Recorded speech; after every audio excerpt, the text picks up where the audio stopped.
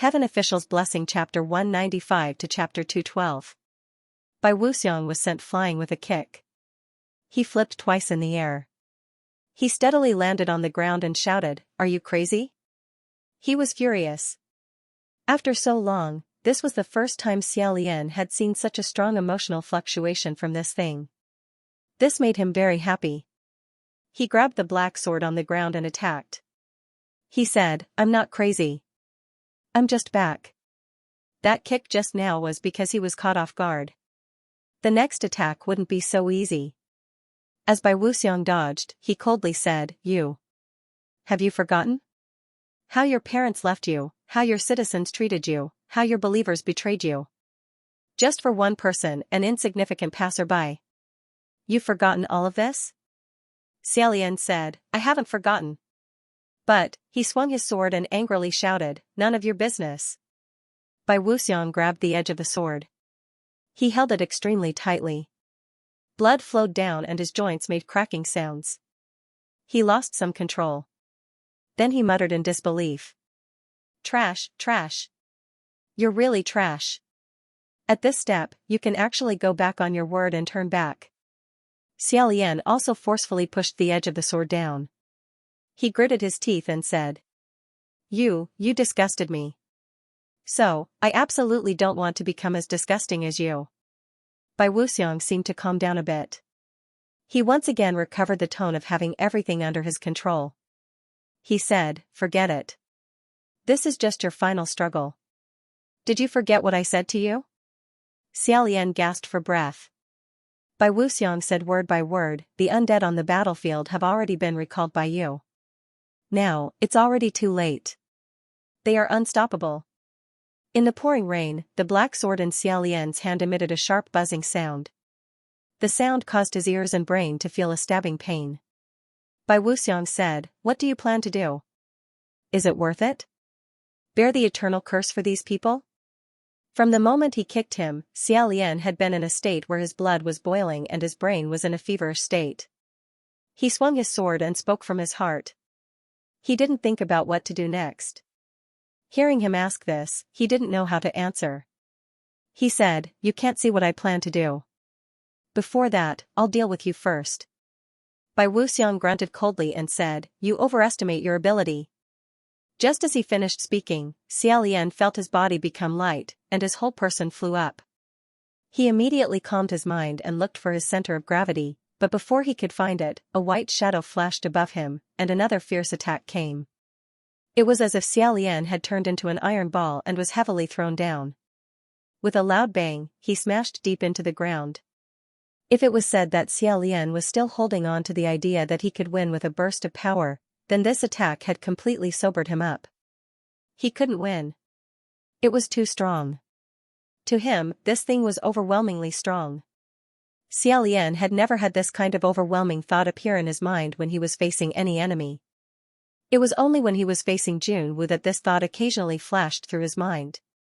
However, it was true that Junwu was strong, but it was a kind of strength that was restrained and could be used freely, which was completely different from Bai Wuxiang. Amidst the toughness of this thing, there was a ferocious sharpness and resentful killing intent. Therefore, with just one move, Xia Lian understood that he would definitely not be able to defeat Bai Wuxiang. Perhaps only Junwu could be an opponent on the same level as this thing. However, right now, his voice couldn't reach Junwu at all. With a fierce kick, Bai Wuxiang's snow-white boot stepped on Xia Lian's chest, and he said coldly, "From the beginning, it was because you overestimated your own capabilities, and had wishful thinking, that led to all of this." Xia Lian's internal organs shrunk under his foot, and the pain was unbearable, but he endured a mouthful of blood and said, "No. It wasn't me." Bai Wuxiang said, "Huh?" Xia Lian reached out and grabbed his boot tightly, his eyes were unprecedentedly clear, and he said with bright eyes, "It was you, who brought the human face plague. It was you, who caused all of this." Bai Wuxiang snorted, "Perhaps. If you must think that way."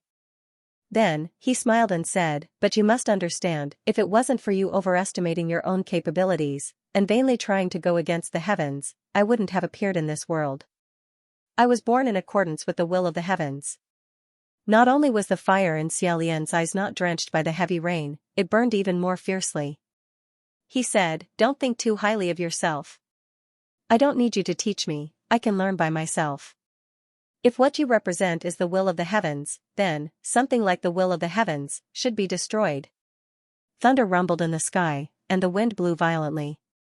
Bai Wuxiang's voice became gloomy again.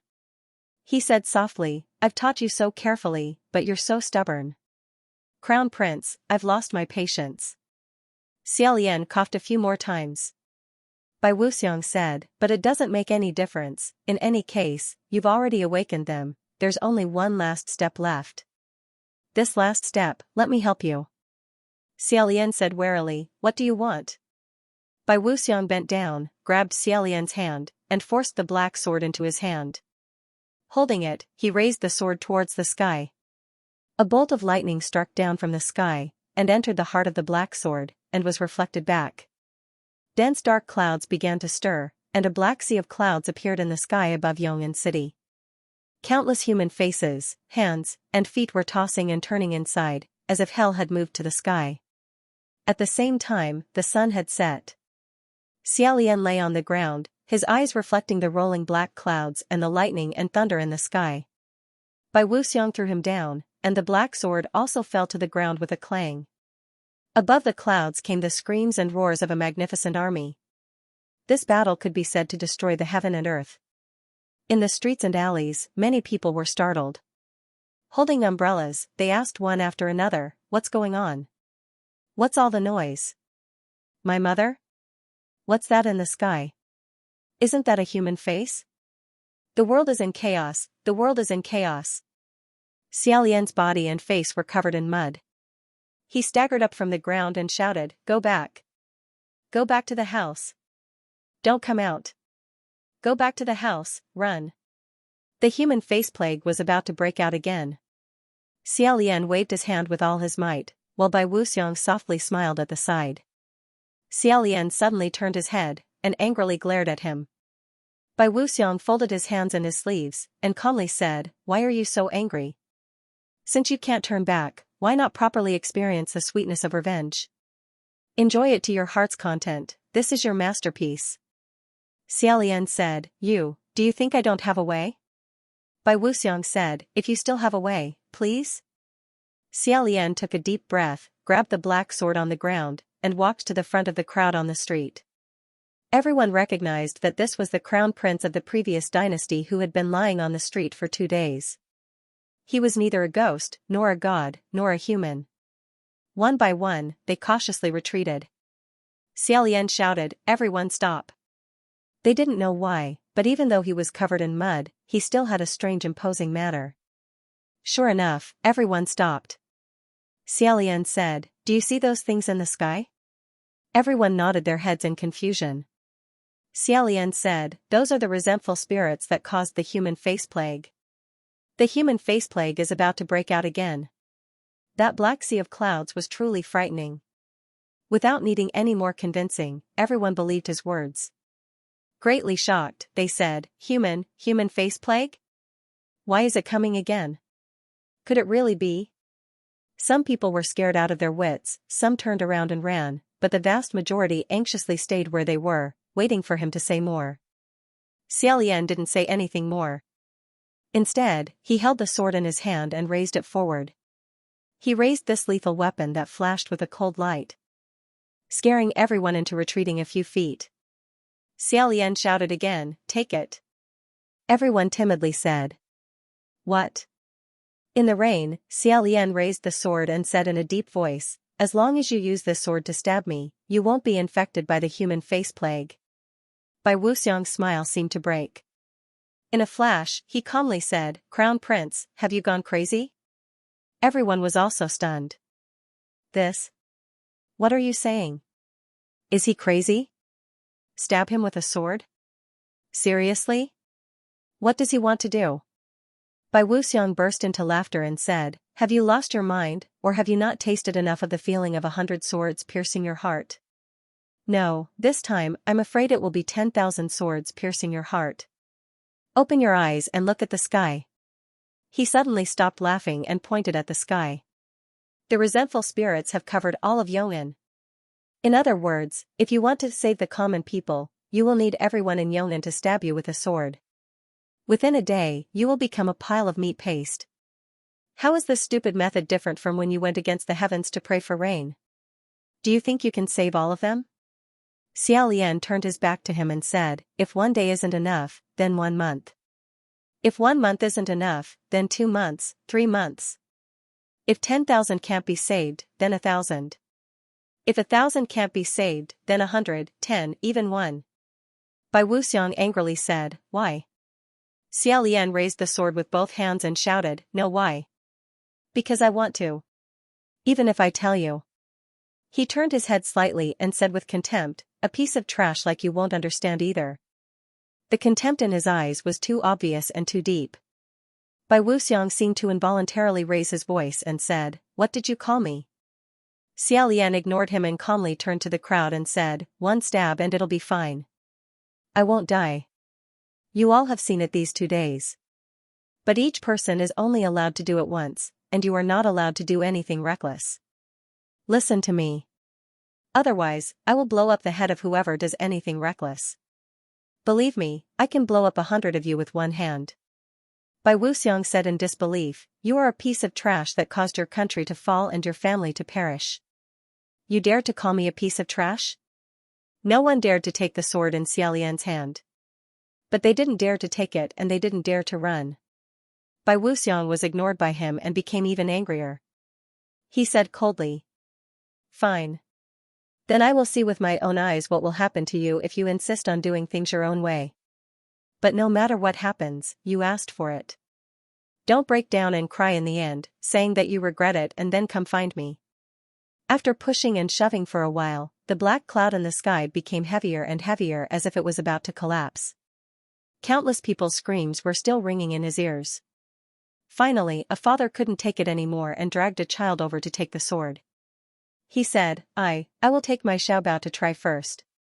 The others were still hesitating. Seeing this, they said in shock, you really want to try? That father was actually also hesitating. He braced himself and said, this, he really doesn't seem to die. I'm sorry, big brother, I'm really sorry. Xiaobao. As he said that, he used his hand to cover the eyes of the child in his arms and let him hold the black sword. Bai Wuxiang didn't interfere. He only laughed coldly at the side. Xiaolian slightly clenched his fist, waiting for the next attack of pain. In his heart, he said to himself, it's okay. It's already hurt too many times. I'll get used to it very quickly. Who knew, just as the black sword was about to pierce his lower abdomen, with a clang, it was knocked down by someone. Xiaolian didn't wait for the expected sharp pain. Instead, he waited for a resounding no. He suddenly turned his head to look. The one who knocked down the black sword was actually that water vendor. That vendor was mixed in the crowd. It seemed that he really couldn't stand it anymore. He stood out and said, I say, this really isn't very good, right? Look at his stomach, it's so bloody. Is it really possible that he won't die? Even if he won't die, won't he bleed? That father frowned and said, this. That water vendor's wife secretly tugged at him in the crowd again. That vendor turned his head and said in a low voice, stop tugging. If there's anything else, we'll talk about it when we get back. Then he turned back and said, moreover, we don't even know if stabbing him with the sword will really prevent him from getting sick. It's better not to stab blindly, right? That father pointed to the sky and said, but, immediately. At this time, the child in his arms began to cry. That vendor immediately pointed and said, look, you told your son to stab someone with a sword. Your son is crying from fright. Sure enough, as the child cried, he threw the black sword in his hand to the ground. He probably didn't understand what his father wanted to do, but he just felt afraid. At this point, that father's thoughts were completely dispelled. He hugged his son and went back into the crowd. A few people were already eager to try. But seeing the first person being thwarted, those behind naturally didn't dare to come out. So they shouted in the crowd, didn't you hear what he said? The human face plague is coming again soon. He's the god of plagues, bringing it to our heads. That vendor said, but if he's the god of plagues, he wouldn't do such a thing voluntarily, right? He kept talking, and some people became impatient. You also know that he's doing it voluntarily, so what's the problem? Do you want everyone to die together? You just sell your water. You're usually short weight, why do you have to stand out now? That vendor's wife had been secretly tugging at him. When she heard this, she immediately exploded. Her face turned red as she scolded, Bullsh*T, who's short weight. Come out and say it again. When he said that, everyone was silent. Because he had hit the nail on the head, in the past 2 days, no one had come to help Xiaolian. This water vendor at least had the intention of delivering water, but he did not succeed. As for the others, they did not even dare to look at him.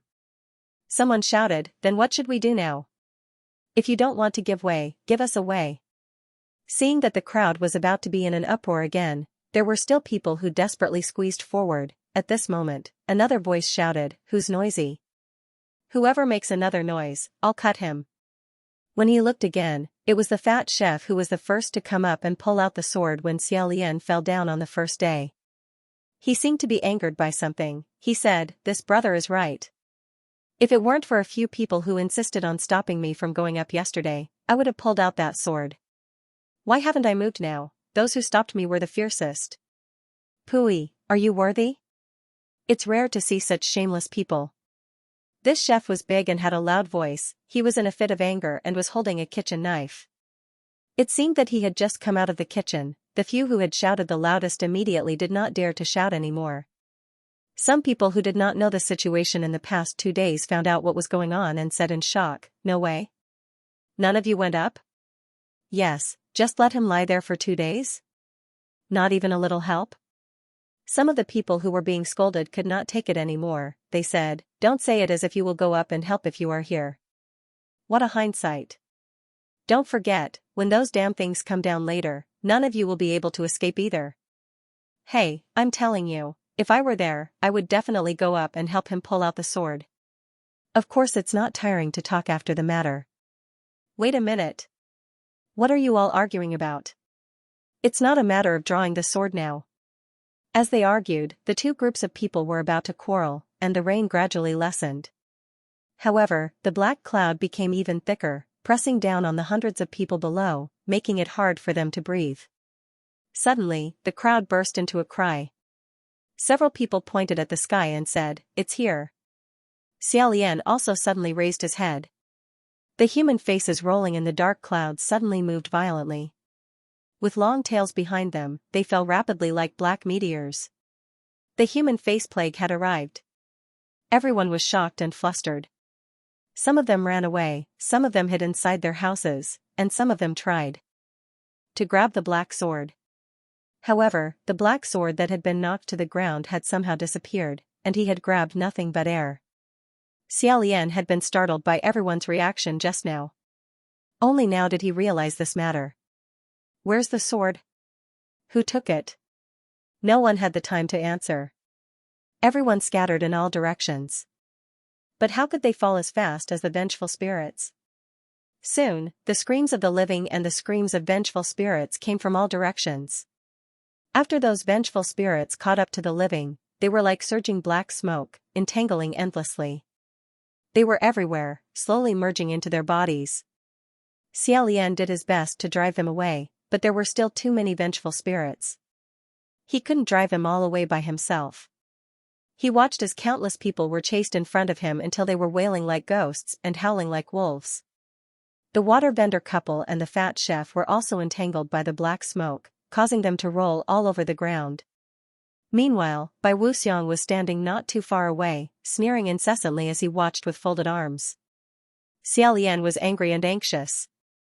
He steeled his heart and simply roared towards the place where the vengeful spirits were the most concentrated, hey! After all, he was the main person who had awakened these vengeful spirits. With such a loud roar, those things naturally noticed him. Xiaolian opened his arms towards them and said, come to me. The vengeful spirits that had already entangled the living hesitated, not knowing whether they should go over or not. Meanwhile, the vengeful spirits that were still in the air immediately changed their direction and rushed towards Xiaolian. Success! Xiaolian's heart was beating so fast that it was about to stop. He didn't know what would happen. He also didn't know what he would become. However, with a sudden surge of hot blood in his brain, he rushed forward. He felt that even if he had to fight in front of that despicable monster, even if he was beaten black and blue, he absolutely couldn't retreat. Even if there were 1,000 times more vengeful spirits, he would still be invincible. Do you want to see me wallow in self-pity and despair? I won't. Never. The overwhelming black tide surrounded Xiaolian. A vengeful spirit wailed as it passed through his body. In that instant, Xiaolian's heart seemed to freeze as his entire body shivered. Immediately after, a second one, a third one. These things were like wind blades as they fiercely passed through Xiaolian's body. Every time they passed, they would take away some of his remaining warmth. Xiaolian's complexion became paler and paler, but he persisted and didn't retreat. There were only a few hundred of them. He had only persisted for a short while, but there would be more coming soon. The black clouds that filled the sky were all of them. Xiaolian closed his eyes and prepared himself to bear the wrath of all the vengeful spirits with his own strength. Who knew that the next vengeful spirit wouldn't come even after a long time? Puzzled, he opened his eyes and suddenly discovered that the overwhelming black tide that surrounded him had disappeared. This was because they had all turned into rolling black streams and were being sucked in another direction. In his astonishment, Xiaolian turned his head to look. He saw a black-cloaked martial artist standing at the end of the long street. And in his hand, he was holding a black longsword. Nameless? Xiaolian had already told him beforehand to let him go by himself and wait for him to activate the human face plague. Why would he appear here now? Xiaolian wasn't sure what the situation was, nor did he know what the black-cloaked martial artist was here for. After being stunned for a while, he immediately ran towards him, shouting as he ran, "Wait! What are you doing? Don't touch! Give me the sword!" That black-cloaked martial artist seemed to hear his voice and slightly raised his head. Xiaolian couldn't see his real face. He could only see a drawn smiling face. But, he had a strange feeling. He felt that the face under the black-cloaked martial artist's mask really seemed to be smiling. But, this feeling was fleeting. The enormous black tide and the screaming tide formed a whirlwind that converged in that direction. In an instant, it swallowed that black-cloaked martial artist. At that moment, Xiaolian heard a heart-wrenching scream. He seemed to have heard this voice somewhere before. He must have heard this voice somewhere before. Pain. It was so painful that he felt as if he was experiencing it himself. It was so painful that it was better to die than to live. It was so painful that his body and mind were torn apart. It was so painful that his knees fell heavily to the ground. He held his head and screamed, "Ah!" That burst of pain in his heart came and went suddenly. He didn't know how much time had passed before the surroundings quieted down. Xiaolian's hands, which were holding his head, slumped down. He raised his head absent-mindedly and looked around. There were people lying on the ground in all directions. Most of them were unconscious, and the vengeful spirits that had been bothering them had all disappeared. This scene left him bewildered.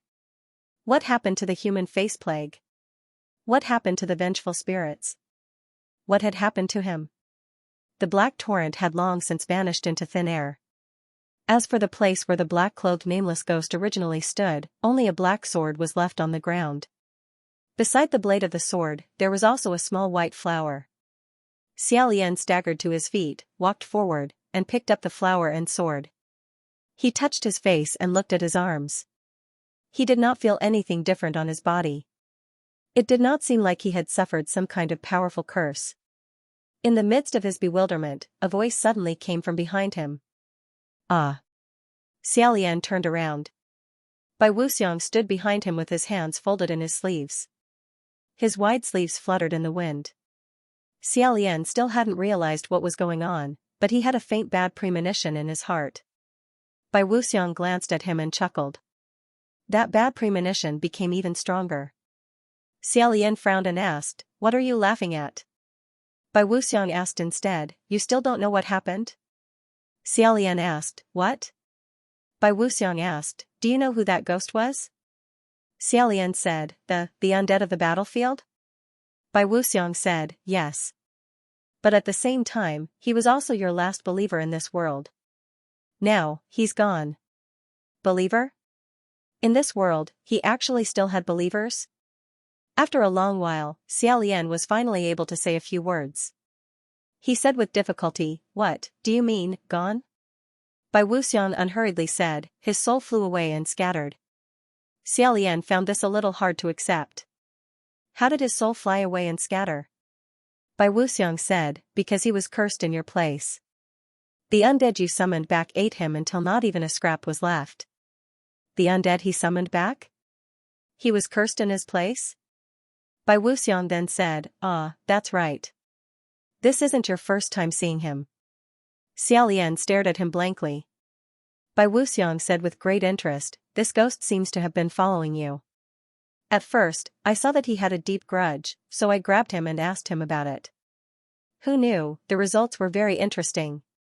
Hungry Ghost Festival, Lantern Night, Ghost Fire Soul. Do you still remember? Xiaolian muttered, Hungry Ghost Festival? Lantern Night? Ghost Fire Soul? Bai Wuxiang leisurely hinted, this ghost, when he was alive, was a soldier under your command. After death, he became an undead that followed you. Because of you, he died in battle.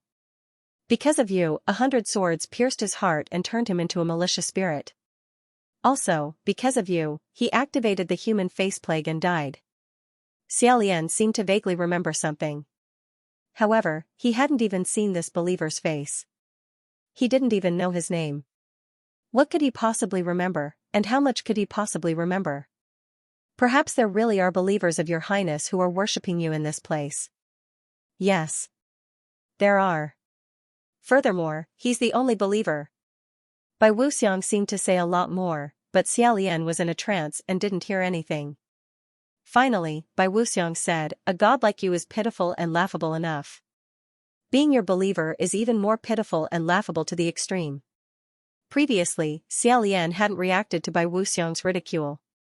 But now that he heard this thing's self-righteous evaluation of his believer as pitiful and laughable, Xiaolian felt as if he had been stabbed by a sword. He rushed forward, but was captured in a single move.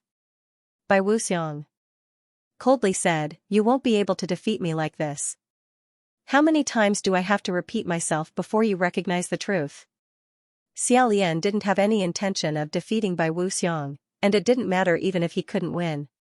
He just wanted to beat this thing up. What do you know? What right do you have to mock him? That was the only believer he had in this world. Bai Wuxiang said, a believer who follows a loser, why can't I mock him? You're stupid, and your believer is even more stupid. Listen. If you want to defeat me, you have to follow my teachings. Otherwise, don't ever think of defeating me. Xiaolian wanted to spit at him with all his might, but he couldn't even breathe. Bai Wuxiang flipped his other hand, and a joy and sorrow mask appeared in his palm. He said, now, let's start again. He was about to press this mask onto Xiaolian's face. Unexpectedly, right at this moment, rumble, rumble. Lightning flashed and thunder rumbled in the sky. Strange rays of light shot out from the clouds. Bai Wuxiang vigilantly stopped his movements. What is this? Heavenly tribulation? After a pause, he rejected it. Wrong. Wrong. It was heavenly tribulation, but it wasn't just heavenly tribulation. A man's deep voice resounded in the sky. He can't defeat you. What about me? Xiaolian suddenly raised his head. He didn't know when, but at the end of the long street in front of him, a young martial god dressed in white armor appeared. His entire body was shrouded in a layer of faint white spiritual light. His hand rested on his sword as he walked forward step by step. In this gray and dark world, he killed his way out. He couldn't help but widen his eyes. Junwu. After the rain had passed, Xiaolian sat on the scorched black ground, slightly gasping for breath. Junwu sheathed his sword and walked over. He said, Xianlu, welcome back. His expression was tired, and there were still bloodstains on his face. Those were left by Bai Wuxiang. In addition, Junwu's body was also covered in dozens of large and small wounds. It couldn't be said that they weren't heavy. However, Bai Wuxiang's injuries were even more severe. He was so severe that he had been beaten to the point that his spirit had dissipated. All that was left was a broken joy and sorrow mask on the ground. Hearing him say return, Xiaolian was startled. He touched his neck, and only then did he discover that the curse had already disappeared. Junwu smiled and said, sure enough, I wasn't mistaken. The time it took for you to return was even shorter than I had imagined. Xiaolian gradually regained his senses. He also smiled, but it was a bitter smile. After he calmed his breathing, he said, Di Jun, I want to ask you a favor. Junwu said, sure. Xiaolian asked, aren't you going to ask me what it is? Junwu said, in any case, when you return to the immortal capital, you'll have to ask for a gift. Just treat this matter as a gift for your return. The corners of Xiaolian's mouth twitched. He stood up and looked straight at Junwu. Then, he solemnly said, then, I ask you to banish me to the mortal world once again. Hearing this, Junwu's smile disappeared. He asked, why is that? Xiaolian honestly said, I did something wrong. The second human face plague was started by me. Although the consequences didn't seem too severe. That was because it was just a nameless ghost that disappeared. And in this world, there probably wouldn't be anyone who would care about such a nameless ghost. Therefore, it seemed that the consequences weren't too severe. Junwu slowly said, if you know what's wrong, then you're already right. However, Xiaolian shook his head and said, just knowing isn't enough. If you do something wrong, then you should be punished. However, for my mistake, the one who will be punished in my place is. He raised his head and said, therefore, as a punishment, I ask Di Jun to bestow me another curse. No, two. One to seal my magic power, and the other to disperse all of my luck. Junwu slightly frowned and said, disperse all of your luck? Then wouldn't you be extremely unlucky? Wouldn't you really become a god of plagues? In the past, Xiaolian indeed cared a lot about being called a god of plagues. He was extremely resistant to it, feeling that he was greatly insulted. But now, he didn't care. He said, if I'm a god of plagues, then so be it. It's fine as long as I know I'm not. After he dispersed his own luck, it would naturally be distributed to other people who were too unlucky. This could be considered compensation. Junwu reminded him, it'll be very embarrassing. Xiaolian said, if it's embarrassing, then it's embarrassing. To be honest, I feel I'm almost used to it. Although he didn't want to get used to this kind of thing, once he got used to it, he would really be immune to hundreds of poisons. Junwu looked at him and said, Xianlu, you have to understand.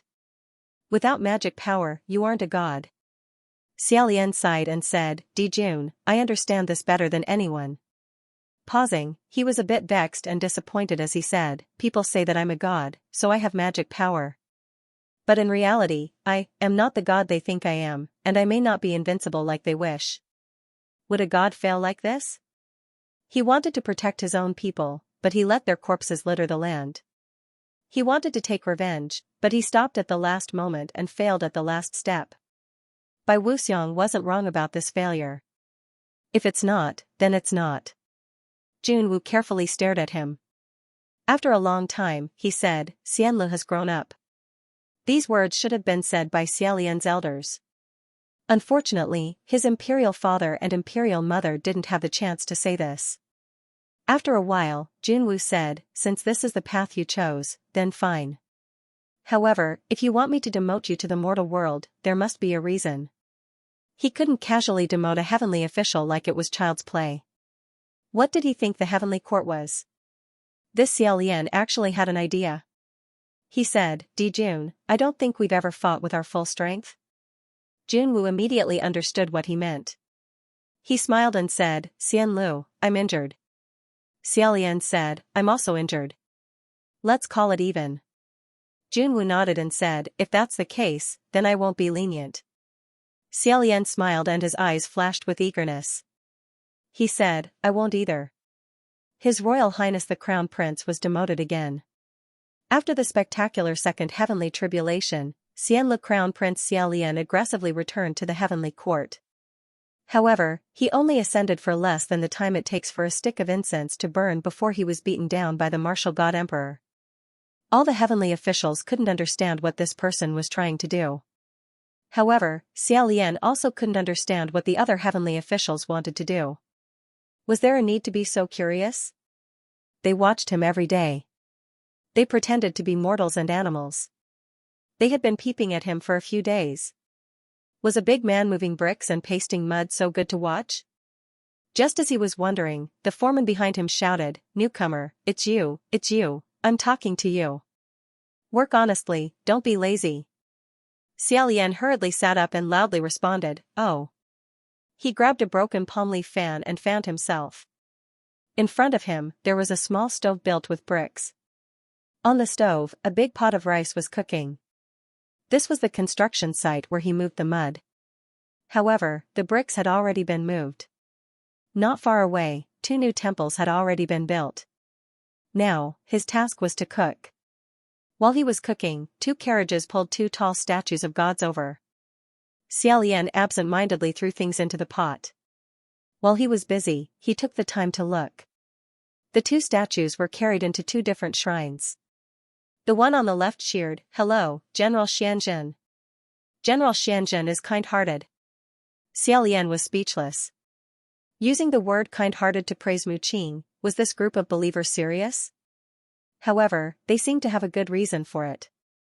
After all, everyone knew that Mu Qing ascended because he had cleaned up the stubborn remnant resentful spirits in Xian Li's old imperial city. It wasn't impossible to understand it as kind-hearted. In any case, everyone in the old imperial city was very grateful to him. Not to be outdone, the person in the room on the right shouted, "Greetings, General Zhu Yang. General Zhu Yang is brave and invincible." Xia Lian nodded. He didn't have any objections to this point. However, when it came to women, it wasn't necessarily the case. The believers on both sides roared at each other, trying to drown out the other. Their roars made Xia Lian's ears hurt. He sighed and rubbed his eyebrows. In his heart, he thought, why bother? If they hated each other so much, wouldn't it be fine if they didn't build their temples in front of them? The answer was, of course not. This was because this was the most popular place in the city with the best feng shui. The believers of these 2 heavenly officials naturally wouldn't give up on such a fertile piece of land just to avoid each other. Of course, they would steal each other's incense and do their best to disgust each other. Not long after, the 2 believers in the back had already gone from cursing each other to fighting. On this side, Xia Lian felt that it was about time. He tapped the lid with his spatula and shouted, "Everyone, stop fighting. Come eat." The fight was in full swing, so who cared about him? Xia Lian shook his head and opened the lid. The aroma wafted 10 miles away. This time everyone immediately stopped fighting. One after another, they howled. "Fuck me. What's that smell? Who's cooking shit? And it's the smell of rice crust?" Xia Lian defended himself, "What? This is the imperial family's top secret collection." The foreman covered his nose and came over to take a look. His face turned green as he jumped up and said, "Top secret collection bullshit, what kind of imperial family is this? You? Get out, get out, get out. Stop disgusting people." Xia Lian compromised and said, "Fine, you can get out, but I'll have to trouble you to first pay me." The foreman angrily said, "You still dare to talk about pay? You say it. You.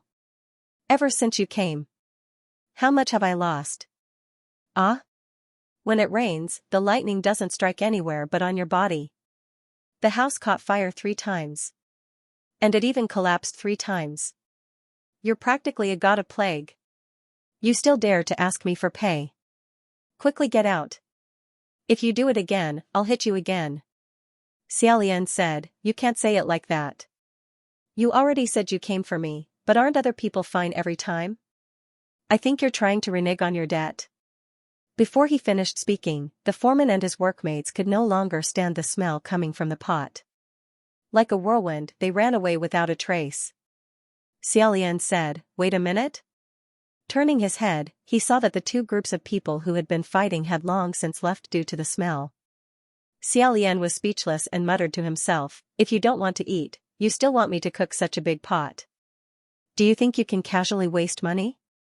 Shaking his head, he pondered for a moment before scooping up 2 big bowls of rice. One big bowl was placed in Juyong Palace Hall, while the other big bowl was placed in Xianxia Palace Hall. Finally, he felt that he had made the best use of everything. Clapping his hands together, he felt perfectly satisfied. Outside, he tidied up his things before earnestly rolling up the straw mat on the ground. Tying it together with his sword, he carried it on his back. The white silk wrapped around his wrist stealthily rubbed a few times before Xiaolian patted it. Adjusting the bamboo hat on his head, he said, fine, if you don't want to pay, then don't pay. I'll go make a living. No matter what was said, he still had a unique skill, shattering rocks with his chest. After walking for a while, Xiaolian suddenly discovered a small red flower on the side of the road. It was extremely cute. Squatting down, he lightly touched its petals. His mood was extremely good as he said to it, I hope we'll meet again in the future. Xiaolian lay on the ice-cold ground. His face was covered with a half-crying, half-smiling, sorrowful face. At the side, Bai Wuxiang seemed to be admiring his appearance, which was exactly the same as himself. That sad and happy mask used a strange force to stick tightly to Xiaolian's face. No matter what he did, he couldn't pull it off. Bai Wuxiang said, wear it. Don't struggle in vain. Do you want to go out? As long as you do as I say, you will be able to quickly break through the copper furnace. Xiaolian pretended that he didn't exist. Bai Wuxiang was always getting snubbed by him, but he was never willing to give up. He sighed and said, we could have become the strongest master and disciple, and the best of friends. Why must you be so rebellious? Xiaolian finally stopped moving. He said in disgust, don't lecture me like you've seen through the vicissitudes of life. I really don't want to have a teacher and friend like you. His disdain was clear as day. Bai Wuxiang sneered, I know. In your heart, the one who can teach you, one was the imperial advisor. One is Junwu, isn't it? His tone was strange. He seemed to be somewhat disdainful and amused. Xiaolian didn't want to argue with him about this. He asked something else. The first crown prince of Yongan Kingdom? Lang Ying was from Yong'an and had suffered from the human face plague before. That little crown prince was the only candidate Xiaolian could think of. Bai Wuxiang said, that's right. After you hacked Lang Ying's corpse into 1,000 pieces, you knocked him unconscious and threw him into the Yong'an imperial palace. You even set fire to him, the crown prince. Crown Prince Yong'an was Lang Ying's nephew. It was probably at that time that the remaining human-faced plague virus on Lang Ying's body infected him. Xiaolian asked again, why didn't his human face plague spread to others? Bai Wuxiang said, because the people of Yong'an Imperial Palace found out that he was infected. In order to prevent him from infecting others, I sent someone to secretly suffocate him with a blanket, but he managed to escape. On the other hand, Yong'an Kingdom announced to the public that the king of Yong'an Kingdom and the crown prince had died of a serious illness. However, there was some internal strife, and Lang Ying's other nephew was appointed as the crown prince. This was Lang Qianqiu's ancestor. Xiaolian asked, how did you trick him? Bai Wuxiang said, I did not lie to him. I only told him the truth, who was the culprit that turned him into this monster. As long as he lends me something, I will avenge him. Xiaolian said, you call this borrowing something from me? You swallowed him whole as nourishment. Bai Wuxiang said indifferently, his appearance is neither human nor ghost. No one treats him sincerely. Staying in this world is just torture. Suddenly, Xiaolian asked, Your Highness the Crown Prince? In that instant, Xiaolian felt that the thing wanted to respond. However, he held back. Therefore, Xiaolian asked again, You are Prince Wu Yong, right? As soon as the words left his mouth, he felt the hot air in the cauldron freeze. From the moment Xiaolian fell in, he had been thinking about this problem. The reason why he was able to understand the human language spoken by the corpse-eating rats must be because one of the three, Jun Wu, Imperial Preceptor or Bai Wuxiang, had implanted a certain memory and emotion into him. In other words, at least one of them was from Wu Yong. Jun Wu was born after the fall of Wu Yong, so the imperial advisor and Bai Wuxiang were the most suspicious. Why was Huaqing rejected by the cauldron? It wasn't because he was extinct, because Xia Lian had confirmed with him that a ghost king who had already become extinct could also enter the cauldron again, just like how a heavenly official who had already ascended could once again go through heavenly tribulations. But he still disappeared halfway through. The most direct reason Xia Lian could think of was that this cauldron listened to Bai Wuxiang's instructions. Then, what was the most likely identity of Bai Wuxiang? After a long while, the darkness was deathly silent. Xia Lian repeated with certainty, "You are Prince Wu Yong."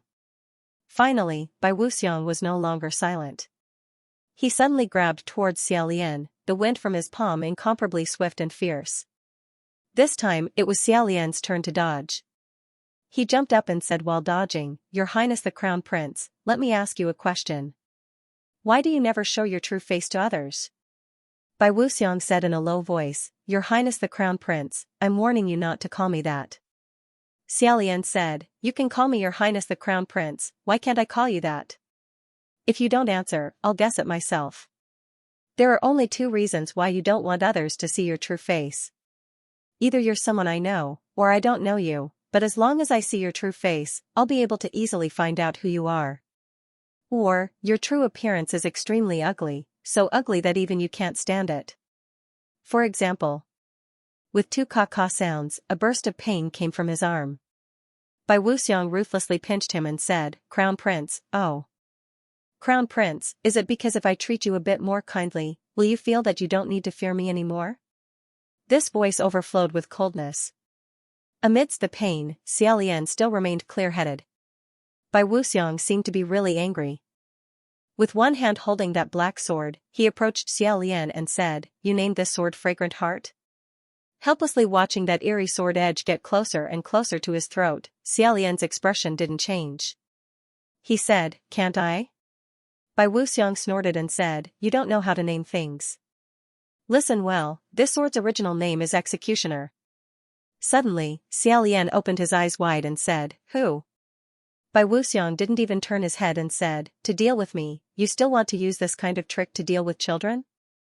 Xia Lian was flabbergasted and said, "You didn't notice?" Bai Wuxiang coldly said, "There's nothing there. What do I need to notice?" He didn't notice, but Xia Lian did. Just now, the blade of Fragrant Heart's sword had reflected the fire on the ground. That fire had flashed past the stone wall above the two of them. In that instant, Xia Lian saw a face. Xia Lian dared to guarantee that he absolutely didn't see wrong.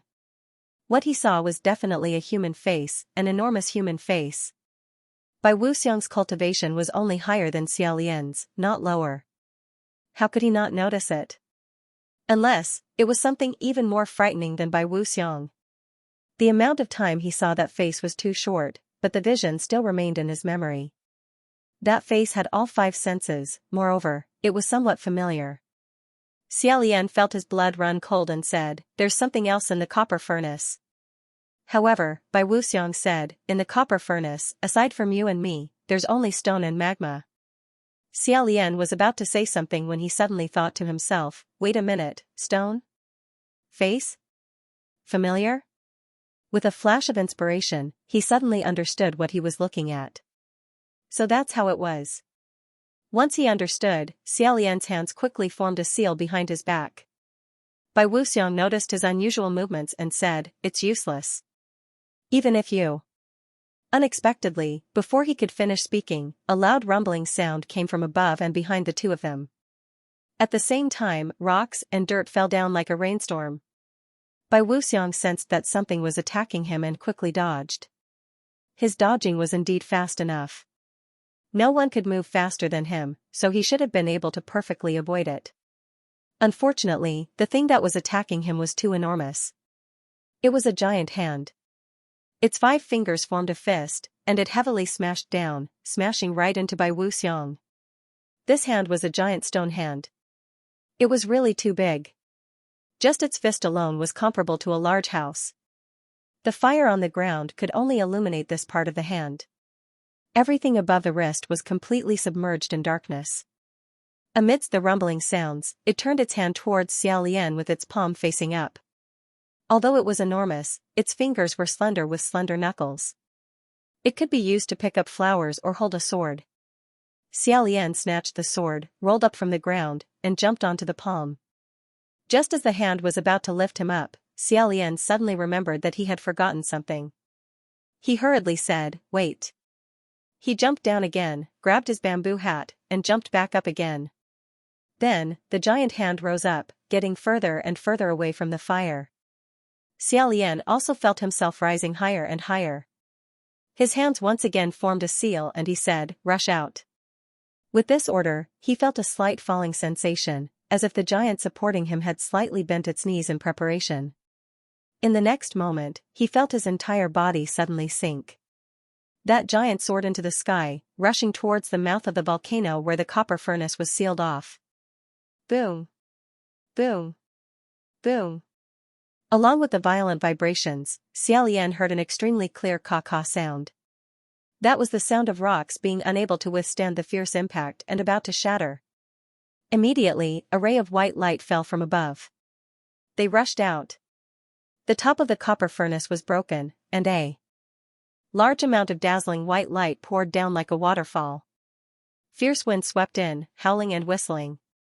Xiaolian stood on the palm of the giant, one hand holding the bamboo hat on his head, and the other hand blocking the oncoming blizzard. The stuffy air was swept away, and he took a deep breath of cold and fresh air.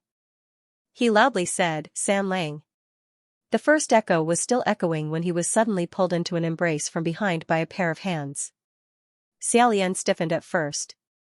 He looked down and saw that around his waist was a crimson sleeve and a silver wrist guard. Only then did he relax. A deep voice said in his ear, "I'm going crazy." Hearing this, Xiaolian hurriedly turned around and held his cheeks with both hands, comforting him, "Don't be crazy, don't be crazy, I'm already out." It was Hua Cheng. Hua Cheng's black hair was messy, and his eyes were still a little dazed. Xiaolian couldn't take off the sad and happy mask, so he took it off and threw it away. Xiaolian didn't know why he held his cheeks with both hands, but he did it subconsciously. He probably wanted to comfort him, or maybe he was afraid that his face would be frozen by the wind and snow. After all, how long Xiaolian stayed in the copper furnace was how long Hua Cheng had been guarding the mouth of the volcano. They went in together, but one of them was suddenly thrown out. They had no idea what was going on inside. Wasn't this going to make them go crazy? Hua Cheng hugged Xiaolian tightly and said in a low voice, "I couldn't get into the copper furnace no matter what, and I actually wanted you to rush out by yourself." "I really fucking..." Xiaolian hurriedly said, "San Lang is fine, really fine. Also, I didn't rush out by myself." Hua Cheng finally calmed down a little and said, "What? Brother, how did you get out?" Xiaolian said, "You helped me get out. Look." As he said this, he pointed upwards. Hua Cheng also looked in the direction he was pointing. In the middle of the wind and snow, he saw a giant statue carved out of mountain stone. Its face was covered in frost, and it seemed to be able to support the heavens and the earth. At this moment, the two of them were standing on the palm of this giant stone statue. The outline of that stone statue's face was soft and beautiful, with long eyebrows and beautiful eyes. The corners of its mouth were slightly raised, as if it was smiling yet not smiling. It could be said to be affectionate, but not frivolous. It could be said to be heartless, but not cold. It was a merciful and handsome face. It was Xiaolian's face. Xiaolian looked up at its face and said softly, "This is what you said, the best statue you have carved, right?" Hua Cheng also looked up at it. After a long time, his gaze fell back on Xiaolian and he said, "Yeah. This giant stone statue must have been carved by Hua Cheng when he was trapped in the copper furnace, hammered thousands of times, and in extreme pain. For hundreds of years, it had always been hidden in the depths of the copper furnace, and part of it was even covered by green vines. The cauldron was its natural and perilous grotto, and it was the only god in the most magnificent grotto. It was one with the copper furnace, and the material was also the same. Otherwise, if it was just a statue chiseled out of ordinary stone, it wouldn't have been able to break out of the copper furnace. It would only have been smashed to pieces. If it wasn't Xiaolian himself, or if Hua Cheng hadn't given Xiaolian enough power before they jumped down, they wouldn't have been able to summon this statue. At this moment, the two of them suddenly felt a tremor at the same time. Both of them retracted their smiles and became alert. Xiaolian asked nervously, "What's wrong? Was it the statue that was shaking? It's not going to collapse, is it?" After all, the top of the copper furnace was also a huge rock full of evil energy. If this huge stone statue really fell apart because it broke through, then he would be extremely regretful. After all, this was the best statue that Huaqing had carved for him. Huaqing said, "Don't worry. It's fine. It's the entire mountain that's shaking." As expected, the snow below collapsed like a torrent. In some places, the mountain had already been exposed. It seemed that something was about to rush out of the copper furnace. Hua Qing stood in front of Xiaolian. Xiaolian said, "It's Bai Wuxiang." Of course, he didn't think that this huge stone statue could kill Bai Wuxiang with one punch. At most, it could only stun this thing for a while and make it extremely vigilant. But after a while, the two of them felt a wave of scorching air hit them in the face. That scorching air was spewing out from the bottomless crater of the volcano. There was also the smell of sulfur. Xiaolian instinctively had a premonition that danger was approaching. Huaqing also said in a deep voice, "Brother, leave." Xiaolian flipped his hands and immediately, together with Huaqing, he jumped up the wrist and arm of the huge stone statue and stood on its shoulder. The statue obeyed his orders. He took large strides. Following the rolling snow flow, he slid for several miles. Snow waves flew all around him. But because he had freed his hands, he was able to maintain his balance even though his body weighed 10,000 pounds. However, they had only slid halfway up the copper furnace when the entire mountain trembled even more violently. The statue was also shaken until it almost staggered. Xiaolian and Huaqing looked up and heard a loud bang. At the top of the copper furnace, a pitch-black pillar of smoke spewed out. This earth-shattering sound, coupled with the earth-shattering pillar of smoke, caused Xiaolian's entire person to be stupefied. In the blink of an eye, the entire sky was covered by thick black clouds and smoke. In the black clouds that covered the sky, countless faces, hands, and feet were rolling and entangling. It was a terrifying scene. Xiaolian had seen this scene hundreds of years ago. Now, he was finally seeing it again. Xiaolian asked, "Those are?" Huaqing said, "The dead souls of the Wuyong kingdom. Perhaps all the Wuyong people who had been buried by the volcanic eruption were there." Suddenly, Huaqing said, "Big brother, 30 meters below us." Before he finished speaking, Xiaolian had already controlled the statue's right hand to slap down. 10 zhang away from the snowy ground, within the vast expanse of whiteness, stood a white-clothed figure. It was Bai Wuxiang. He almost merged with the snow, but he still couldn't hide from the eyes of the two. The thick layer of snow was slapped by this palm, causing a huge white wave to fly up, but it did not hit. Bai Wuxiang had already been attacked once in the darkness, so he was naturally prepared for it. A white shadow flashed, and in the next instant, he appeared on the knees of this huge stone statue. That huge stone statue didn't hesitate and slapped its own knee again. However, halfway through, Xiaolian reacted. Gritting his teeth, he used his strength and pulled back. In his heart, he thought, that was close, so close. Just now, the top of the copper cauldron was forcibly broken by the head of the stone god statue. If Xiaolian allowed the statue to slap his knee again, he might lose an arm or a leg if he didn't control himself properly. Perhaps, this was the purpose of Bai Wuxiang deliberately jumping up, to let him pick up a rock and smash his own foot. On this side, Xiaolian hurriedly stopped. On the other side, Huaqing slowly pulled out his slender silver scimitar and said to Bai Wuxiang, "Get down." Bai Wuxiang raised his head to look at them. Huaqing coldly said, "This statue is not something you can touch." Suddenly, Xiaolian said, "San Lang." He pointed at the top of the copper furnace. Behind the pillar of black smoke, something spurted out as well. Pure gold, flowing, majestically burning. Magma.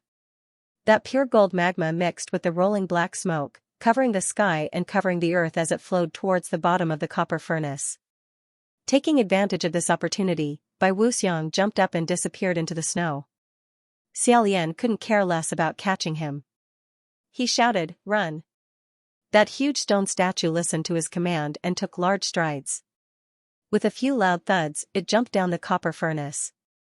Its 2 feet landed on the flat ground at the foot of the mountain, causing the earth to shake. However, even though it was fast, the speed of the magma and black smoke wasn't slow either. They were practically hot on its heels. After landing, Xiaolian didn't dare to stay any longer.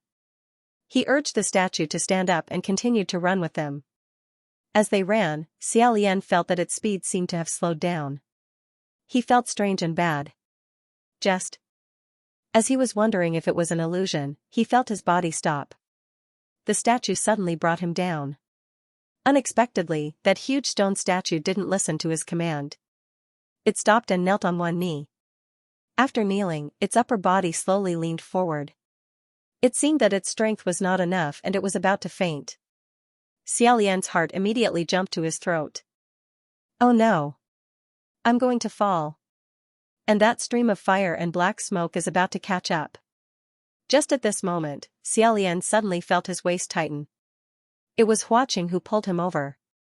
With one hand around his waist, the other lifted his chin and pressed his slightly cold lips on it. Xiaolian's eyes widened. A cool and carefree feeling instantly filled his chest and flowed through his limbs. His entire body seemed to have become alive. This kiss was very short. After a moment, Huaqing parted his lips and said, "Brother, try again."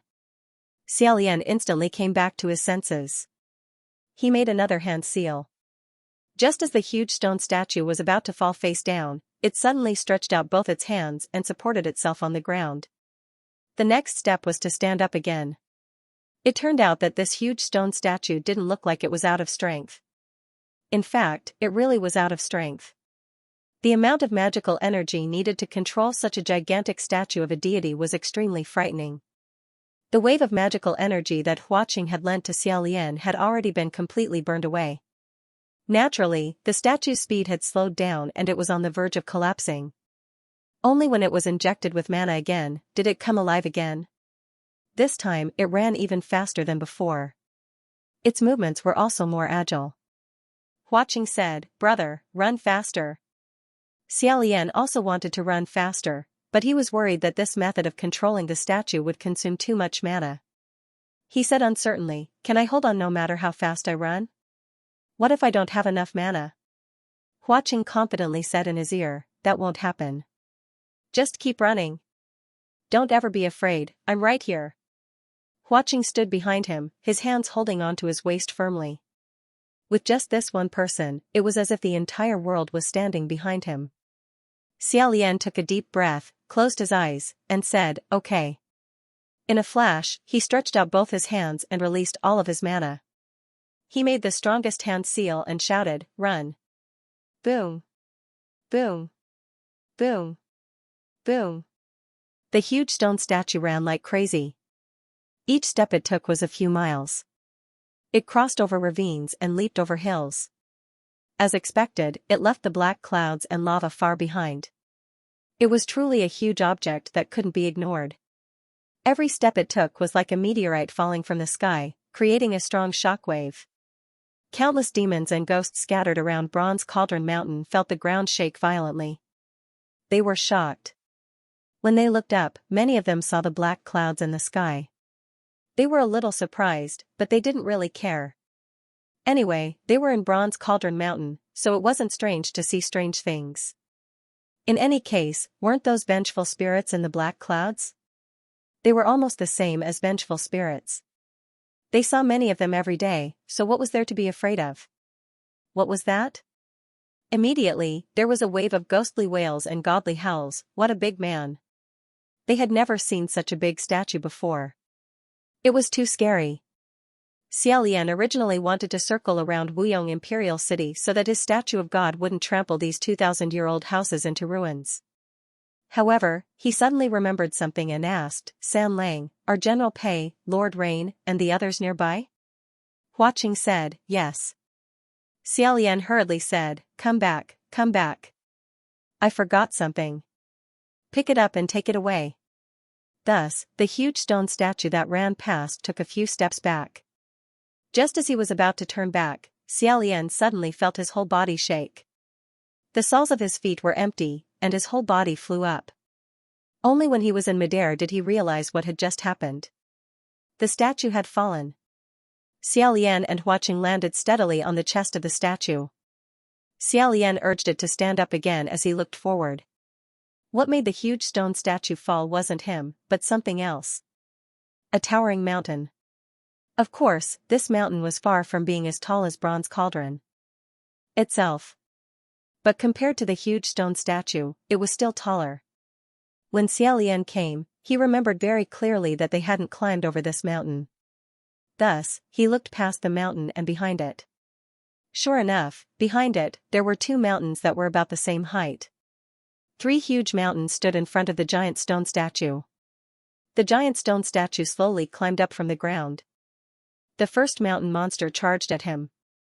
Xiaolian recalled what Huaqing had said. When he was chased by the 3 mountains at Mount Bronze Cauldron, he did not dare to underestimate them. He subconsciously wanted to flip over their heads, but he had never tried to control such a huge statue to do such a complicated movement, so he could not help but be flustered. He didn't jump up. Instead, he was knocked down again. Rumble, rumble. It was like the heavens were shaking and the earth was shaking. The stone god statue fell near Wuyong Imperial City, flattening an entire street. With a slight movement, a series of cracking sounds could be heard. It was the sound of those magnificent houses and palaces being crushed by the giant stone statues of gods. Xiaolian was nearly thrown off again amidst the shaking and jolting. However, Huaqing held onto his hand tightly. Follow me. With Xiaolian in tow, he leaped onto the head of the giant stone statue. So, this Corolla martial god used a small jade crown to tie his hair, making it look like a small balcony. The two of them jumped onto the jade crown and finally had a place to stand. It was much steadier than standing on the shoulders and palms of the statue. Before he could relax, the mountain troll came again, colliding with the huge stone statue and causing it to stagger back a few steps. Luckily, Xiaolian was prepared this time. He hadn't been pushed down, but he had accidentally stepped on a row of houses. Xiaolian couldn't help but feel a wave of pain in his heart. Manipulating the statue of God to sneak out of the house, Xiaolian asked in bewilderment, "Why are they chasing me? What did I do?" Huaqing said, "It's not that they're chasing after you, brother. They're chasing and beating anyone up, and you look especially eye-catching right now." Xiaolian said, "Such a big one, it's quite eye-catching." Before he finished speaking, the 3 mountain monsters attacked together, surrounding the gigantic stone statue and constantly pressuring it in the middle, as if they wanted to crush it. The deity statue couldn't move, and Xiaolian couldn't move either. He used all his strength to urge it to push, but it didn't budge at all. It seemed like it couldn't resist at all. As he was thinking of other ways to escape, he inadvertently took a step back and leaned against a chest. When he turned around, Huaqing held his shoulders and said, "Let go and fight. No problem, none of them are a match for you. Nothing in this world can stop your footsteps." His chest was like the most solid shield. All of a sudden, Xiaolian's determination and confidence multiplied 100 times. His entire body was filled with a clear stream of energy. With one strike, he finally broke through the encirclement. Rumble. Rumble. The 3 mountain monsters were pushed nearly a kilometer away by him. Sand and rocks flew everywhere, and smoke and dust billowed. However, they retreated and were about to attack again. Xiaolian's hand changed 5 or 6 seals in an instant. "Don't block my way." The giant stone statue rose into the air and landed on the top of the 2 mountain monsters. At the same time, it placed its hand on the hilt of the sword at its waist. It drew the sword. This series of movements was as smooth as flowing water. The giant stone statue completed it extremely smoothly. Its momentum was like a rainbow, without the slightest bit of sluggishness. It was completely no different from a real person. With a spurt of energy, Xiaolian shouted, "I'll chop." I won't chop first, wait a moment." He was already prepared to use a magnificent sword strike to split mountains. Unexpectedly, as soon as he pulled out his sword, he felt that something was wrong. When he looked up, he immediately blushed with shame. The giant stone statue had indeed pulled out its sword, but why was there only a sword hilt in its hand? "Where's the blade?" Xiaolian was confused. Hua Qing, on the other hand, placed 2 fingers on his forehead and said, "Brother. I'm sorry, I forgot to tell you. I didn't carve the blade of this statue together. It's my mistake." Of course. Hua Qing carved the statue on the rock inside the bronze furnace. The giant stone statue's clothes were layered, and the sword at its waist was hidden under its sleeves. Therefore, only the sword hilt was carved. After the statue was infused with mana and moved, it naturally couldn't make a blade appear out of thin air because it didn't specially carve the blade.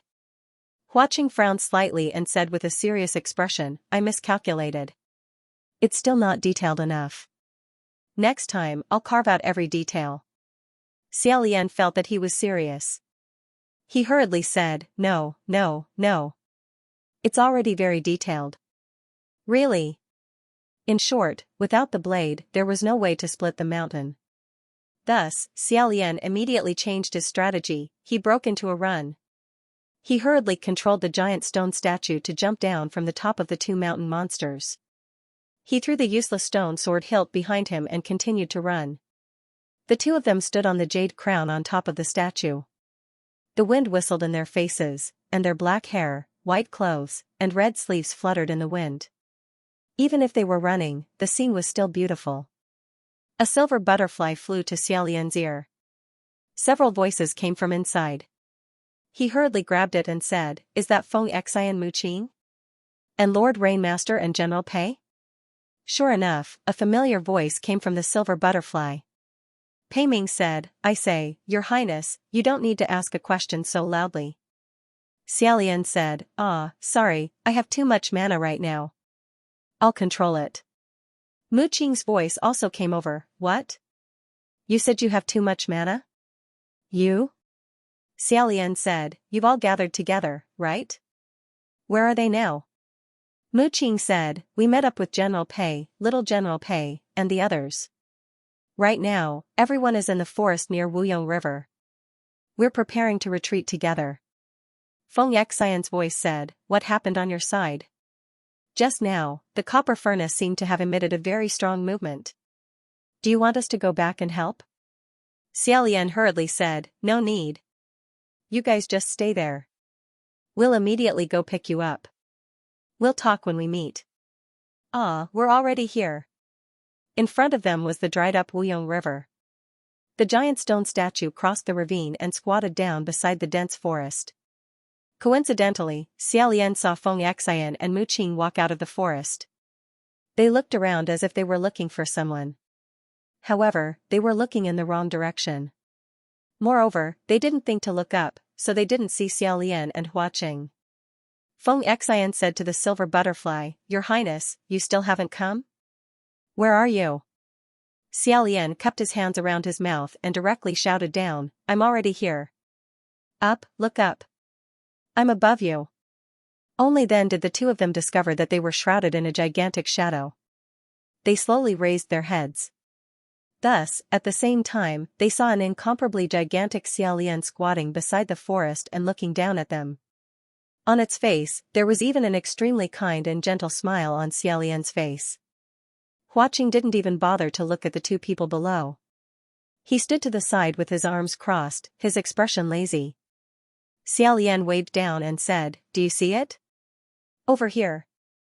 However, because the visual impact of this gigantic Xia Lian was too great, when they first saw it, it was really hard to notice anything else.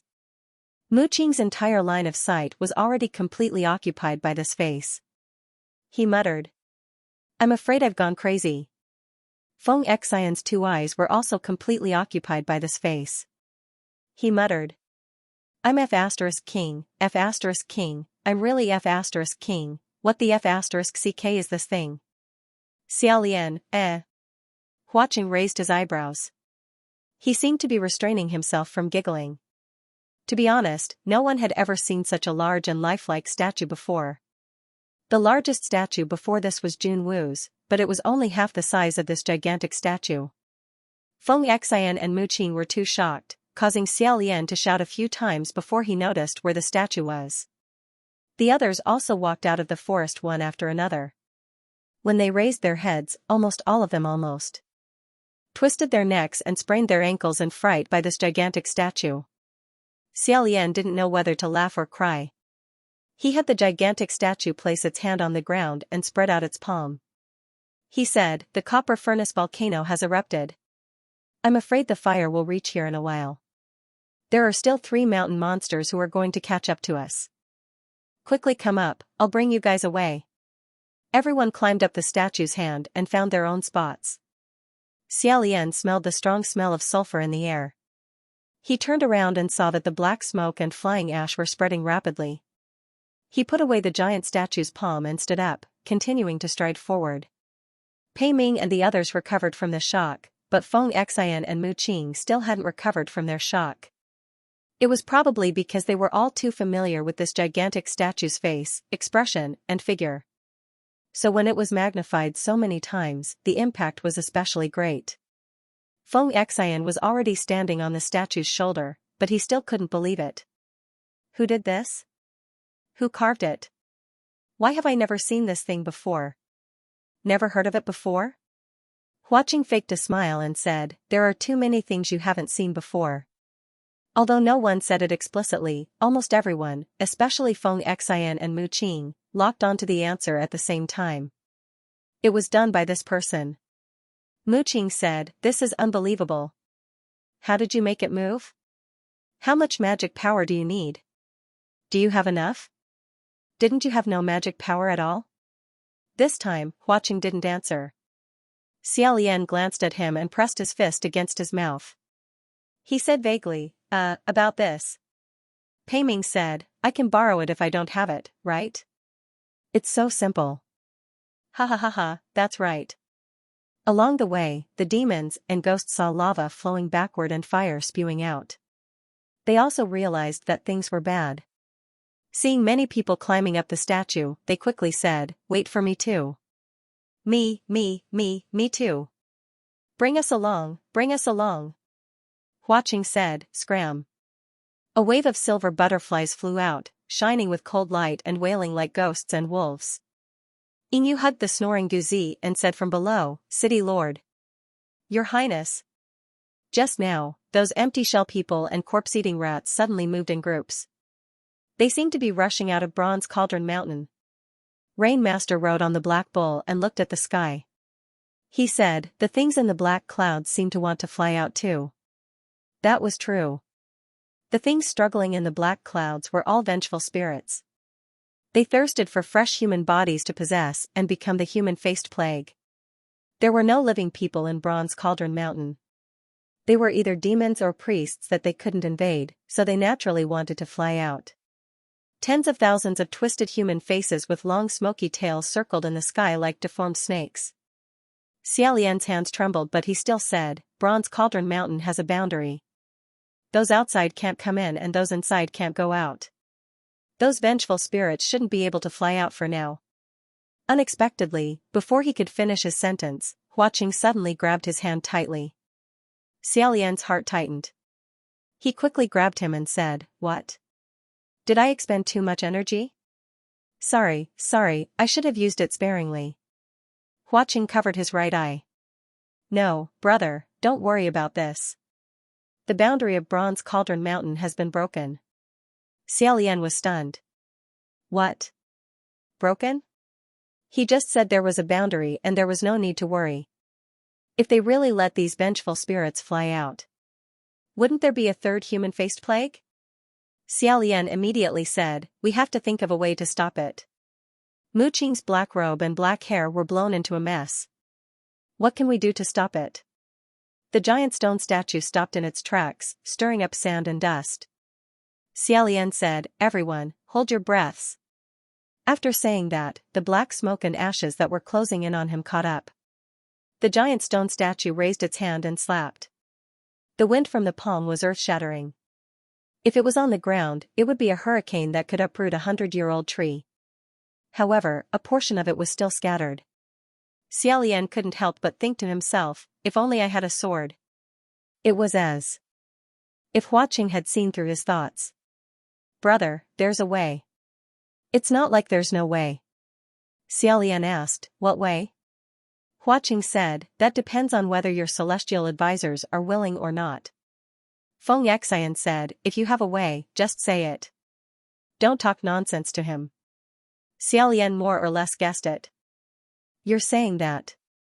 Let General Pei and the others work together and use their bodies as swords? Huaqing said, that's right. The heavenly officials in Bronze Cauldron Mountain have limited mana. However, there were several martial gods here.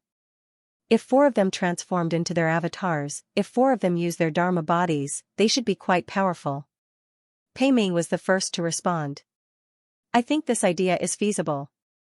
Mu Qing was still doubtful. Is this really feasible? How many martial gods are there here? 3? Pei Su and Yin Yu lost all their mana. Master Yu wasn't a martial god. The only ones who could replace him were Pei Ming, Feng Xian, and Mu Qing. Pei Ming said, no, it's 4. Qiying is here too. Ah? Yin Yu hesitated for a moment. She held the grain in one hand and flipped out a roly-poly with the other. Who knew that before she could undo the seal, the roly-poly would shake violently and let out an extremely noisy scream. Everyone felt a piercing pain in their ears from its barking, and they all covered their ears. The guiding jade quickly sealed it again and took out another roly-poly toy. Sorry, I took the wrong one. That was Green Ghost Chi Rong. This one is. As he spoke, he tossed the roly-poly into the air, causing a burst of red smoke to erupt.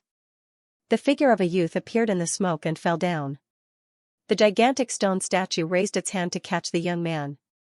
The young man flipped over and landed on its palm. He scratched his curly hair that was a mess of blood. When he raised his head, he saw a large group of people and was at a loss. Yin Yu had already sneakily hid behind someone else, but she was discovered by Quan Yizhen. Quan Yizhen jumped up and shouted, "Senior brother!" Quan Yizhen immediately rushed over. Yin Yu felt a headache when he saw him. Maybe he would rather listen to Qi Rong's screams for 3 days and 3 nights than to talk to Quan Yizhen. Luckily, Pei Ming grabbed Quan Yizhen and said, come, let's get to work, Qiying. Let's catch up after we're done.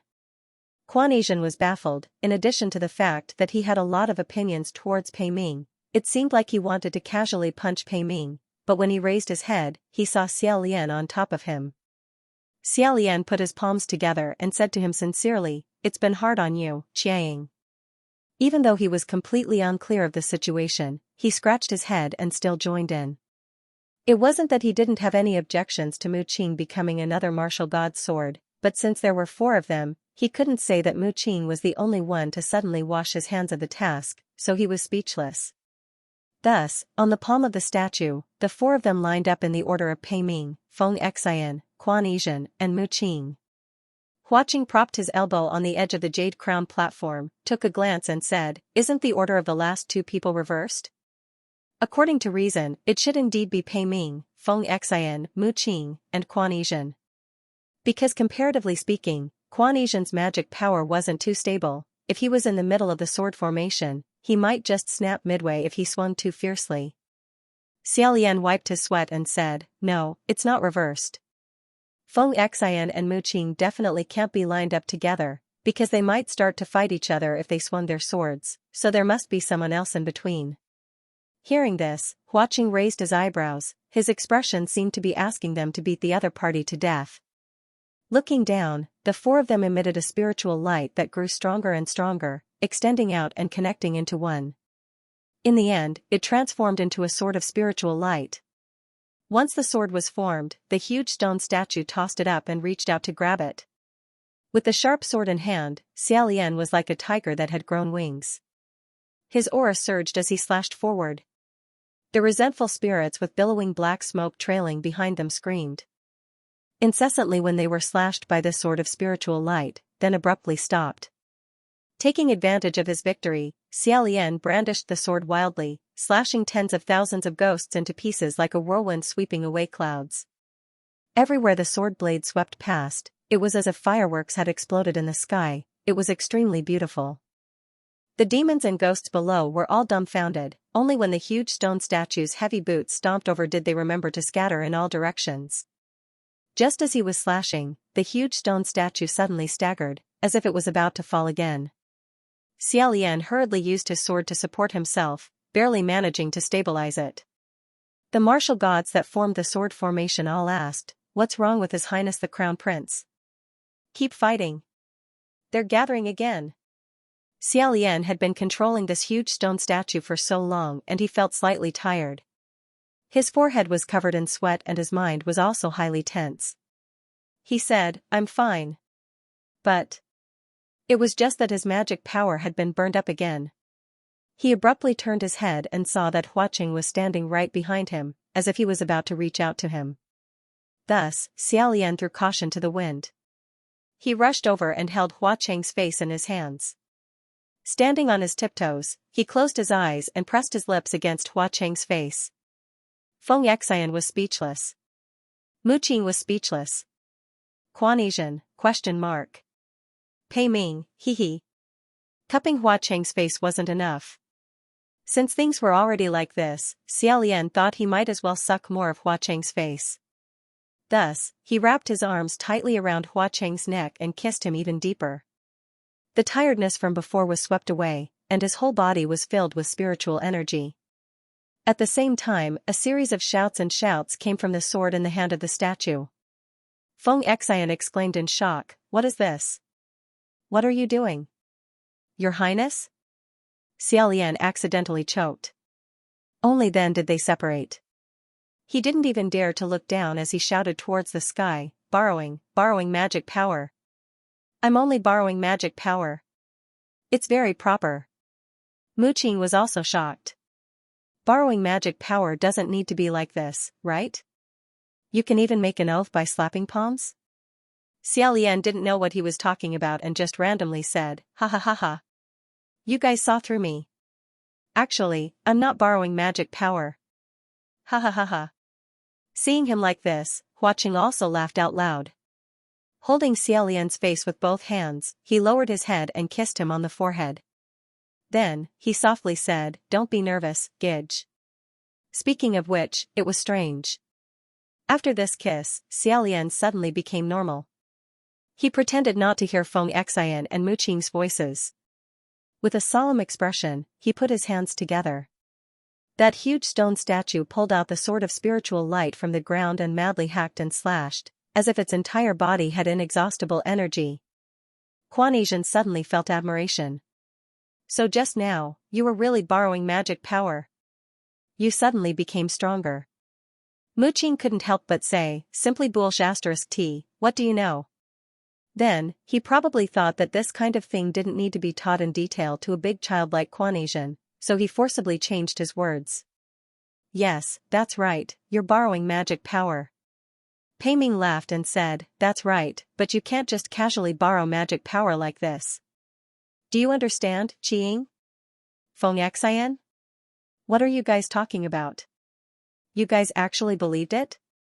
However, although its power had increased, those resentful spirits still covered the sky. There wasn't a huge net that could cover the sky that could capture them all. Seeing how powerful this giant god was, they all turned around and fled one after another. Swinging their tails in the air, they swam far away like giant human-faced tadpoles. Xiaolian said, "Chase." Unexpectedly, after chasing for a few steps, that huge stone statue suddenly slanted without any warning and fell to the side.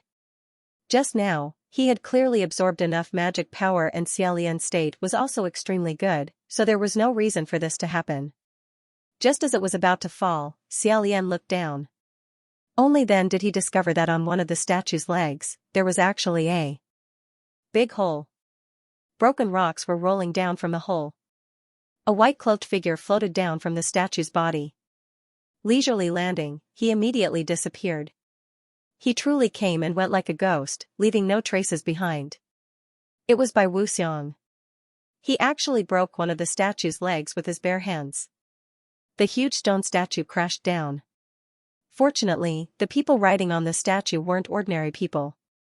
Their reactions were extremely fast and they jumped down first, safely landing on the ground. Xiaolian and Huaqing jumped onto the statue's chest.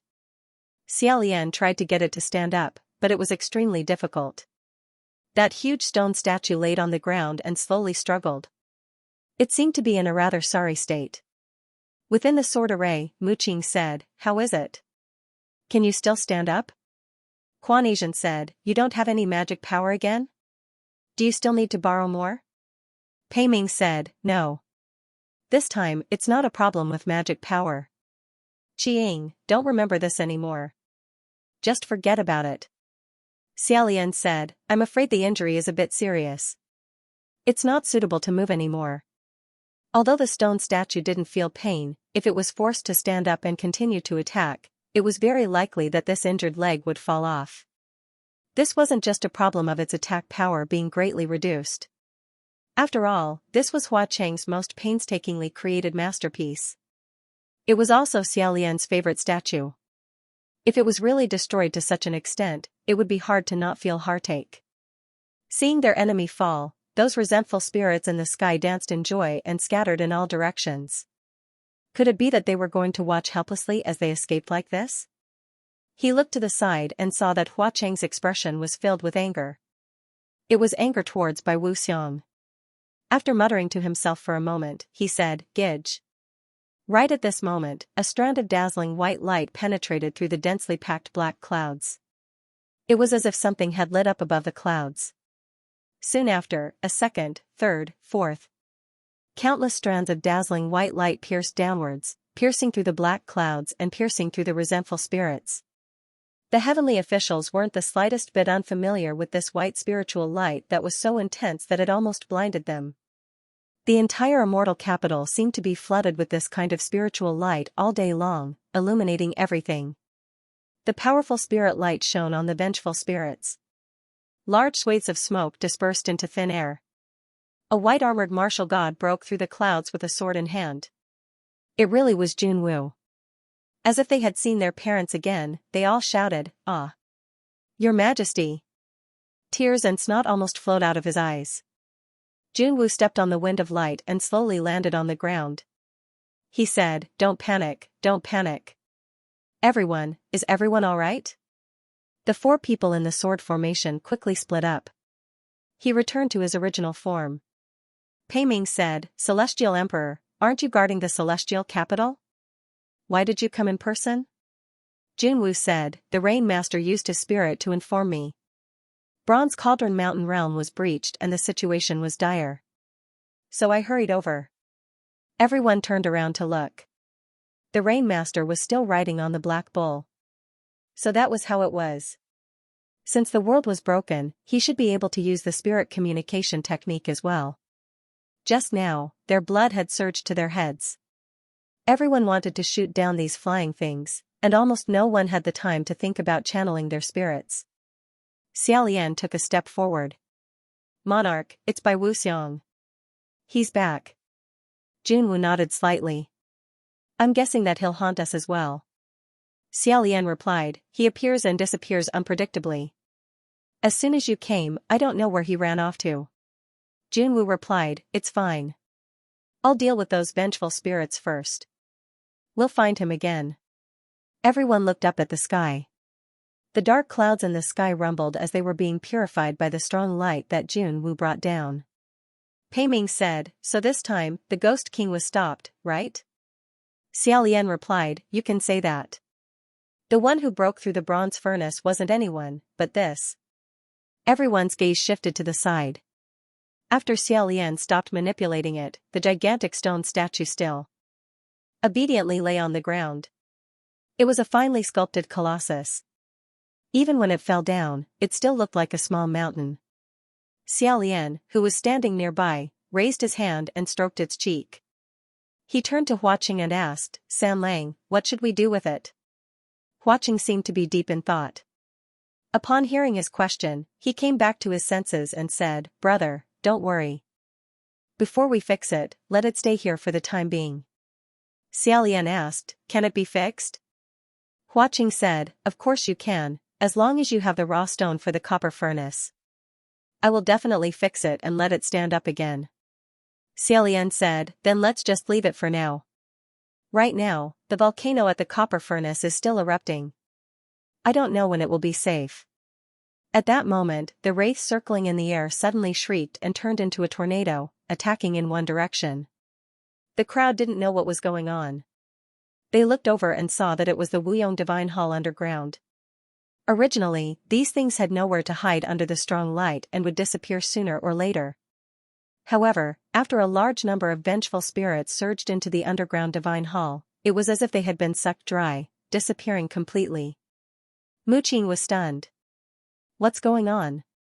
Xiao Lian had a bad feeling in his heart and said, it's by Wu Xiong. He used thousandly shrinking and sent all the vengeful spirits away. With a wave of his hand, Junwu flipped over the roof of the temple, along with a large piece of land. However, there was nothing inside except for a formation that had just been drawn. Feng Xian asked, what is he trying to do? Where did he set up the array? Where did they go? If it was in the past, Lingwen Palace Hall would have gone up at this time. In less than the time it takes to burn half an incense stick, Lingwen Palace Hall would have reported the location. However, they didn't know which one gods were temporarily replacing them. At this critical juncture, they actually couldn't find anyone. Feng Xian was so angry that he cursed, Mother **Cur, they usually boast about themselves so much that they fight to show their faces. Where did they go when they should show their faces? In the future, I won't say that Lingwen Palace Hall is inefficient anymore. At this time, Hua Cheng's voice came over. In the Imperial City. Everyone turned to look at him. Coincidentally, Hua Cheng removed his 2 slender fingers from his temples and said, he sent those things to 7 or 8 different cities.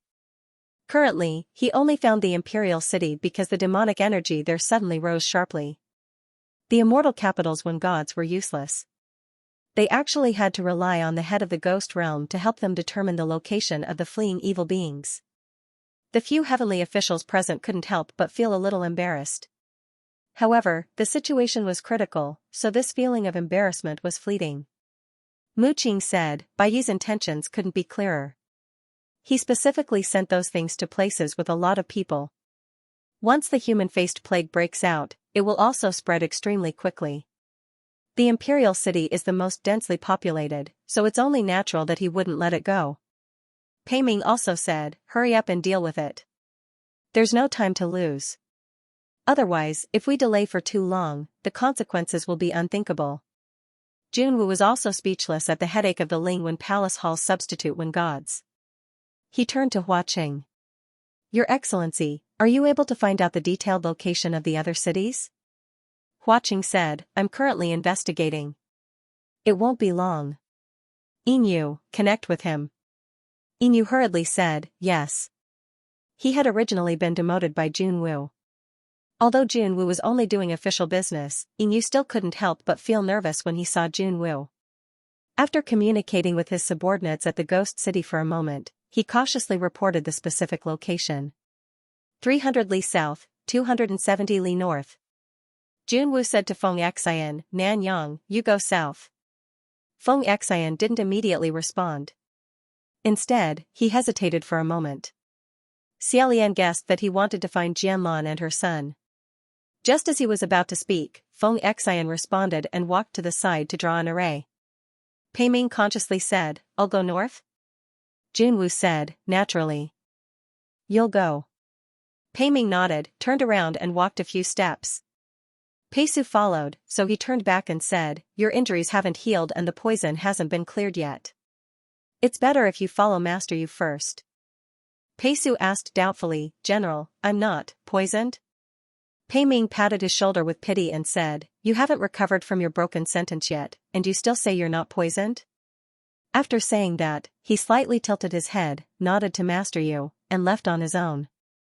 Junwu said again, Qiying, go west. Remember not to act recklessly. Quan Yizhen asked doubtfully, why are you going west? What are you doing right now? He couldn't be blamed for not understanding what had happened. He reckoned that he was puzzled along the way. Why was he beaten? Why was he buried in the wall? Why was he turned into a tumbler? Why did he turn into a giant sword? He simply couldn't understand the situation at all. Seeing this, Yin sighed and said, I'll bring him there. We'll talk on the way. He reckoned that the others didn't have the patience to tell him what was going on. Quan Yizhen said, sure. Mu Qing waited for a long time, but he still didn't see him. He couldn't help but ask, Emperor, what about me? Junwu looked at him and said, Xianxia, haven't you forgotten something? Mu Qing was puzzled. What is it? Junwu said, you're still in confinement. Mu Qing's face instantly turned green. He had really forgotten about that. And it wasn't just him. Almost everyone had forgotten that Mu Qing escaped from the celestial capital under the suspicion of using sorcery to create a fetus spirit. He hadn't even been cleared of suspicion yet. Junwu said, you don't have to. When we return to the celestial capital later, we'll lengthen your confinement. Mu Qing said. Emperor, it really wasn't me. Junwu said, once the matter is investigated and the truth comes to light, I'll naturally let you out. Otherwise, I'll let you out to wander around. What a scandal. Mu Qing was extremely unwilling, but there was nothing he could do. He could only say in a low voice, yes. Seeing Mu Qing's grievance, Hua Qing didn't hide his laughter at all. Mu Qing glanced at him, then looked at Xiao Lian beside him. It was unknown what he was thinking, but his face turned even more green. As for the remaining people, Yusha wasn't a martial god, so he didn't try to be brave. He said that if there was a need, he could just call out and then silently retreated. Xiao Lian naturally chose the imperial city, which had the most people and the most difficult mission. Junwu stayed behind to deal with the 3 mountain monsters, as well as by Wu Xiang, who might still be nearby. Hua Qing threw his die and activated 1,000-mile shrinking. Xiao Lian left together with him. It was already late at night in the imperial city. The streets were silent and every household had their doors tightly shut. Xiao Lian and Hua Qing flashed out of an alley. As they walked, they searched for traces of non-human beings. After walking a few steps, Xiao Lian put 2 fingers together and pressed them against his temples. He activated the psychic technique and softly said, Emperor? Junwu said, what's the matter with Xian Lu? Have we arrived at the imperial city? Xiao Lian said, we're already here. I have something to tell you. Junwu said, did Blood Rain Tanhua do anything to you? Hua Qing seemed to have sensed something and raised his eyebrows.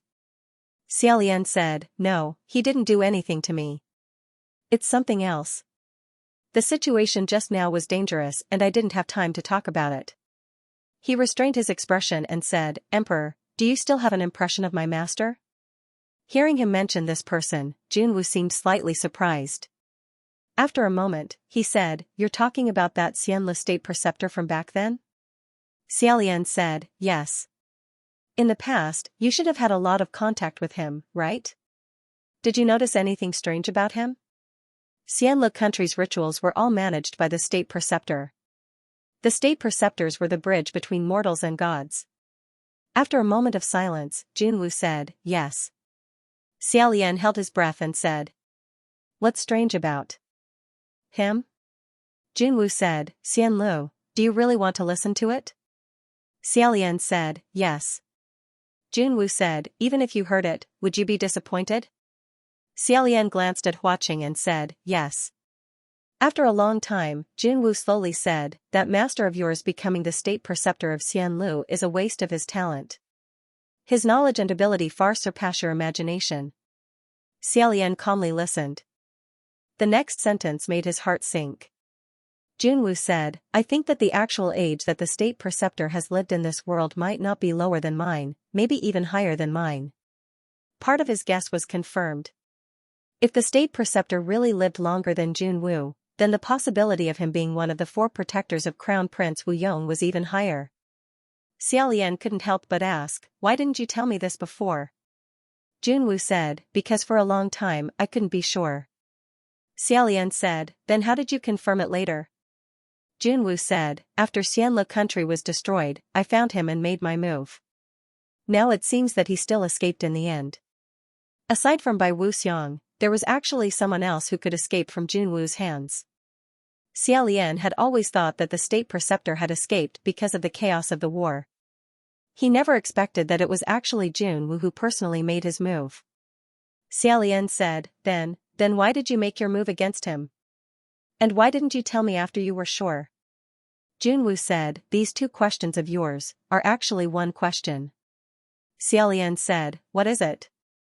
Junwu said, if I tell you, perhaps you will feel disappointed after hearing it. However, perhaps the current you, even if you are disappointed in others, you can still hold on. Xiaolian's heart beat faster and faster. He couldn't help but tightly grab onto one of Hua Cheng's hands. Hua Cheng's other hand also covered the back of his hand. Xiaolian said. What is it? Junwu seemed to have some misgivings. After considering for a while, what's wrong, Xianlu? Why did you suddenly ask about your master? Did you encounter something in Bronze Cauldron Mountain? Is it related to him? Xiaolian came back to his senses. Just as he was about to give a simple explanation, he suddenly heard a noise from the other side. Junwu said, I saw the 3 mountain monsters you were talking about. It's really strange. I'll deal with them first. Then we'll talk in detail. However, since you asked, then remember one thing, your master isn't a simple person. If you really meet him, you must be careful. After saying that, the other side fell into silence. Xiaolian said, Jun? Junwu didn't respond. That mountain monster was hard to deal with. The 3 encirclement was even more troublesome. Previously, Xiaolian couldn't solve it even with his inexhaustible mana and the giant god statue. Right now, Junwu needed some energy to deal with it alone. He gave Hua Cheng a simple explanation of the spirit communication. The 2 of them stopped. At this moment, they were on a wide and flat street. They looked up at the sky. Dark clouds covered the moon, and they could faintly see wisps of black smoke floating in front of the cold moon. It was like ink blooming in clear water. Those were the vengeful spirits that Bai Wuxiang sent from Wuyong Temple. They hadn't come in yet. This was because the emperor's aura in the imperial palace and the various immortal temples in the imperial city reflected each other, forming a dignified aura. A natural enchantment would block a large number of these evil spirits outside of the aura. Therefore, they could only wander high up in the sky. Almost every city had a similar aura, because no matter where they were, there would always be a few extraordinary figures and extraordinary divine officials. This was the so-called great men bring glory to the land. However, it couldn't be blocked forever. Hua Cheng said, as long as this layer is reinforced, it'll be fine. However, the problem was how to reinforce it. Xiaolian said, talismans? Magic weapons? Then he said, I'm afraid not. This was a vengeful spirit that covered the entire sky above the imperial city. Unless they found thousands of talismans and magic weapons, they might not be able to withstand it. Walking back and forth, Xiaolian gritted his teeth and said, San Lang, I have a way that might be able to reinforce this layer, but I need people. Hua Cheng said, how many? Xiaolian replied, a lot. The more, the better. At least 500. Hua Cheng asked, dead or alive? Xiaolian replied, living people. Ghosts wouldn't do. I need to borrow the yang energy and drive of living people to repel those vengeful spirits. Hua Cheng said, if that's the case, then it has to be voluntary. Xiaolian replied, yes. They had to be willing, and they had to have the will to fight back and defend. If you're timid or don't have enough energy, you might be taken advantage of. Hua Cheng nodded slightly and said, it's just like how the soldiers at the forefront of the battlefield are the ones who want to win the most and have faith. If you're forced into a corner, or if you're focused on running away, without any morale, it's impossible for you to win. You're bound to throw away your armor and suffer a crushing defeat. Xiaolian said, that's the principle. Can San Lang find it? After pondering for a moment, Hua Cheng said slowly, Big brother, if you want to die, I can find as many as you want. It is also easy to live involuntarily. But it's not necessarily easy to find someone who is willing. After a pause, he continued, there are indeed many people in the human world who worship the Ghost King, but I know that one reason is because they fear me. 2. They have requests from me, so they're afraid that I'll submit to me. I can threaten and bribe them, but I'm afraid I won't be able to find the kind of person you need. I'm sorry. Xiaolian listened attentively and said, you don't need to apologize. We'll think of a way to find them together. Hua Cheng said, N. However, big brother, I have good news. 50 steps ahead, there's a group of living people around the corner. Xiaolian also felt it and rushed forward to take a look. Coincidentally, there was also a group of people who were about to turn the corner. When they saw him suddenly appear, they cried out in shock, "Ghost!" Xiaolian took a closer look and recognized who it was. He happily said, "Everyone, it's not a ghost, it's me." That group of people were monks, Taoists, and laymen. They all looked very familiar. Wasn't that Taoist in luxurious clothes the one who opened his inner eye? Behind him, wasn't that the group of mages who had been pestering the two of them the whole way and were crushed unconscious by the roof of Qi Rong's black-hearted shop in the barren mountains?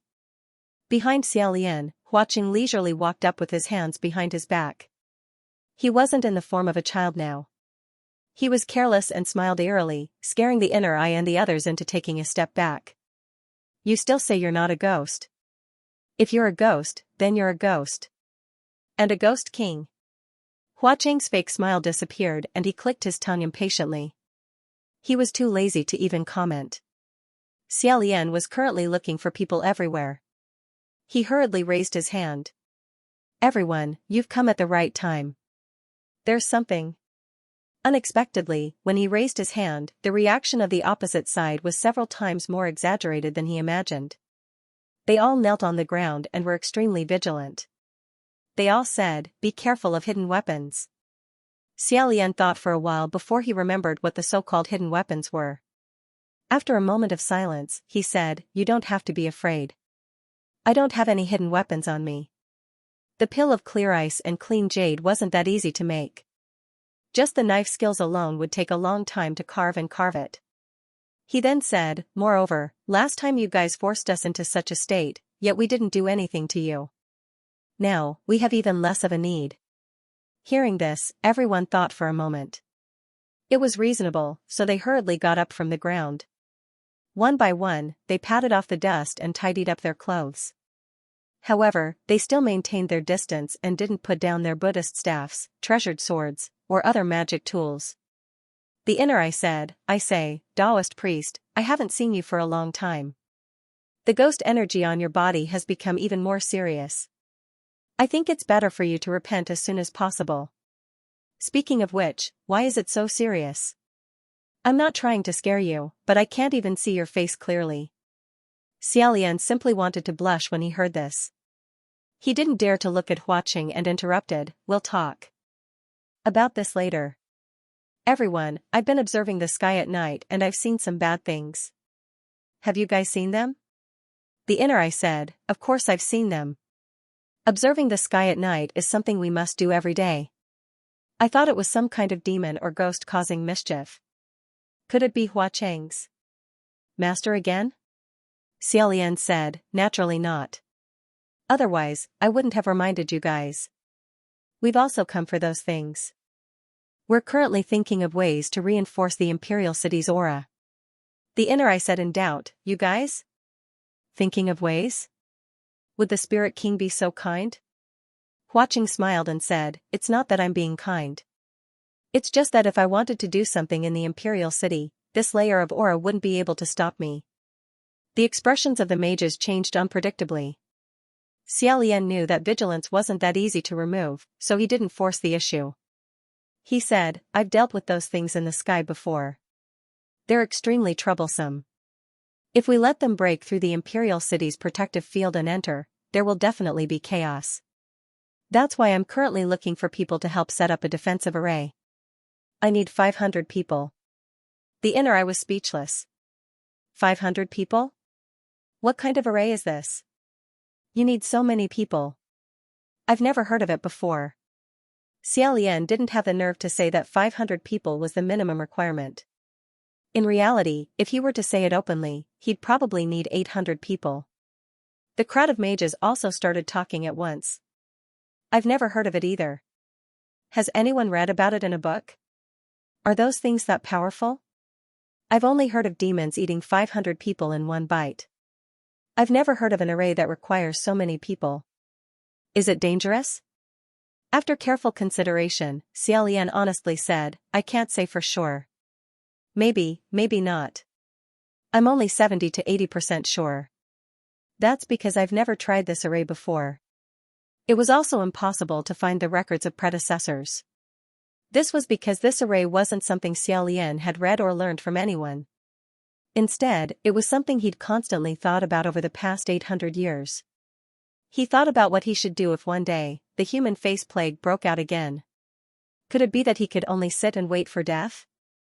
That was how he thought about it.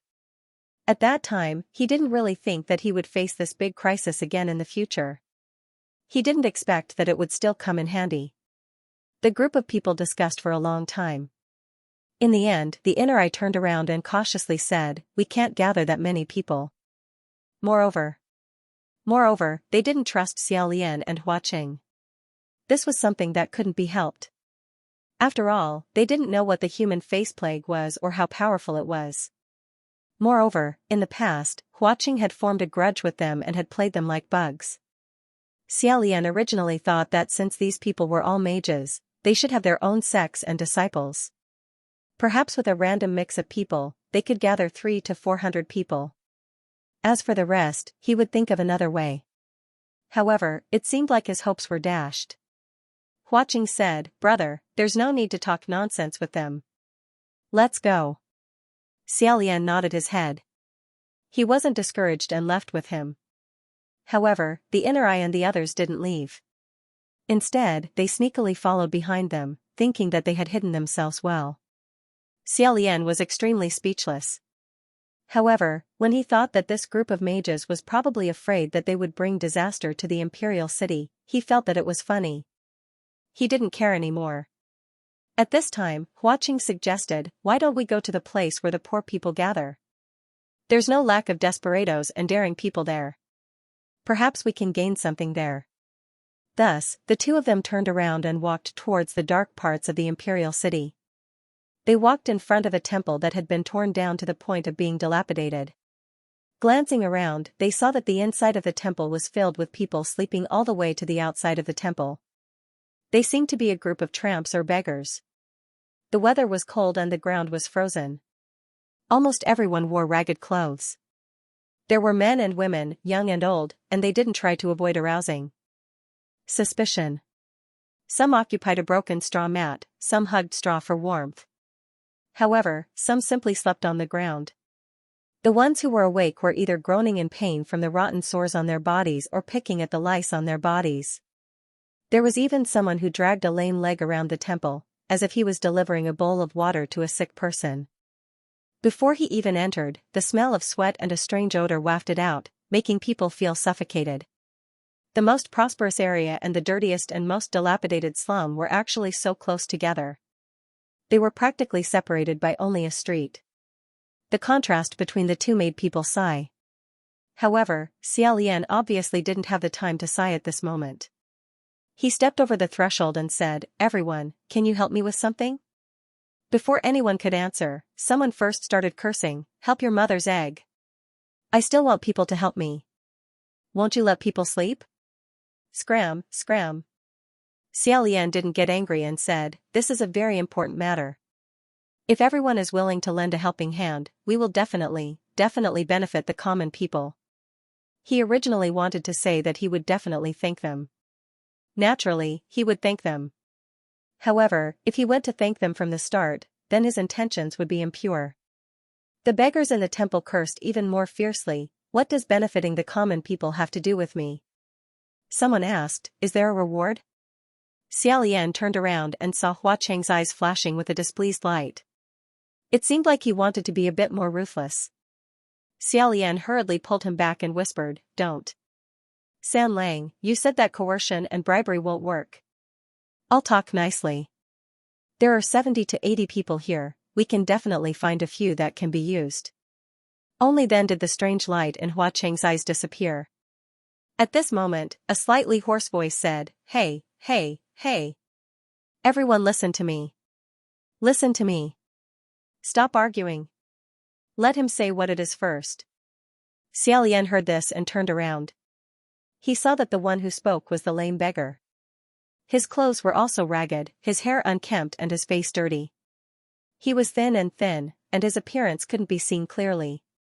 However, from his voice, he seemed to be quite young. He waved his hand to greet everyone in the temple. However, the strange thing was that he only waved one hand, so his posture was a bit awkward. The beggars seemed to listen to him, and the cursing voices became weaker. Xiaolian said, "Many thanks." He didn't waste any words. With a flip of his hand, he sent out a palm flame.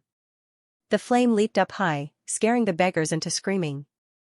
Those who hadn't woken up all woke up and said, "What kind of demonic technique is this?" Xiaolian sternly said, "It's not demonic technique, it's immortal technique. It just proves that what I said wasn't false. To tell you the truth, it's like this. Right now, a large group of demons and ghosts have surrounded the Imperial City and are about to attack. Right now, we need 500 people to volunteer to join the array and protect the Imperial City. Who is willing to come? I won't hide it. You might encounter danger, but I won't force you. I only ask for volunteers." Inside the ruined temple, there was a moment of silence. The beggars looked at each other, but no one stood up and said that they were willing. After a long time, one person said, "Protect the Imperial City? Forget it." Xiaolian turned his head to look. That person collapsed and muttered to himself, "Even the Imperial City won't protect me. Why should I protect the Imperial City? They can do whatever they want, it's none of my business." His indifferent tone carried a hint of anger. It wasn't that Xiaolian couldn't understand, but this made things difficult. Clearly, the people squeezed into this temple were all poor people with similar circumstances, and their thoughts were similar to his. There wasn't any reward, and they didn't seem to have a good life in the Imperial City, so why would they go help at this time? It was already freezing to death cooped up in the temple in the middle of winter, who would want to go out? Xiaolian tried to make one last effort and said, "If those things invade the Imperial City, there will be a very terrifying plague that will spread. In the end, everyone will be affected." An old beggar lying on the ground said, "What plague can be more frightening than this old sore on my body? If there really is a plague, then at worst, we'll just leave. It's not like we have to stay here, and it's not like this is a good place. It's the same wherever we go. Then let those grand old masters and young misses of the Imperial City go. There will always be people who go, why must we go?" This? Xiaolian couldn't explain it clearly. Those grand old masters and young misses would also think like this, "If I don't go, there will naturally be someone else who will." Moreover, because they had families and foundations in the Imperial City, in the face of danger, there were more things they couldn't bear to part with, so this kind of thinking would be even stronger. It wasn't that thinking like this was wrong or bad, it was just that if everyone thought like this, things wouldn't be able to continue. After waiting for a while, no one came out. Xiaolian decisively said, "All right. Sorry for disturbing." He turned around and left the ruined temple. Huaqing said, "Brother, don't worry. I also have people moving on my side. Once the news spreads out, we'll be able to find enough." Xiaolian nodded. He wasn't worried that he wouldn't be able to find 500 people in the end, but he was worried that there wouldn't be enough time. Grabbing people to make up the numbers would have the opposite effect. Looking up at the sky, those black clouds were still covering the sky, unfathomable. At this moment, a voice suddenly rang out from behind him, "Wait. Wait. I'll go." Hearing this, Xiaolian was startled and quickly turned his head. He saw the lame beggar dragging his leg as he jumped out of the temple door and said, "Do you only need the person you're looking for alive or what? There's no problem with broken arms and legs, right?" It turned out that this person's movements looked awkward because not only was he lame, but he also had a broken arm. It hung limply and powerlessly. Seeing that someone finally took the initiative to come out, Xiaolian's heart warmed up and he immediately said, "There's no problem at all." That person was also quite straightforward and said, "That's good. Bring me along." All the beggars in the temple were shocked. "What are you doing?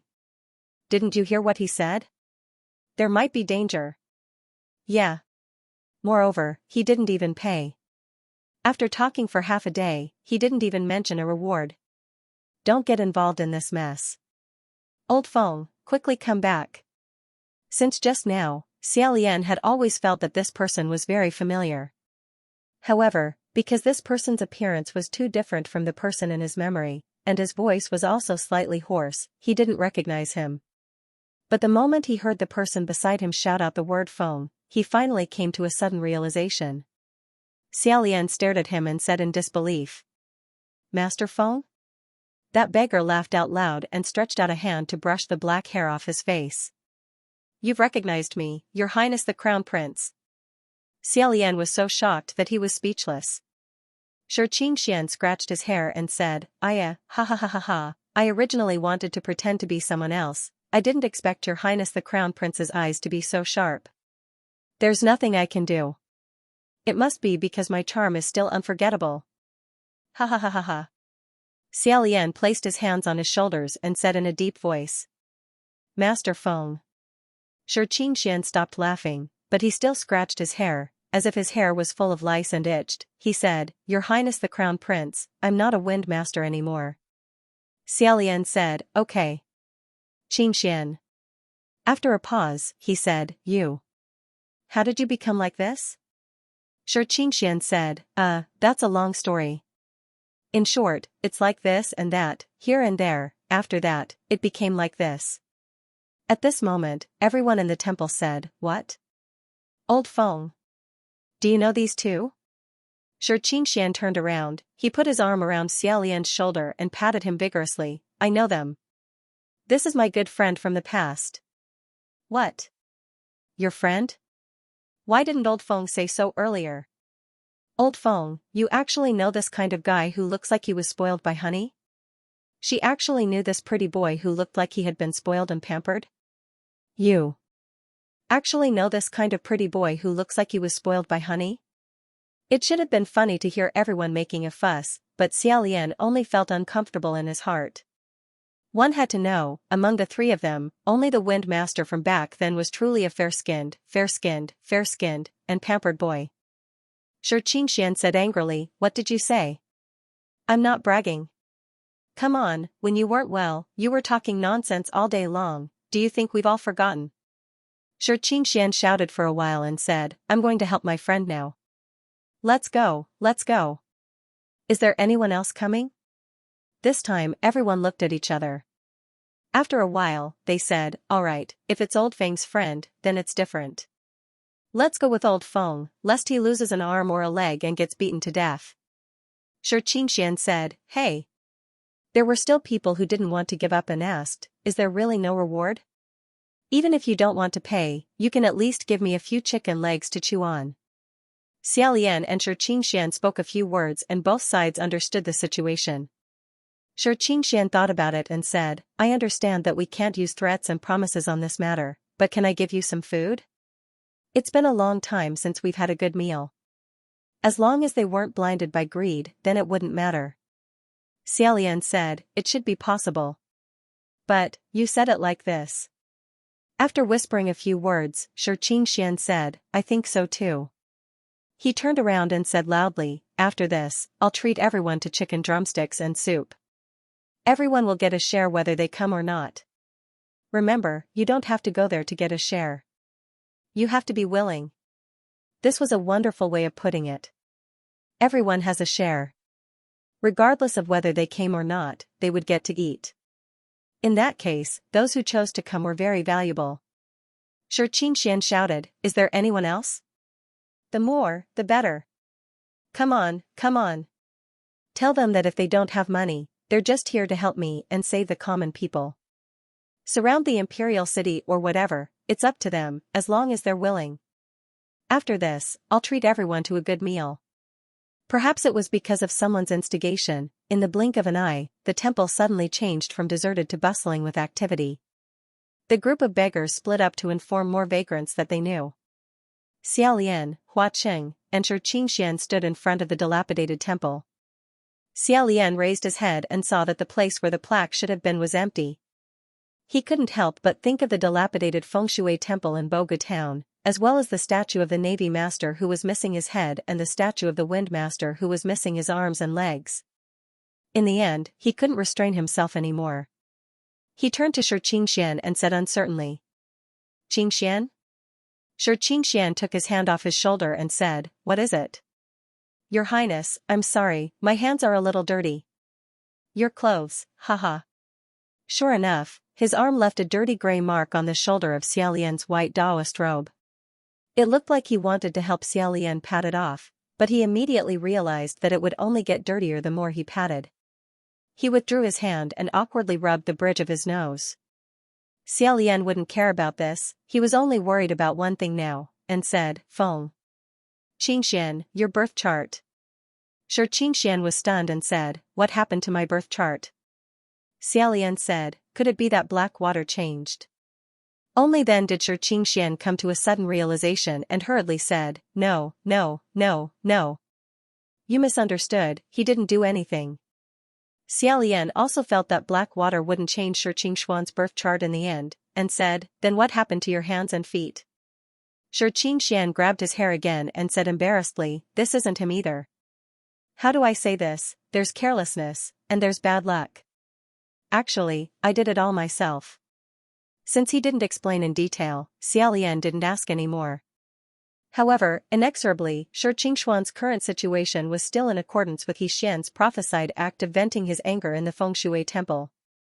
He didn't know what kind of mysterious secret it was. Xiaolian said, "That day, my mana was suddenly taken away, so I couldn't help you. I'm really sorry." Xianxian waved his hand and said, "It wasn't your fault in the first place. If your highness didn't tell me what was going on first, I would probably still be in a daze in the end." Xiaolian said, "What happened after that day?" It turned out that after Xian broke Wudu's head, Xianxian was in a daze. He couldn't understand anything that Xian said to him, and only vaguely remembered that Xian brought him out of Blackwater Island. Later, he threw him into the Imperial City. He also didn't know why it was the Imperial City, but Xian used to always clamor to go to the Imperial City to drink, eat tea, and hold banquets, so he was still quite familiar with this place. After being muddle-headed for a while, when he completely woke up, he simply concealed his identity and stationed himself here. Because he already had no mana left, he didn't have any identification marks, and he spent all day in dirty corners that he would never step into in the past. Naturally, the Heavenly Court couldn't find any traces of him. Xianxian said, "In short, it's not his fault. I never saw him again. It was good not to see him again. This matter was really difficult. Such a person, should he kill or not? Moreover, before the Navy died, he even viciously disgusted Xian." Xiaolian really broke out in a cold sweat for Xianxian. Just at this moment, the beggars brought people back. They were noisy, and they shouted, "Old Feng, old Feng. We brought so many people for you, how about it?" Xianxian gave a thumbs up and said, "Well done. Everyone eat drumsticks." "So many people, can you afford it?" Xianxian waved his hand. At that moment, Xiaolian felt that he was about to spend 100,000 merit points. He only heard him say, "This is nothing. Not to mention so many people, even if there were 10 times more people, we could still afford it." With great difficulty, he came back to his senses. With a rough count, he didn't know how he managed to gather more than 200 people. This was beyond Xiaolian's imagination. He said happily, "Great Master Feng. Xianxian, you've really helped me a lot." Xianxian said proudly, "Of course, no matter where I go, 100 people will answer to my call. In the future, I might even be able to form a gang or something and become a gang leader, ha ha ha ha ha." The beggars behind him all said, "Old Feng is sick again. Isn't that so, he's bragging again?" Xianxian said, "What, I'm really not bragging." A few beggars insisted on tearing down his stage and said to Xiaolian, "This friend, you don't know, right? When Old Feng first came, he was very muddle-headed. All day long, he bragged to people that he was a deity." Xianxian's face showed slight embarrassment, and he immediately said, "I don't have time to listen to your nonsense, save your mouth to eat the drumsticks." When Xiaolian heard this, his smile faded slightly, but his heart was like a piece of rice paper that was twisted into a ball and then slowly stretched out. Master Feng changed, but he didn't change. "That's great." Xianxian said, "Your Royal Highness, what should we do next?" "I found the people, I'll leave them to you." Although the number of people was not enough, it was only temporary. They would first surround the formation and then think of a way. Xiaolian said, "Okay, next, find an empty space that can accommodate this many people." Just now, during their conversation, Huaqing never interrupted. It was unknown what he was thinking, but at this time, he said, "That's easy. Big brother, just follow me." Xiaolian nodded. Xianxia limped and jumped while turning his head to call out, "Everyone, follow me, don't get lost, ha." Xiaolian originally wanted to help him, but seeing that no one went to help him, he didn't walk slower than the others, so he understood in his heart. A messy group of beggars noisily squeezed out of the slums and rushed onto the street. They hadn't walked a few steps when they suddenly heard a shout, "Stop! What are you doing? There are so many of you, gathering in the middle of the night to cause trouble?" The crowd of beggars was alarmed. "Oh no! It's a patrol." Xiaolian didn't even turn his head, because Huaqing also didn't turn his head. He said, "Don't mind it." Before his voice fell, the soldier fell down. The crowd of beggars was endlessly surprised and started talking at once. Xianxian said, "Quiet. Don't attract more soldiers." Thus, everyone started to boo each other. Huaqing stopped his footsteps and said, "Big brother, let's go on this street." Xiaolian said, "This street? It's indeed the most suitable from the position, but wouldn't it attract too much attention?" This street was very wide and flat. It was the main road of the imperial city, so of course it would attract attention. Everyone said, "Yes, it would be terrible if we were discovered and driven away." However, Huaqing said, "It doesn't matter, even if they discover us, they won't be able to drive us away." Xiaolian nodded and said, "Everyone, I have to make it clear. What we're about to face next is a very dangerous thing, and it might be dangerous. And once it breaks in, the entire imperial city will fall into danger. So we must ensure that everyone is willing and not disloyal. Is there anyone who feels afraid and wants to withdraw?" No one. Xiaolian said, "Okay. Now, everyone please take one person's hand and form a circle." Someone asked doubtfully, "What kind of formation is this? Why does it sound like little dolls holding hands?" Xianxian snorted, "Stop talking nonsense, just do as I say." "Hey, old Feng, what you said is wrong. You have to know, no one talks as much nonsense as you." Chattering and chattering, everyone obeyed. More than 200 people held hands and formed an extremely large human circle on the broad and open main road of the imperial city. Xianxian said, "If we pull those things like this, we won't be able to rush into the imperial city?" Xiaolian said, "No. Sooner or later, they will rush down." Xianxian asked in bewilderment, "Then what is this formation used for?" Xianxian said, "What happens after we fall into the trap?" Xiaolian and Huaqing were already standing in the center of the formation. "Leave it to us. We will slowly get rid of them in the formation. We won't miss a single one. All we need is time. The most important thing is not to let them spread." "And why do I say there will be danger?" "Because we don't have 500 people right now. It's hard to say if we can trap them or if the things inside will rush out." Someone swallowed his throat. "What will happen if they rush out?" Xiaolian said, "That's bad. They will be possessed by resentful spirits and be the first to be infected with the plague. If someone lets go and runs away, what will happen?" Xiaolian said, "The circle will be broken. Maybe they will also be possessed by resentful spirits." "Isn't that the same as being possessed by resentful spirits?" Those who were smarter understood what he was saying. "It's not the same. The former is 100% certain that they will be possessed by resentful spirits. The latter is maybe, which means that if they let go and run away, they will still have a chance to survive." Xiaolian said, "Exactly. Is there anyone else who wants to leave now?" After the official start, he could not back out. But before the start, there is no problem who leaves first. I also hope that everyone won't say anything to the people who leave. After all, it is indeed a very dangerous thing. These things must be told to them. Otherwise, they wouldn't be able to choose people with true courage and determination. In a flash, dozens of people came out one after another. They lowered their heads and hurriedly left. The circle shrank a little. Xiaolian breathed a sigh of relief and said, "That's great." Xianxian said, "What's so great about it?" "There are fewer people." Xiaolian smiled and said, "It's much better than I thought.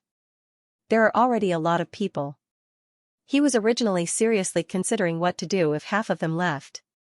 Unexpectedly, only a few dozen people left. He was simply overjoyed. At this moment, a voice suddenly sounded from afar. Wait, do you know who they are? Don't trust them easily.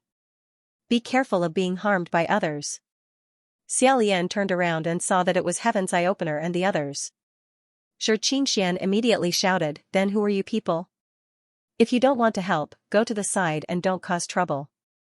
I guarantee that they won't harm anyone. Of course, the mages did not care about a beggar with unkempt hair and a dirty face. Who are you? How much are your words worth? When Xianxia heard this question, he was furious. He pointed at his nose and said, what?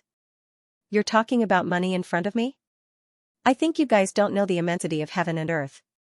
Perhaps you guys have even knelt before me, cough cough. At this point, he coughed twice and retracted his hand. The mages thought that he could no longer boast and retreated on his own. They did not care anymore and advised, you don't even know what they want to do. Be careful that you don't lose your life over a few mouthfuls of food.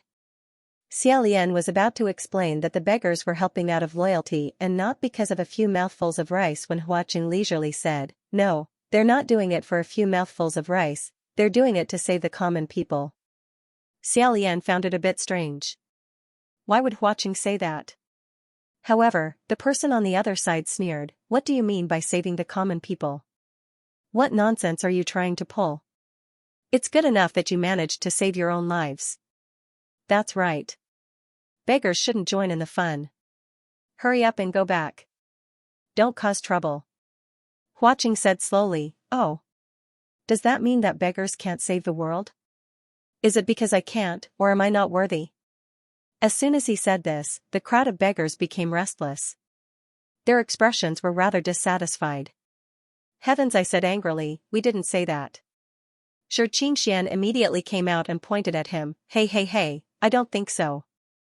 Wasn't that what you guys said just now? Your tone is still very disgusted, isn't that right, everyone? That's right. What do you mean? How are we not good enough or not? Whether everyone comes or not, there will be food.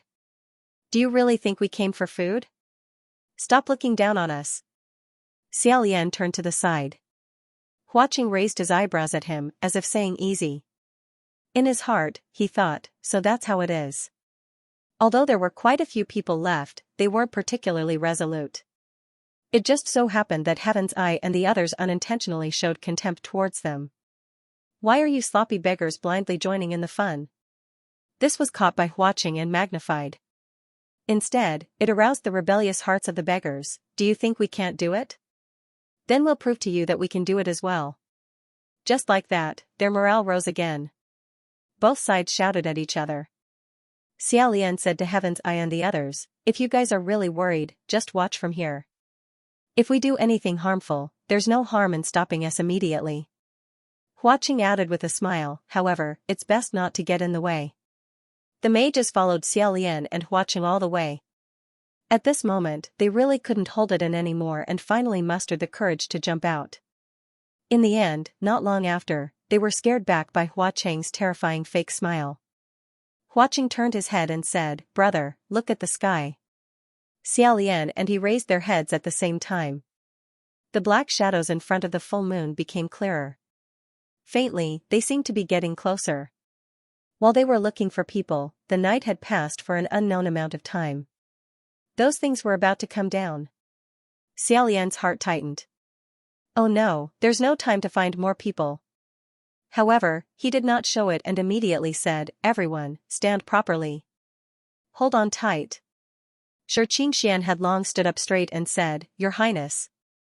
Old Xia, we only have so many people. Will it break in an instant? After all, they were in the human world. Randomly shouting would cause misunderstandings and unnecessary trouble. Xiaolian said, I'll guard here and check at any time. When a certain place is about to break, I'll take the lead to go over and stabilize the array. This way, it can be maintained for a longer time. In other words, he would constantly patch the new loopholes that appeared. Xianxia said, then our lives will be in your hands, including mine. Your Highness. Old Xia, you must work hard, you must work hard. I'm a human now. Okay, old Feng, I will definitely work hard. Everyone's palms were sweaty, and everyone's face was taut. The next moment, when everyone's hands were firmly clenched, a mournful cry suddenly sounded in the sky of the silent night. It was getting closer and closer, faster and faster. It's coming down. Looking at the right time, Xiaolian said, everyone, blow towards the front. Everyone didn't understand, but they still did as they were told. One after another, they puffed up their cheeks and blew towards the front with all their might. In the winter night, a large group of people blew out a circle of hot white air. Although it couldn't spread far, the hot air mixed with yang energy was already very confusing. Coupled with the camouflage technique that Huaqing had secretly used, they couldn't clearly see what was going on underneath. Those resentful spirits that were originally about to scatter in all directions felt that the heat and people in a certain place were extremely heavy. Moreover, it was constantly fluctuating and extremely active. Naturally, they thought that that was the range to attack. They excitedly rushed over, converging into a black pillar that soared into the sky. In an instant, Xiaolian's vision was almost completely covered by darkness. He said, everyone, be careful and don't let go. They've entered the cage. At the same time, behind Huaqing, thousands of silver butterflies spread out. A faint silver light appeared, and the black fog in front of Xiaolian's eyes was instantly dispersed.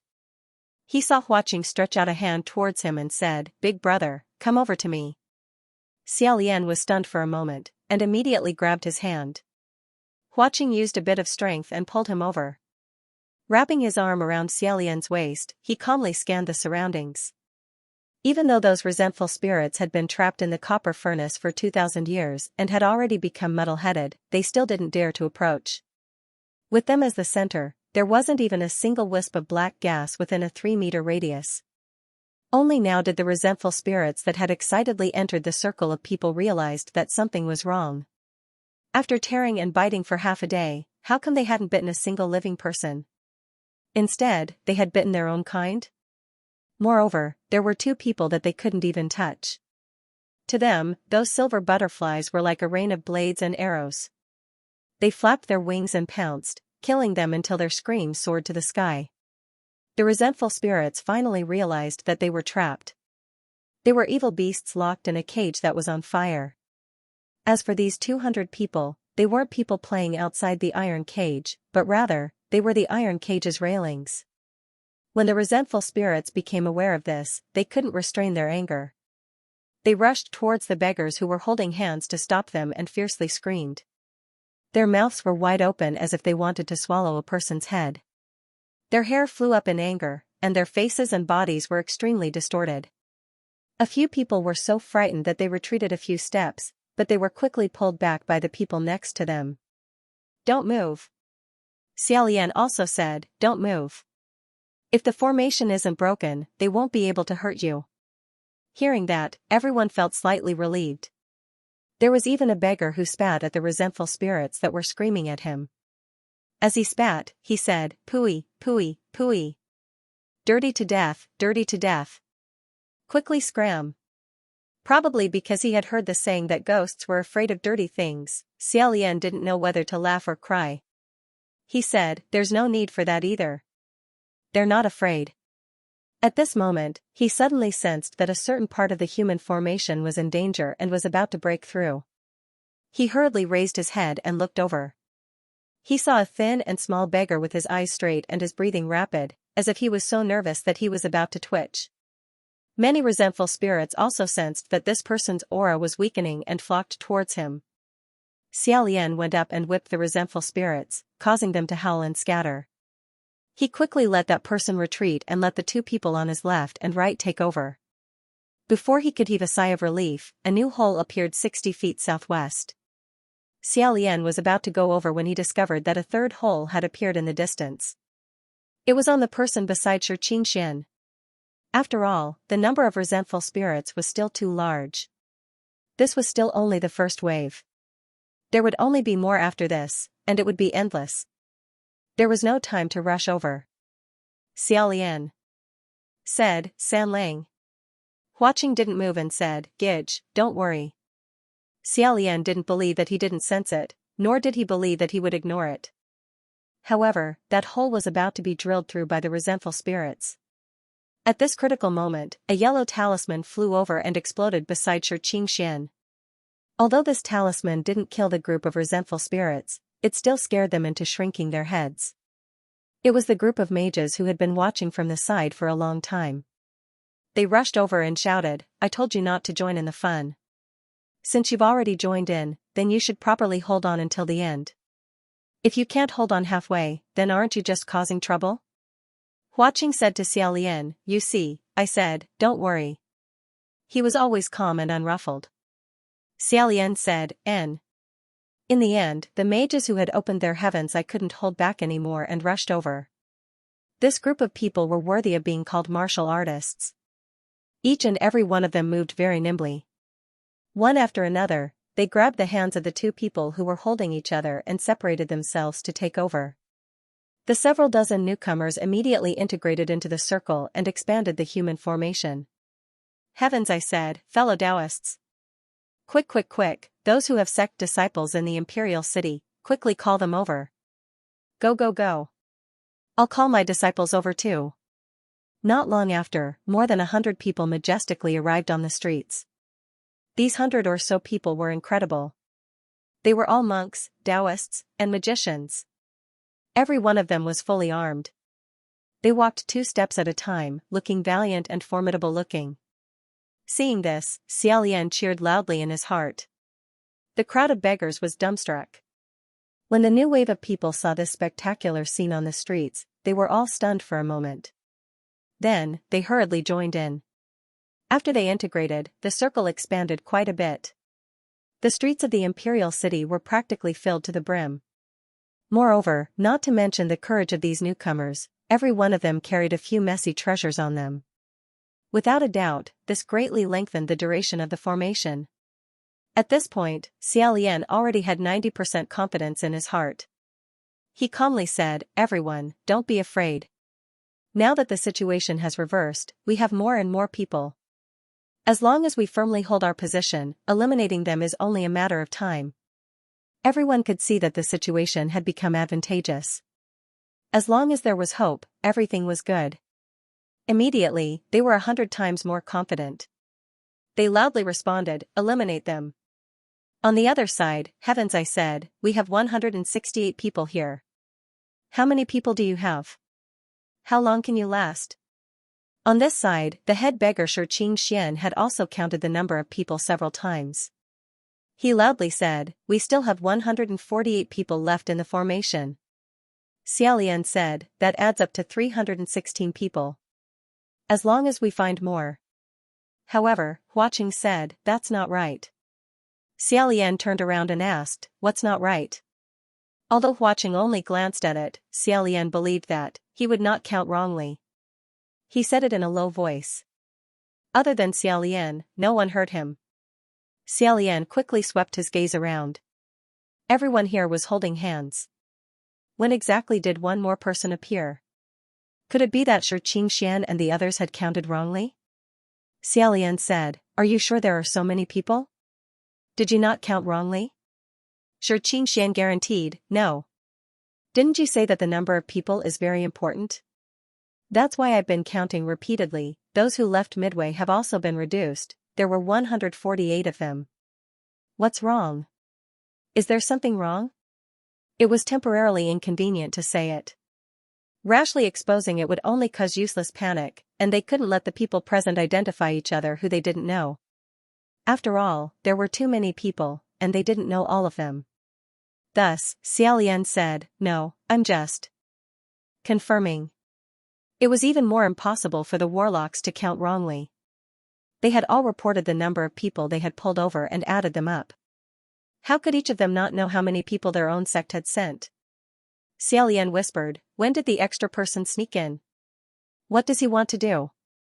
Huaqing said, "Either he sneaked in from the beginning, or he sneaked in with this group of warlocks. Moreover, he must be human. At least he must not be a ghost." Those who formed this circle must all be living people, otherwise, it would be impossible to trap these resentful spirits. Moreover, this person did not seem to want to be exposed for the time being. Because if he had already sneaked into this circle, as long as he suddenly let go, a loophole appeared, and the human array was bound to be wiped out. However, the circle was still stable now, which meant that he had been playing the role of iron fence. Then they couldn't act rashly. If that person realized that his existence had been discovered, no one knew if he would turn around and run away. In other words, now, they had to find this person without being detected and pull him out without destroying the circle. This was a very difficult thing to do. However, Xiaolian soon had an idea. He said, "San Lang, can your dead spirit butterfly only chase away and not kill these resentful spirits? I mean, drive them in the direction you specify?" Huaqing immediately understood what he wanted to do and said, "Sure." Since this person had taken the initiative to join them, he was definitely not a simple person. He was not afraid of these vengeful spirits at all. Then, on the other hand, if Flower City controlled the dead spirit butterflies to force the wraiths out of the circle, they would definitely be chased around and try to find a way to escape. Almost every mortal could become a loophole, except for one person. He was the one who took the initiative to join them. Xiaolian said, "However, this method is very dangerous. Perhaps if we're not careful, we'll scare the others into letting go. That would be like lifting a rock to smash our own feet." Huaqing said, "Don't worry. Before that, I will kill the vengeful spirit first." After the two of them discussed, Xiaolian suddenly raised his voice, "Everyone, be careful." The wraith had suddenly become stronger. "Hold on tight, don't be afraid." Heaven's eye opened and said, "What? How did he suddenly become so strong?" Flower City remained motionless, while the dead spirit butterflies chased after the vengeful spirits within the circle. Others couldn't see clearly, but the sorcerers and sorcerers could see some clues. Heaven's eye said angrily, "City of Flowers. Master. What are you trying to do?" However, the two people in the circle didn't have time to pay attention to them. They only focused on observing. Sure enough, there was one person in the midst of the chaotic black airflow. The group of wraiths didn't approach him at all, so there was an empty space in front of him. It was him. Xiaolian stepped forward and grabbed both of that person's hands. At the same time, he connected the two people's hands together, pulling that person out of the circle. Heaven's Eye and the others were restless. "What's going on?" Flower City bluntly said, "It's none of your business." Before he finished speaking, he had already flashed to Xiaolian's side, guarding against that person's sudden attack.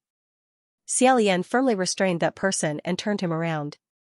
The moment the two faces met, Xiaolian swallowed the word who that had originally rolled to the tip of his tongue and widened his eyes. Looking at that face, he muttered, "State Preceptor, it's really you." That person was also stunned. After a while, he muttered, "Your Highness the Crown Prince." This face should be very familiar, but it was also very unfamiliar. In his impression, the State Preceptor should be in his early 30s. He could still be considered calm, with a robe draped over his shoulders and tied up. He could be quite intimidating. However, the person in front of him now looked to be only 25 or 26 years old, not much older than him. Even when he heard this voice in the body of the mountain monster in Bronze Furnace Mountain, Xiaolian still constantly wondered if he had misheard.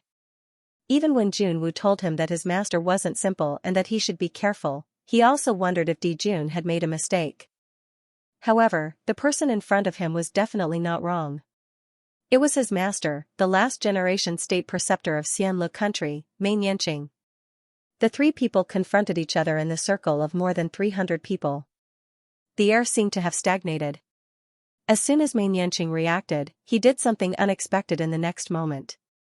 Taking advantage of Xiaolian's stunned state, he suddenly counterattacked. He pounced forward and grabbed his throat with both hands. However, Flower City was standing at the side. How could he let him succeed? He didn't even need to make a move. Mei Yanqing's body flew backwards and fell several zhang away. The sudden change shocked the people who were holding hands in the circle. How did they start fighting? What are you doing? Who are you fighting? Flower City said, "Brother. Are you okay?" Xiaolian said, "I'm fine. In fact, it seemed that the state preceptor was more worried. Mei Nianqing spat out a mouthful of blood from the fall. He got up and staggered out of the crowd. Xianxia saw him rushing over and anxiously said, "What are you doing? Hey, I warned you not to come over. Your Highness the Crown Prince wants to break through this circle." Xiaolian shouted, "Come back." Ruoxi responded and flew out. However, before it could wrap around Mei Nianqing, a sword fell from the sky and stabbed in front of the state preceptor, blocking his path. Then, a white light appeared in the sky and several light screens poured down. Following the light screens, a martial artist in white armor descended from the sky and blocked his path of retreat. Being blocked in front and behind, Mei Nianqing had nowhere to run. He turned around and just happened to meet the ecstatic Ruoxi. With a few swishes, he was tied up and tied to the ground. Xiaolian stepped forward and said, "Dijun? Why did you come personally?"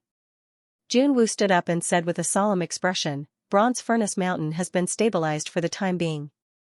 I came here to take a look at the situation." Xiaolian said, "How did you stabilize it?" Junwu said, "I set up a new boundary and temporarily trapped the 3 mountain monsters and other non-human things." Xiaolian was most concerned about the mountain monsters and other unimportant little demons. He said, "Then, what about Bai Wuxiang?" Junwu slowly shook his head. "I didn't find him in Bronze Furnace Mountain. I'm afraid he has already escaped to another place." Xiaolian looked around. A blinding light screen surrounded them, separating them from the 300 people outside who were holding hands. Right now, the people outside the light screen couldn't see what was going on inside the light screen. He looked at the ground again.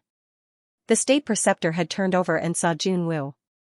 He probably remembered the fierce battle before, and his expression was shocked and angry. However, he sensibly didn't dare to say anything. Junwu also slightly lowered his head and looked at him condescendingly. He slowly said, "State Preceptor Xian Lu, long time no see." Huaqing leisurely walked up and glanced at him. He said, "This state preceptor looks like he doesn't have the strength to truss a chicken. How did he escape at that time?" Junwu said, "He didn't escape by himself. At that time, he had 3 helpers by his side. They were the other 3 state preceptors of Xian Lu." Hearing this, Xiaolian couldn't help but ask, "State preceptor, who are you?" Mei Nianqing looked at Junwu with a gloomy expression. He clenched his fists, and the veins on the back of his hands bulged. It was unknown whether he hated him for disrupting his plan, or hated him for exposing him in front of Xiaolian. After a while, he whispered, "Haven't you already guessed it, Crown Prince? One of the 4 heavenly guardians of Wuyong." Xiaolian said, "Then what about Wuyong? Is he by Wuxiang?" Hearing this, Junwu was startled. He said, "Xian Lu, who is Wuyong?" Only then did Xiaolian remember that he hadn't had time to tell Junwu about Wuyong country. Finally catching the state preceptor, Xiaolian had a lot of things to explain and a lot of questions to ask. It wasn't convenient to deal with them here. He said, "Dijun, let's go back to the heavenly court first." Junwu said, "That's fine." After a moment of silence, he said, "However, most of the resentful spirits in Bronze Furnace Mountain have been sent to the Imperial City. It can't be suppressed in a short time. Even if it was me, it would take 7 days and 7 nights to completely purify them. Then could it be that he had to wait 7 days before he could interrogate the state preceptor? Then it would be too late. Right now, Bai Wuxiang's whereabouts were still unknown." Xiaolian was thinking about what to do when he heard Huaqing say, "Leave this to me. Just go up." Xiaolian turned to look at him. Huaqing had already expected what he was thinking and said, "You don't need to say anything else. I'll wait for you here. If brother really wants to thank me, just come down and find me earlier." Junwu said, "Is this okay?" Xiaolian smiled and said, It's okay." At this time, a figure suddenly flashed on the light screen. A person rushed in from outside, limping and jumping, shouting, "Crown Prince! Crown Prince, what are you doing in there? Are you okay?" It was Xianxia. It turned out that when Junwu came down, he casually pulled a light screen to prevent others from seeing. The people outside didn't know what was going on and were scared half to death. Xianxia volunteered to rush in to see what was going on. If it was someone else, they might have been stopped, but he had been a heavenly official before. The light screen recognized him and actually let him in. As soon as he entered, he was stunned. "DDD Jun? Why did you, personally come down?" When Junwoo saw him, he smiled faintly and said, "Master Fengshe, I trust you have been well since we last met." Xianxia was a little embarrassed. After all, it was impossible for him not to know that once the news of Wudu changing his younger brother's fate and sending him to heaven spread, it would definitely cause a storm. At this time, when he saw his former superior, other than feeling ashamed and guilty, he really didn't dare to think of anything else. However, Junwoo didn't say anything to him. He was still very polite and gave him enough face. Xiaolian put Ruoxi away and Mei Yanqing slowly stood up. After Xianxia was done with his embarrassment, he asked doubtfully, "Who is this? What's the situation now?" Mei Yanqing glanced at him and suddenly said, "You are Xianxia, right?" Xianxia was stunned. "Who are you? How do you know my name?" The most important thing was, how could he recognize him when he looked like this? Mei Yanqing humphed. "Your name isn't good." Xianxia was baffled. "Huh?" Mei Yanqing didn't say anything else and consciously followed Junwoo. He looked quite honest, probably because he knew that he didn't have any helpers by his side right now. Even if he wasn't tied up, he wouldn't be able to escape from Junwoo's hands. Junwoo said, "Xian Lu, I'll take him up first. You come back later?" Xiaolian said, "Yes." Junwoo nodded at him. After the two left, Xiaolian turned to Huaqing. Before he could say anything, Huaqing said, "Brother, don't worry. I'm just guarding this circle and making sure they don't cause any trouble. It's not a big deal." Xianxia also said, "Your Highness, do you want to go up first?" Go, I'll also be watching." "Don't worry." Xiaolian nodded. "You've worked hard." If it was in the past, Huaqing would most likely reply with words like "it's nothing." Who knew that this time, he would instead fold his arms and sigh. "AI, it's really quite hard." Xiaolian felt like he was hinting at something. However, Xianxia was completely unaware and cheerfully said, "That's right. When we return, just remember to reward us. I suggest that we hold the banquet in the best restaurant in the Imperial City." Ha ha ha. He still couldn't forget to hold the banquet in the best restaurant in the Imperial City. Xiaolian thought to himself. "Fengshe Darren, don't say any more. He didn't mean it the way you think." Huaqing shook his head and casually played with the red coral beads dangling from his small braid. He raised an eyebrow and casually said, "If brother was by my side, it would have been fine. Thinking about brother going to heaven again and leaving me alone down there, and I feel even more tired." Xianxia finally felt that it was a little strange, but he still couldn't figure it out. He smiled and said, "Why are you speaking so interestingly? When I heard you, I thought you were saying that His Highness the Crown Prince was going to return to the heavenly court and you were lonely. Why do you sound like a newlywed? Ha ha ha." Xiaolian thought to himself, "You didn't think wrongly. Isn't that what he meant?" Xianxia awkwardly laughed for a long time. Xiaolian couldn't bear it anymore and lightly coughed, "Fengshe Darren, you go out first. Go out for a while, okay?" Xianxia? "Why?" Xiaolian couldn't explain and said, You go out first. We're just saying goodbye." Only then did Xianxia leave, puzzled. Only the two of them were inside the light screen. There was no third person. Xiaolian turned around again. Huaqing was still looking at him with one eyebrow raised, as if waiting for him to say something or do something. Thus, Xiaolian braced himself and stiffly placed his hands on Huaqing's shoulders. After pausing for a moment, he suddenly leaned forward and kissed Huaqing's cheek. After he finished kissing, he guiltily turned around to look. Only when he saw that there was no one did he relax. Unexpectedly, the next moment, his waist tightened. It was Huaqing hugging him. He narrowed his eyes and said, "Brother, aren't you being too perfunctory with me?" Huaqing's tone was filled with half-true and half-false dissatisfaction, which made people feel a sense of danger.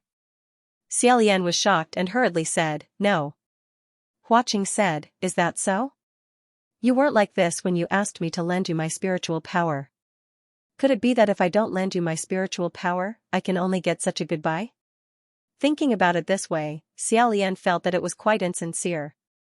After a while, he quietly said, I'm sorry. I didn't mean it that way. However, after apologizing, the more he thought about it, the more he felt that it was true. Alarm bells rang in his heart, and he was afraid that Huaqing would really misunderstand. Without waiting for Huaqing to respond, he jumped up, hugged Huaqing's neck, and fiercely rubbed against him. This time, he had firmly kissed the part of Huaqing that he wanted.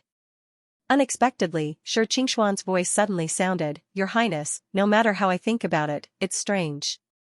You don't have to let me go even if you want to say goodbye? Your Highness? Leaving so soon? He rolled onto the streets of Immortal Capital. Xiaolian was still covering the lower half of his face. He staggered along the way.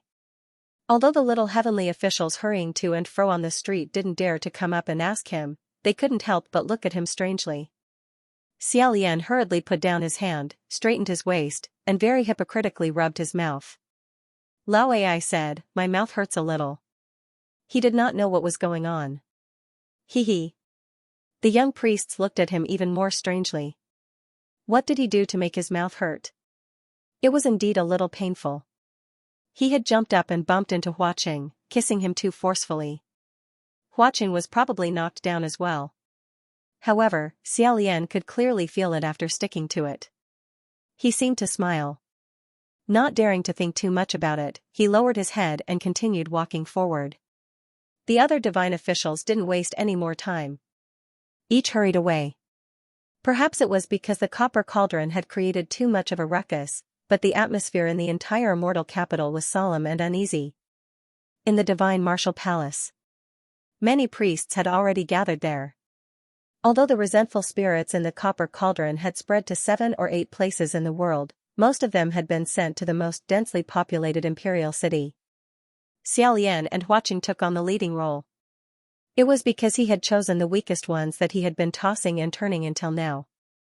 The others had only dealt with a few hundred of them. It had been settled long ago. Pei Ming, Feng Xian, and the others had already returned to the immortal capital. The moment Xiaolian stepped into the hall, he raised his head and came face to face with someone. It was Lang Qianqiu, whom he had not seen for a long time. Lang Qianqiu's face darkened. He was startled when he saw him, and immediately turned his head away. Everyone lowered their heads and remained silent. Junwu was sitting on the highest seat, and when he saw Xiaolian arrive, he stood up slightly. Just as he was about to speak, Lang Qianqiu stood up and said, Emperor, I heard you've already captured Qinggui Qi Rong. Junwu looked at him and said, Correct. However, Green Ghost Qi Rong, Female Ghost Xianji, and the others weren't personally captured by me. They were all handed over by the Ghost City's Guiding Jade. Only now did Xiaolian realize that the Guiding Jade was also here. It couldn't be helped. He really didn't have any sense of existence. Speaking of which, this was Yinyu's first time entering the Divine Martial Hall. In addition to the superior clergy, only those who are permitted by Junwu are allowed to step into this hall. In the past, when Yinyu was a heavenly official, he didn't have the qualifications to enter because of his low rank. Now that he's willingly degenerated to enter the Ghost City, he's finally able to enter a higher level. He doesn't know whether to laugh or cry. Lang Qianqiu said straightforwardly, Qi Rong is the enemy who exterminated my clan. Please hand this thing over to me to deal with. Junwu glanced at Xiaolian, pondered for a moment, then said, It's not that I can't hand him over to you, but I want to ask a question. What will you do after you deal with Green Ghost Qi Rong? What are you waiting for? Back then, Lang Qianqiu had threatened Xiaolian after settling the score with Qi Rong. Junwu was aware of this. Lang Qianqiu said stiffly, That has nothing to do with Monarch. It can't be that if I don't answer this question, you're going to protect Qi Rong and prevent me from avenging my family, right? In the past, he almost never spoke in the Divine Martial Hall, and even if he did, he would do so stupidly. Now that he spoke, his expression and tone were filled with hostility. This situation isn't good. Pei Ming said, His Highness Tai Hua is a bit angry today, of course Monarch will protect him. Just as they were trying to smooth things over, they heard a commotion outside the hall. Someone barged in and said, "Monarch, I can't wait any longer." It's actually Mu Qing. He's dressed in black, and his face is dark. The martial divine officials behind him were originally holding him, but how could they hold him back? They also rushed in and said, "Monarch, we were just about to send General Xianxia." Junwu sighed, held his forehead, and waved his hand, saying, "I know, you can leave." After a moment, he raised his head and looked at Mu Qing. "So?" Mu Qing said resolutely, "So I can't continue to endure this kind of injustice on my head." "Didn't you already capture that woman in the copper furnace? I want to confront her face to face." Lang Qianqiu also said, "Monarch, please hand over Qing Gui Qi Rong to me as well." The two of them spoke loudly together, and the people below became very noisy. Junwu looked like he had a headache, saying, "Silence. Can't you wait and let me deal with the copper furnace first?" Mu Qing said, "You need manpower to deal with the resentful spirits that leaked out from the copper furnace, so what's the point of locking me up? It's better to let me clear my name as soon as possible and serve the celestial heavens. As long as Monarch brings her here for me to confront, the truth will come to light. These words are reasonable. If I don't let him have his way, he'll probably not forgive me." Junwu could only say, "Bring the female ghost, Jianlan." Not long after, Jianlan was also brought up. She was carrying a bundle that looked like swaddling clothes. The bundle was emitting a dense black aura, and a deathly white thing that looked like a hand, but not like a hand, and like a bone, but not like a bone, was revealed from within. It bared its fangs and claws, and she stuffed it back into the bundle. Probably out of respect for Feng Xian, the escorting divine officials didn't grab her. Feng Xian's Adam's apple moved slightly, and their gazes met for a moment. Jianlan was the first to move away, and Feng Xian's gaze fell on the swaddling clothes in her arms, and his expression became even more complicated. Mu Qing, on the other hand, seemed to have lost his patience. The moment he came up, he said, "I don't know why your son wants to slander me, but he definitely knows that I'm not the murderer. He must have been instructed by someone." He had somewhat lost his composure like this, but Xiaolian could understand. After all, Mu Qing was a person who cared a lot about his face. He had been stuck with a bucket of sh*t for so long, and it even affected his position in the heavenly court, so he was naturally very angry. Junwu said, "In your opinion, who was the one who instructed him?" Mu Qing didn't say anything, but his gaze shifted to the side. Everyone could see that he was looking at Jianlan. The veins on Feng Xian's forehead immediately popped. "What do you mean? You think she deliberately let her son slander you?" Mu Qing retracted his gaze and said, "I didn't say that." Feng Xian said, "Then why are you looking at her? It's not like she has any hatred or grievances with you, so why would she instruct her?" Mu Qing stared at him and said, "She has no hatred or grievances with me, but that's not necessarily the case for you." Feng Xian said, "What do you mean? Speak clearly this time." Mu Qing glanced at Xiaolian and said, "You met Miss Jianlan during the time when His Highness the Crown Prince was demoted, right?" All the heavenly officials followed his lead and looked towards Xiaolian. "Xiaolian? Why did he have to be involved again?" Feng Xian also glanced at him and said angrily in a low voice, "What does this have to do with that?" Mu Qing simply threw caution to the wind and completely tore everything apart, saying, "Of course it's related. At that time, because you were at His Highness the Crown Prince's side and were in dire straits, you hated me to the bone when I ascended the celestial heavens once again. You also loved to use me as an example to dig up old debts and criticize me. Since she was the person who slept by your side, how could she not be influenced and hate me? Who knows, she might even hate His Highness the Crown Prince because in the end, you didn't take her away and chose to go back to continue being loyal and dejected. This was basically abandoning."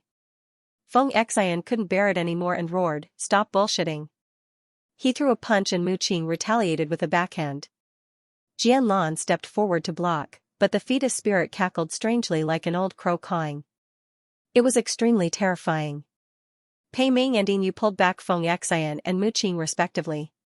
Quan Yizhen watched from the side as if he was considering who would win if they fought. In short, the atmosphere in the hall was foul. Xiaolian stood quietly for a while and lowered his head. After a while, he sighed and reminded, Monarch, the most important thing now is to find Bai Wuxiang and deal with the human face plague. The person we found just now is the most important clue. Junwu also couldn't bear to watch any longer. He waved his hand and said, Bring the female ghost Jianlan and the fetus spirit down. Bring Xian Le State Preceptor up. Mu Qing shouted, No need. I want, what? Feng Xian was also stunned, Bring who? The two of them looked towards the entrance of the hall.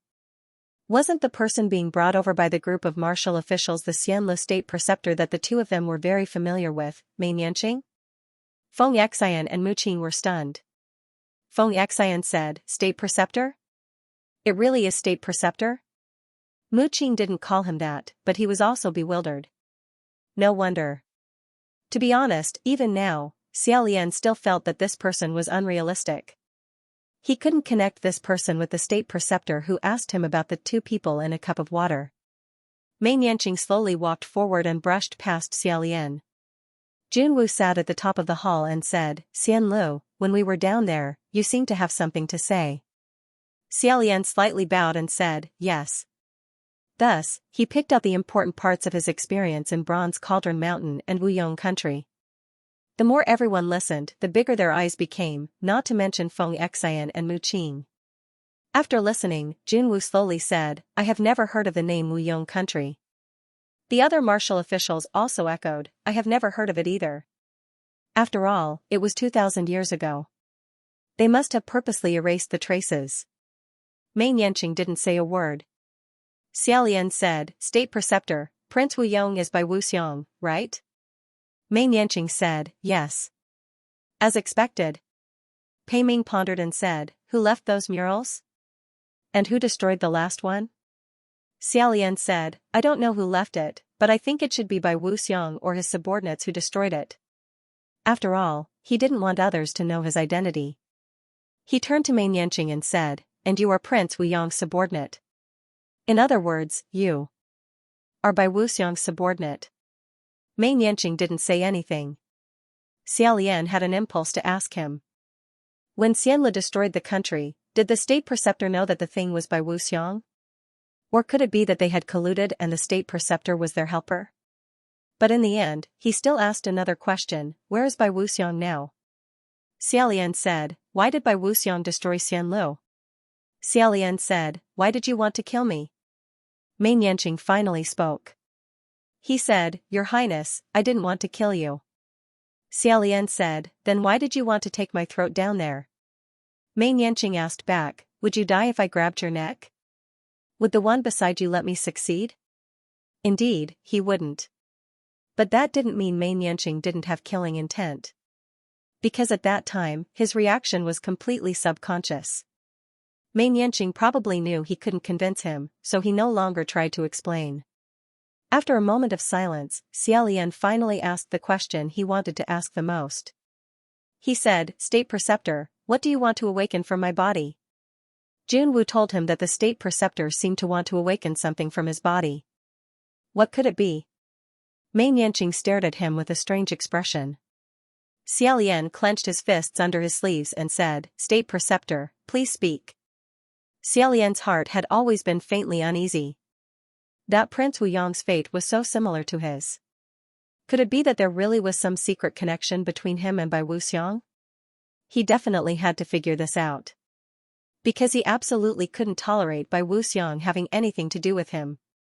But he was also extremely afraid that Bai Wuxiang really had something to do with him. Mei Nianqing looked at him. After a while, he said, Your Highness, the things you asked, right now is not the time for me to answer. And even if I answer, you might not believe me. Pausing, he said, However, there is one thing I can immediately answer you. Mei Nianqing said word by word, Right now, Bai Wuxiang is in this divine martial palace. He is right in front of me. Who was in front of him? Xiaolian. Xiaolian immediately retreated a few steps, as if he wanted to avoid this position. Feng Xian, who was closest to him, said, State Preceptor, you, open your eyes and look clearly. Who is in front of you? It's His Highness the Crown Prince. It's your disciple. However, there were also other voices. In the distance, a heavenly official covered his mouth and whispered, "Could it be? Could it be that His Highness the Crown Prince and Bai Wuxiang are one soul divided into two? What is one soul divided into two? It's the same person's soul divided into two halves, or split into two sides. One half and the other half have different memories. Their temperament and abilities are also different. Perhaps their appearance is also different. That's possible. I've also heard of this kind of example. If it's really like this, then what should we do? His Highness the Crown Prince is the White Cloak Calamity?" This kind of voice came from all directions. Xia Lian also began to suspect that he was Bai Wuxiang. Is it really like this? Could it be that he himself destroyed Xianlu? Could it be that he himself tortured himself for 800 years? To this day, everything that happened could only be blamed on him? The heavenly officials in the hall were in an uproar. Their expressions were all different. Feng Xian also didn't know what to say or believe. Junwu stood up and said, "Xianlu, calm down." Xia Lian's eyes were a little chaotic. He said, I. Could it really be that it was all his fault? If it really was him, then what should he do? He didn't know at all. Just as he was at a loss, suddenly, a voice sounded in his heart. "No. I can assure you that you are you, not anyone else. Believe me." San Lang. Huaqing said that it wasn't him. It definitely wasn't his fault. Thinking of this, Xia Lian's mind instantly became clear and he stood firm. Junwu had already gotten down from his throne and came to his side. He said, "Xianlu, calm down first." Xia Lian was about to raise his head and calmly reply. Who knew that at this moment, Mei Nianqing would suddenly stretch out his hand and pull out the sword from Feng Xian's waist, stabbing towards Junwu. All the heavenly officials cried out in alarm. However, Junwu and Xia Lian were both martial gods. Moreover, they were among the top martial gods. Why would they care about this level of sneak attack? Before the tip of the sword could touch Junwu's body, Xia Lian had already stretched out two fingers like lightning and caught the bright sword in front of his eyes. Once Feng Xian regained his senses, he immediately came forward to restrain the state preceptor. Daring to commit murder in the divine martial hall, and in front of so many martial gods, he was simply courting death. Feng Xian said, "State preceptor, what you're doing is useless."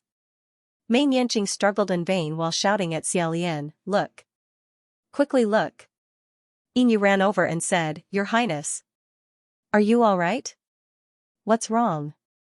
Mu Qing vigilantly said, "What are you looking at? What does he mean? What does he want?" Amidst the chaos, Xia Lian didn't move for a long time. It wasn't because of anything else, but because he saw something in that snow-white sword. A face. A calm and handsome young man's face. And on this face, there were three other faces. Those three slightly smaller faces squeezed onto this person's face, destroying his originally handsome appearance into a sinister and terrifying one. Even his facial features were slightly distorted. Half of the face looked like it was crying, while the other half looked like it was smiling. Xia Lian should be familiar with this face. But at this moment, under the mirror-like sword, it was so unfamiliar and frightening. It shocked Xia Lian so much that he broke out in a cold sweat. Only now did he suddenly remember that the sword Feng Xian carried on his body was the red mirror, the mirror where evil poisons appeared. When a demon entered the mirror, there was nowhere to hide. From this corner, the red mirror didn't reflect his face, but rather the face of the person standing behind him. Furthermore, there was a pair of gloomy eyes on that face that were closely watching him. Xia Lian's pupils slowly contracted. His movements seemed to slow down by several beats. He slightly opened his mouth, but before he could make a sound, his wrist suddenly stiffened. Xia Lian hadn't felt such a creepy feeling for hundreds of years. Mei Nianqing said that Bai Wuxiang was right in front of him. His first reaction was himself. But he forgot that the one standing in front of Mei Nianqing was Junwu, who was behind him. But he had never thought of this person before, so now he suddenly realized. Only then did his hair stand on end. Xia Lian struggled. But the power of that hand was great. It held him firmly and didn't move. He couldn't help but say, your face. Junwoo's voice didn't seem to mind. It was as if he had just noticed a small mistake. Ah, a moment of carelessness. I let them out again. Xiaolian felt a sharp pain in his wrist. Finally, he couldn't hold the hilt anymore. The longsword fell to the ground.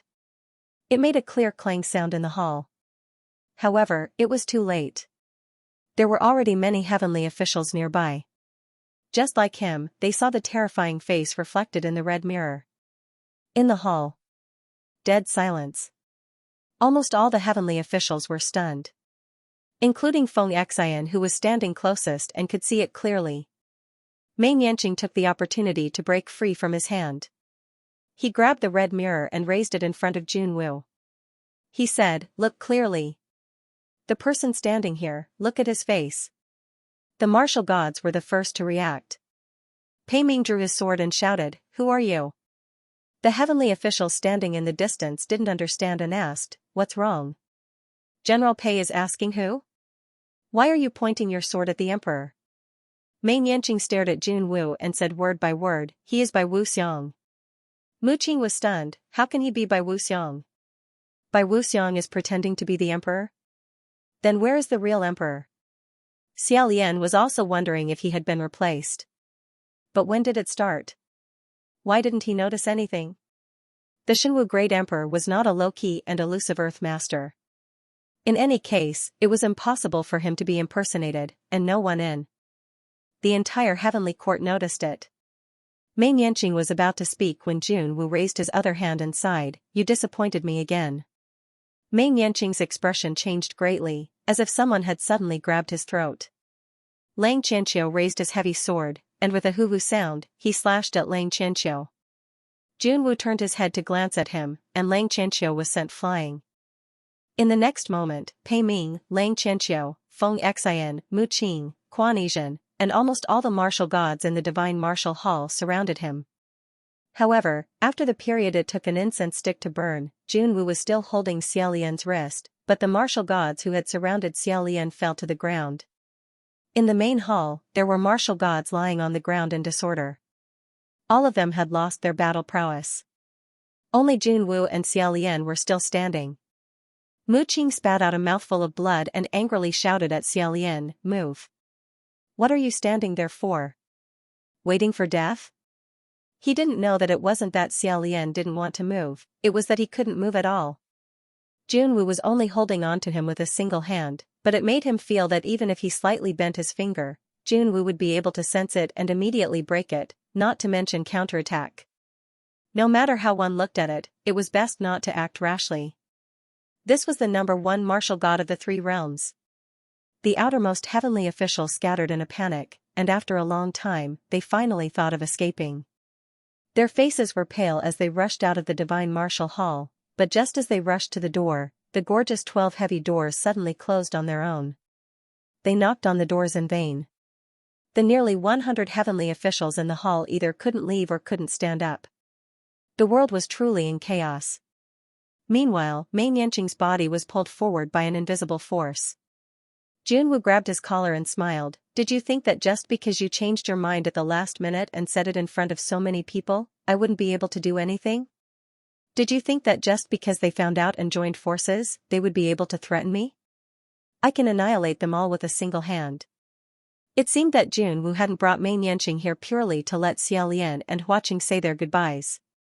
Halfway through, he had told or threatened Mei Yanqing a few things. That was why he felt at ease interrogating him in the divine martial hall. But who knew that at the last moment, Mei Yanqing would go back on his words. He grabbed Junwoo's sleeve with both hands and shouted at Xiaolian, "Your Highness, quickly leave. He's crazy."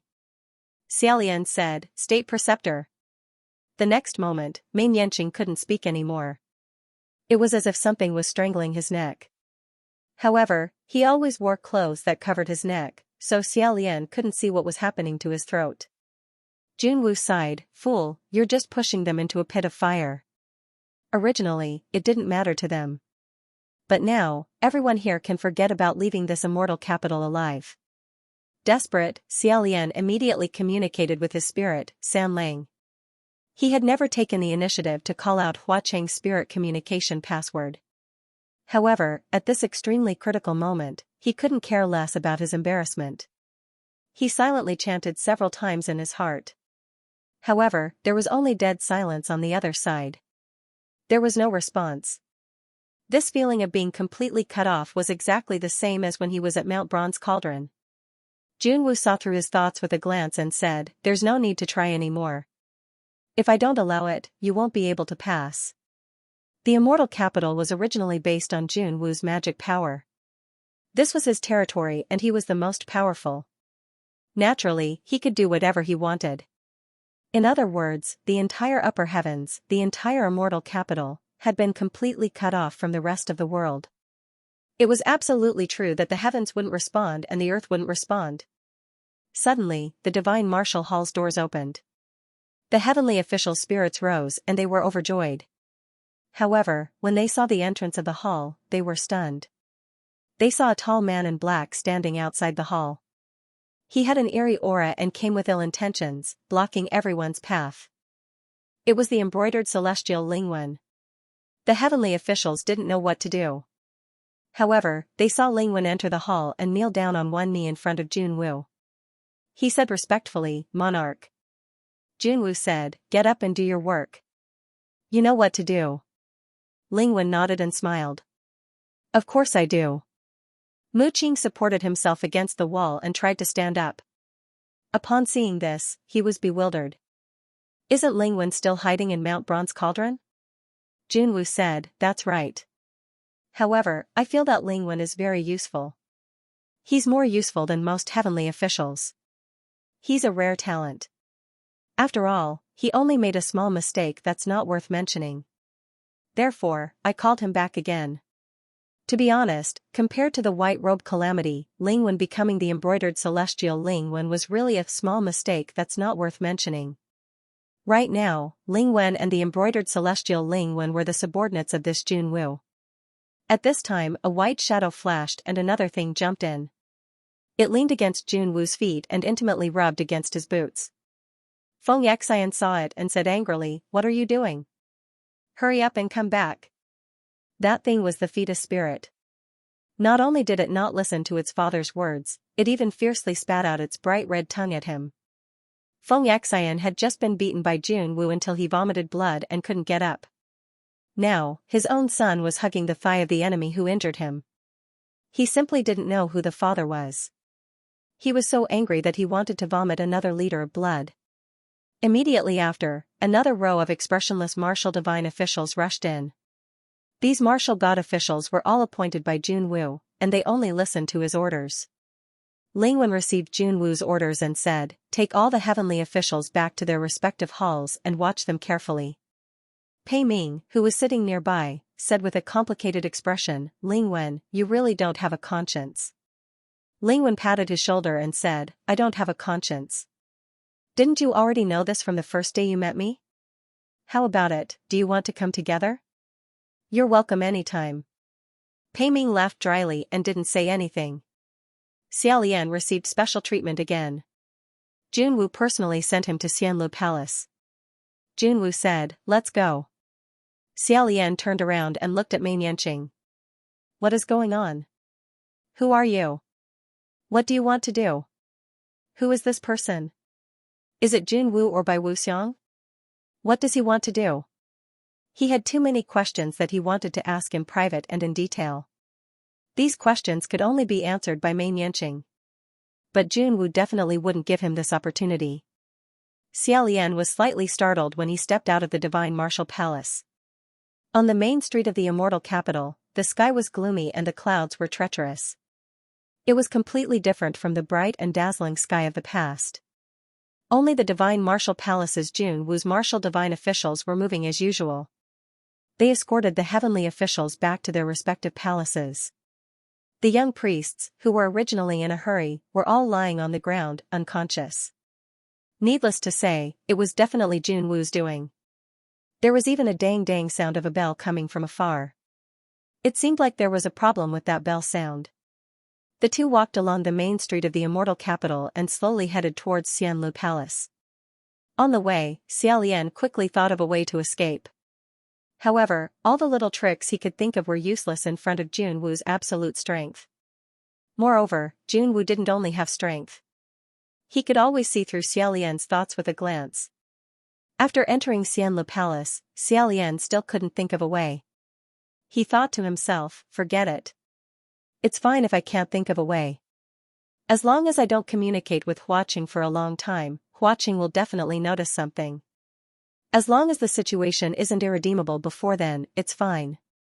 Unexpectedly, after closing the door, Junwu suddenly said, "Are you thinking of blood rain Tanhua?" Junwu's words suddenly made his heart palpitate. His heart started to beat wildly. Xiaolian didn't know how to answer. Yes? Then, would Junwu harm Flower City? No? Junwu might not believe it. Seeing that he didn't answer, Junwu smiled and said, "Don't worry. I know that you must be thinking of him. You really want to communicate with him, right?" The tone he used when talking to Xiaolian was still the same as before.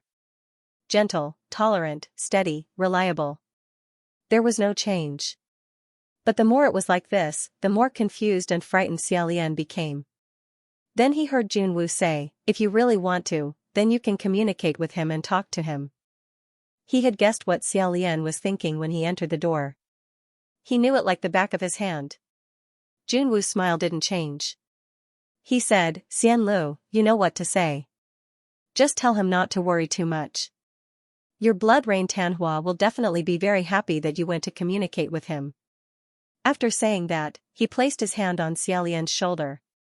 Xiaolian felt a subtle fluctuation. He knew that Junwu had used some kind of spell to probe the content of his communication. Even if he didn't say it, he could still hear it. And Xiaolian naturally understood what Junwu wanted to hear him say. After a pause, he braced himself and recited Huaqing's spiritual communication password. Hearing that password, Junwu seemed to find it very interesting and even smiled. But Xiaolian wasn't in the mood to be embarrassed. Almost instantly, Huaqing's voice rang in Xiaolian's ears. He sighed and said, brother, after so long, you finally remembered me." Xiaolian and Junwu's eyes met. He said, "San Lang, I've only left for less than 2 hours. But Huaqing said, in my opinion, the important thing is leaving, not 2 hours. Even if it's only for a moment, it's still leaving." Junwu was right next to him, listening to him. The situation was clearly very dangerous, but Xiaolian still felt a bit embarrassed. Junwu said, "Unfortunately, he has to wait more than 2 hours. Continue. Tell him that before the vengeful spirits are dealt with, he won't be able to see you. Don't try to hint to him in a roundabout way, I can hear everything. Once the vengeful spirits were dealt with, it would take 7 days and 7 nights." After a pause, Xiaolian said, "You can't even wait for 2 hours. What if I have to spend a lot of time this time? What should I do then?" Huaqing said, "Did Junwu give you a bunch of tasks?" Xiaolian said, "Yes." Huaqing said, "Let me help you." Junwu said, "Tell him that after you finish this task, I'll give you 3 years of leisure." Xiaolian said, "No need. San Lang, you've already helped me a lot by helping me guard that array. Let me do the rest. Dijun already said that after I finish this pile of tasks, I can have 3 years of leisure. I don't need to do anything else." Huaqing said, "Only 3 years?" Xiaolian said, "Is 3 years not long? It's already a small sweetener." "All right." However, Xiaolian said, What reward?" Huaqing asked, "What do you think?" Xiaolian could imagine it, how he raised one of his eyebrows and raised the corner of his mouth when he asked this. How could he say anything? Huaqing continued, "Speaking of which, brother still owes me quite a bit of mana. Did I remember correctly?" Xiaolian said cautiously, "No." Huaqing said, "Then has brother thought of how to return it?" Xiaolian said, "Also no." Huaqing seemed to smile and said, "Since you didn't think of it, why don't I decide? After this matter is settled, if you get a fake one, brother can slowly return it to me, how about that?" Xiaolian received his attack, while looking at Junwu with a guilty conscience, randomly saying, yes. Step by step, he led him to this point, and got the answer he wanted. Huaqing was finally satisfied and let him go for now. So? It's rare for brother to find me to communicate with you. What is it for? Junwu stared at Xiaolian. He let Xiaolian communicate with Huaqing, to stabilize Huaqing so that he wouldn't notice the abnormality so quickly, to obediently stay in the lower realm. Xiaolian naturally knew what answer he wanted to hear and slowly said, "Actually, it's nothing. I'm just afraid that you'll be worried if I stay here for too long." Huaqing said, didn't brother say it yourself just now? You only left for less than 2 hours, why would you be afraid that I'll be worried? Xiaolian was confused. He felt nervous and a little funny. Suddenly, Huaqing said, "I understand." Xiaolian's breath stopped and he said, "What do you understand?" The other side seemed to chuckle a few times. After a moment, Huaqing said slowly, "Brother, could it be that you missed me so much after leaving not long ago?" If he could cover it up before, this sentence was too blatant. No matter what, he couldn't pretend to be normal anymore. Under Junwu's scrutiny, Xiaolian's face still slightly heated up. After a while, he said in a low voice, "Yes." Huaqing also said in a low voice, "I feel the same. I really want to go up and take you away right now." At the same time, Xiaolian's heart slightly warmed up. His eyes met Junwu's. If Huaqing really wanted to come to the immortal capital, how would things end? How would Junwu deal with him? Xiaolian suppressed his emotions and said as naturally as possible, "That won't be necessary. The upper heavenly court is in a mess now, if you come, they will probably be shocked. Let's wait a little longer." Huaqing said lazily, "Got it, big brother. I won't go up and scare them. I hate the blinding light in your immortal capital. Also, I have to take care of this group of people. I'll just obediently wait here for big brother to come back." Xiaolian didn't know whether to sigh in relief or break out in a cold sweat. "Be good." Huaqing said, "However, if I'm obedient, big brother can't come back empty-handed. I want to reward you." Xiaolian replied, "Definitely, definitely." The two of them casually exchanged a few more ambiguous words, saying their goodbyes over and over again. Only then did the channeling end. Xiaolian lightly exhaled. Junwu said, "It seems that Xianlu is having a wonderful time down there." Xiaolian didn't know what to say. He patted Xiaolian's shoulder, turned around, and was about to walk out of Xianlu Palace when Xiaolian called out from behind him, "Dijun." Junwu's figure stopped. Xiaolian said, "Who are you? Are you Dijun? Or something else?" Previously, he suspected that the state preceptor might be related to Bai Wuxiang. But if Junwu was related to Bai Wuxiang, he felt like his entire person was about to be turned upside down. Junwu was the #1 martial god of the 3 realms that he admired and yearned for the most. Junwu didn't answer him and walked out on his own. Xiaolian was left alone. While pondering how to deal with the situation, he dragged his exhausted body to the rear hall of Xianlu Palace. Although Xianlu Palace had become a cage, it was still a gorgeous cage. There was even a white jade bath at the back of the hall. For so many days, Xiaolian had fought white ghosts, entered the copper furnace, and crawled all over the place. At this point, he was already physically and mentally exhausted. In any case, he wouldn't be able to take the next step for a while, so he might as well take a bath to wake himself up. After taking off his clothes, he soaked himself in the warm water. Xiaolian lay down on the edge of the white jade bath and absent-mindedly folded his clothes. Suddenly, 2 small things rolled out of his clothes and made a crisp sound. Xiaolian stared at them and saw that they were 2 exquisite and cute dice. He picked up the 2 dice and held them in his palm. He recalled what Huaqing had said to him. "If you want to see me, no matter how many points you throw, you will be able to see me." In fact, when he tried to communicate with Huaqing, there was already something very unnatural about it. Perhaps Huaqing would sense it. However, even if Huaqing discovered that something was wrong, he still wouldn't be able to come up. That was because Immortal Capital was already cut off from the rest of the world. Everything was under Junwu's control. Although he knew that in this situation, even if he threw 2 6 points, he probably wouldn't be able to see Huaqing, Xiaolian still gave it a try. Roll, roll. The dice rolled on the jade stone at the side of the bath. His luck was still terrible. Sure enough, there wasn't any movement after throwing 2 6 points. Xiaolian sighed and turned around. Just as he was about to bury his face and body in the water, he suddenly heard a voice. Gidge. He abruptly stood up, splashing water everywhere. Sanlang?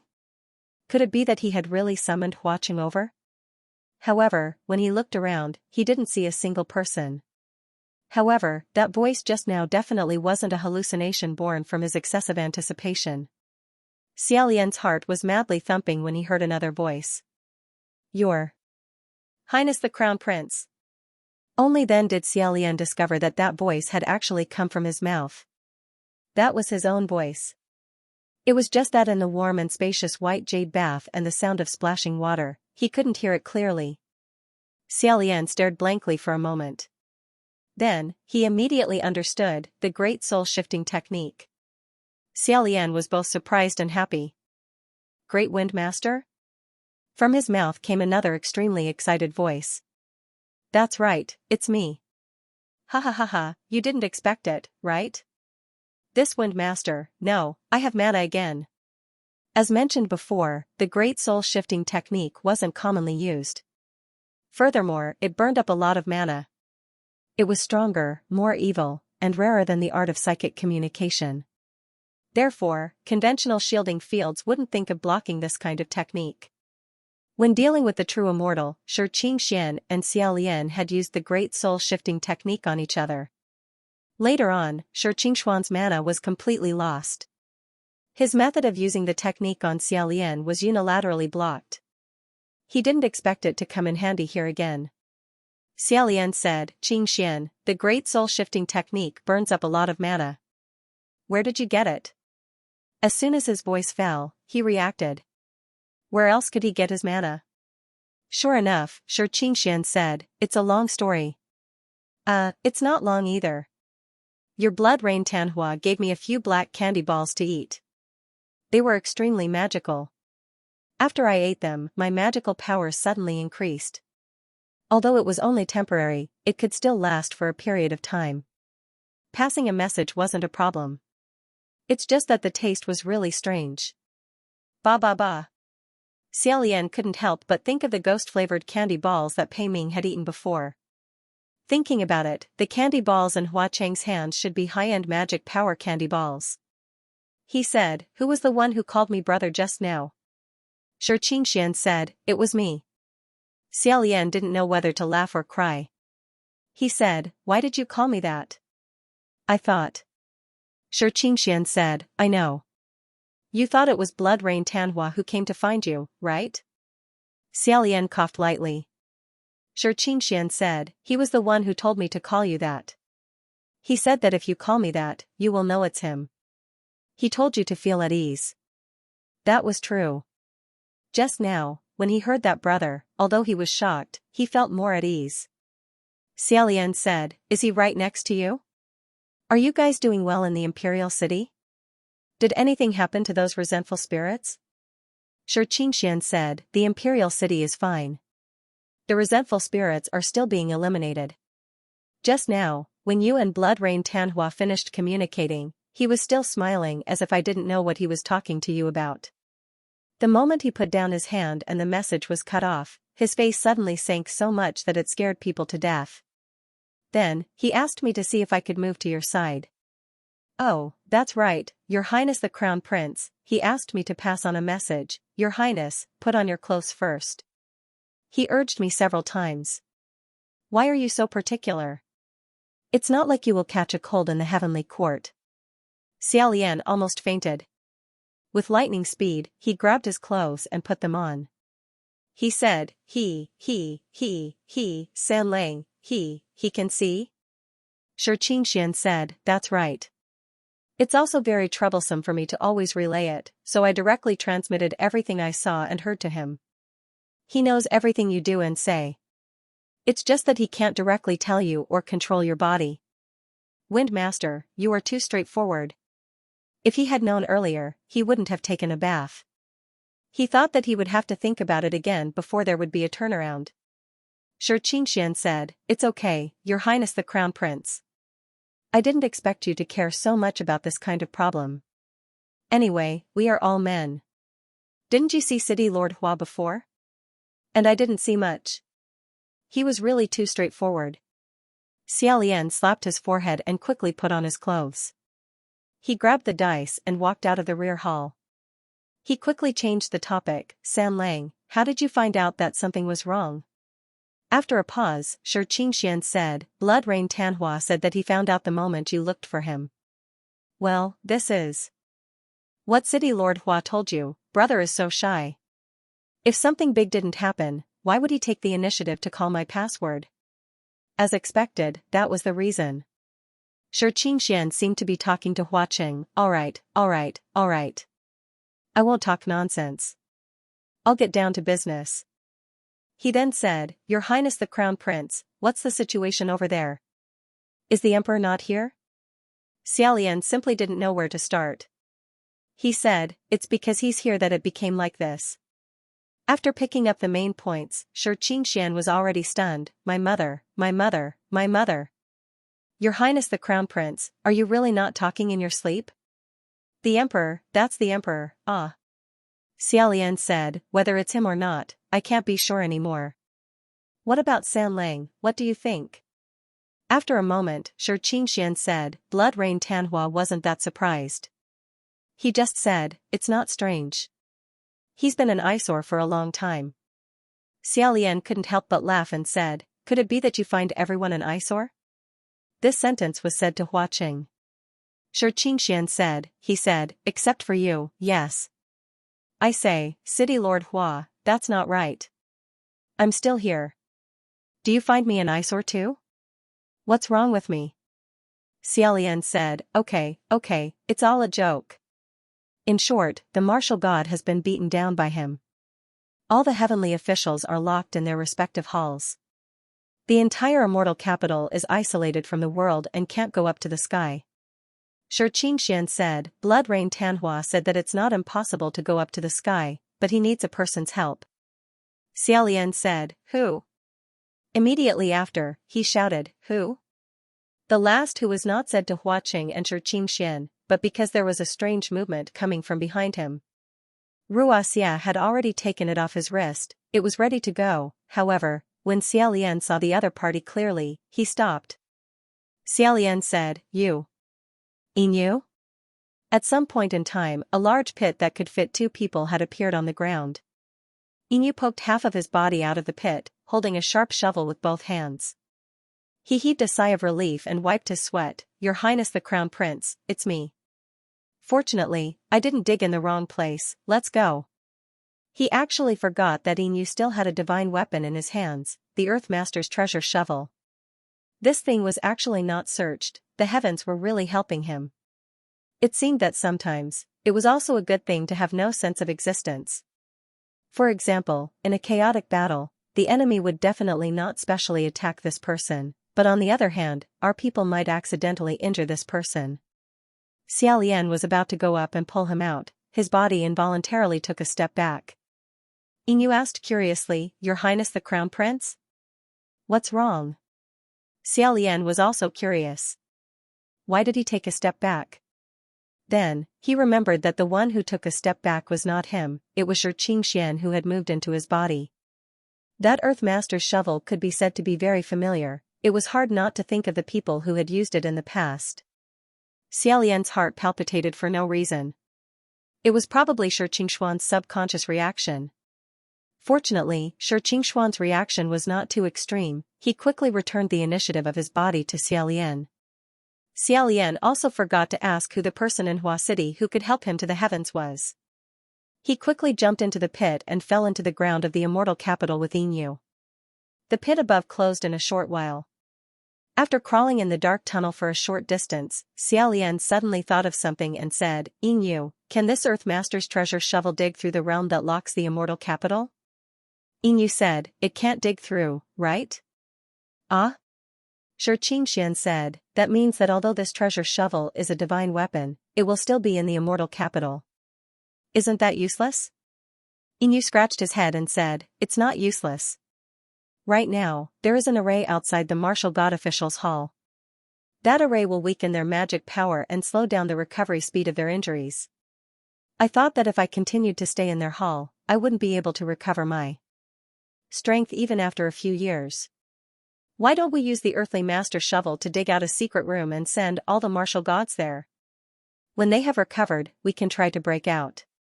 Xianxia said, wait. City Lord Hua said that you should ask that bunch of trash, that bunch of martial gods to just hide and recuperate. Don't even think of trying to break out from under Junhua's hands. They're just courting death. Yinyu said in surprise, Your Highness, you can communicate with the city lord? I thought you couldn't? Xiaolian said, No, the one talking to you just now wasn't me. Xianxia said, It's me, Your Highness Yinyu. But speaking of which, he was also a talker, causing Yinyu to be confused. It's you, it's still you. Isn't it you, Your Highness? Xianxia said, Hey, it's me, I'm Master Feng. No, now I should be called the former Wind Master. I used the soul transfer technique. Sigh, passing on messages is really tiring. He entered this side and listened, then returned to his own body to pass on what he heard and saw to Hua City. Going in and out repeatedly, just thinking about it made him tired to death. Yinyu hurriedly said, Oh, it's been hard on you, So that's how it is. He dug even harder. After the two of them crawled forward for a while, Yinyu said, This place should be more or less done. Your Highness, you guys hide here first. I'll go pick up the next heavenly official. The hole they came from gradually closed. Xiaolian said, You're going alone? I'll go with you. Yinyu said, Forget it. To tell the truth, Your Highness, the bigger the hole the earthly master shovels open, the more power it consumes. If I go alone, it might be faster. The nearest martial god palace is. He seemed to think for a while before saying, In short, I'll be back soon.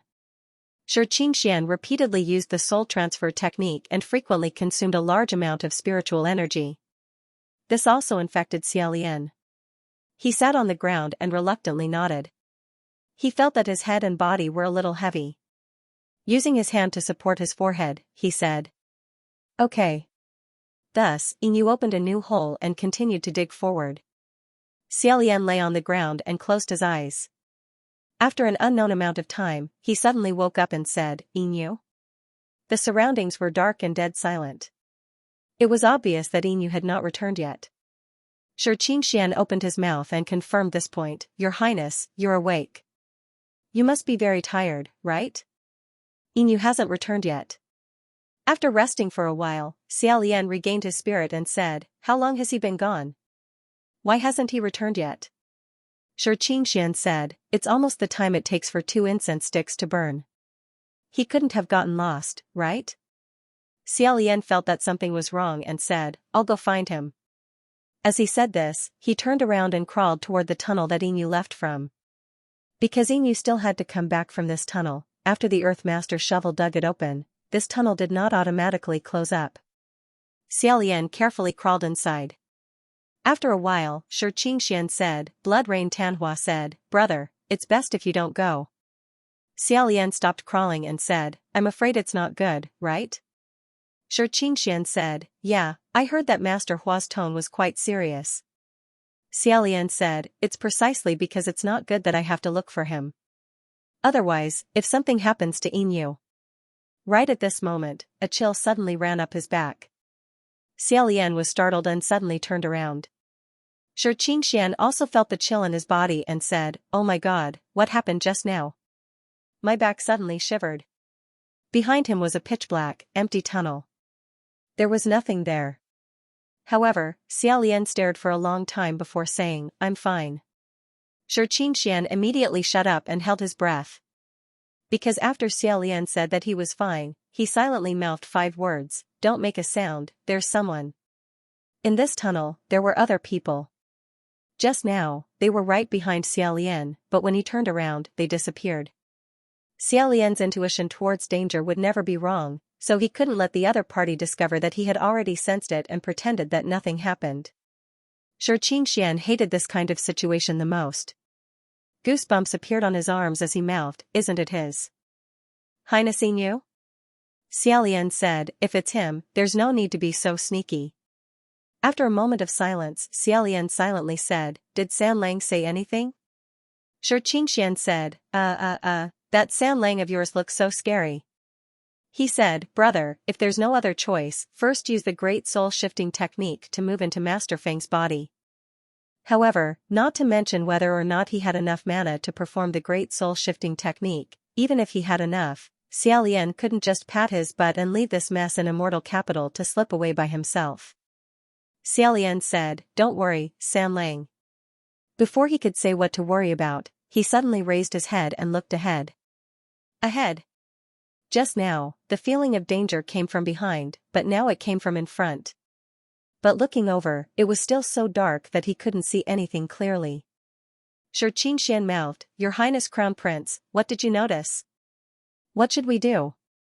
Does this mean that we should go forward or backward? After observing with rapt attention for a moment, Xiaolian said, this means that it's the same whether we go forward or backward. It doesn't matter. As he said that, he crawled forward.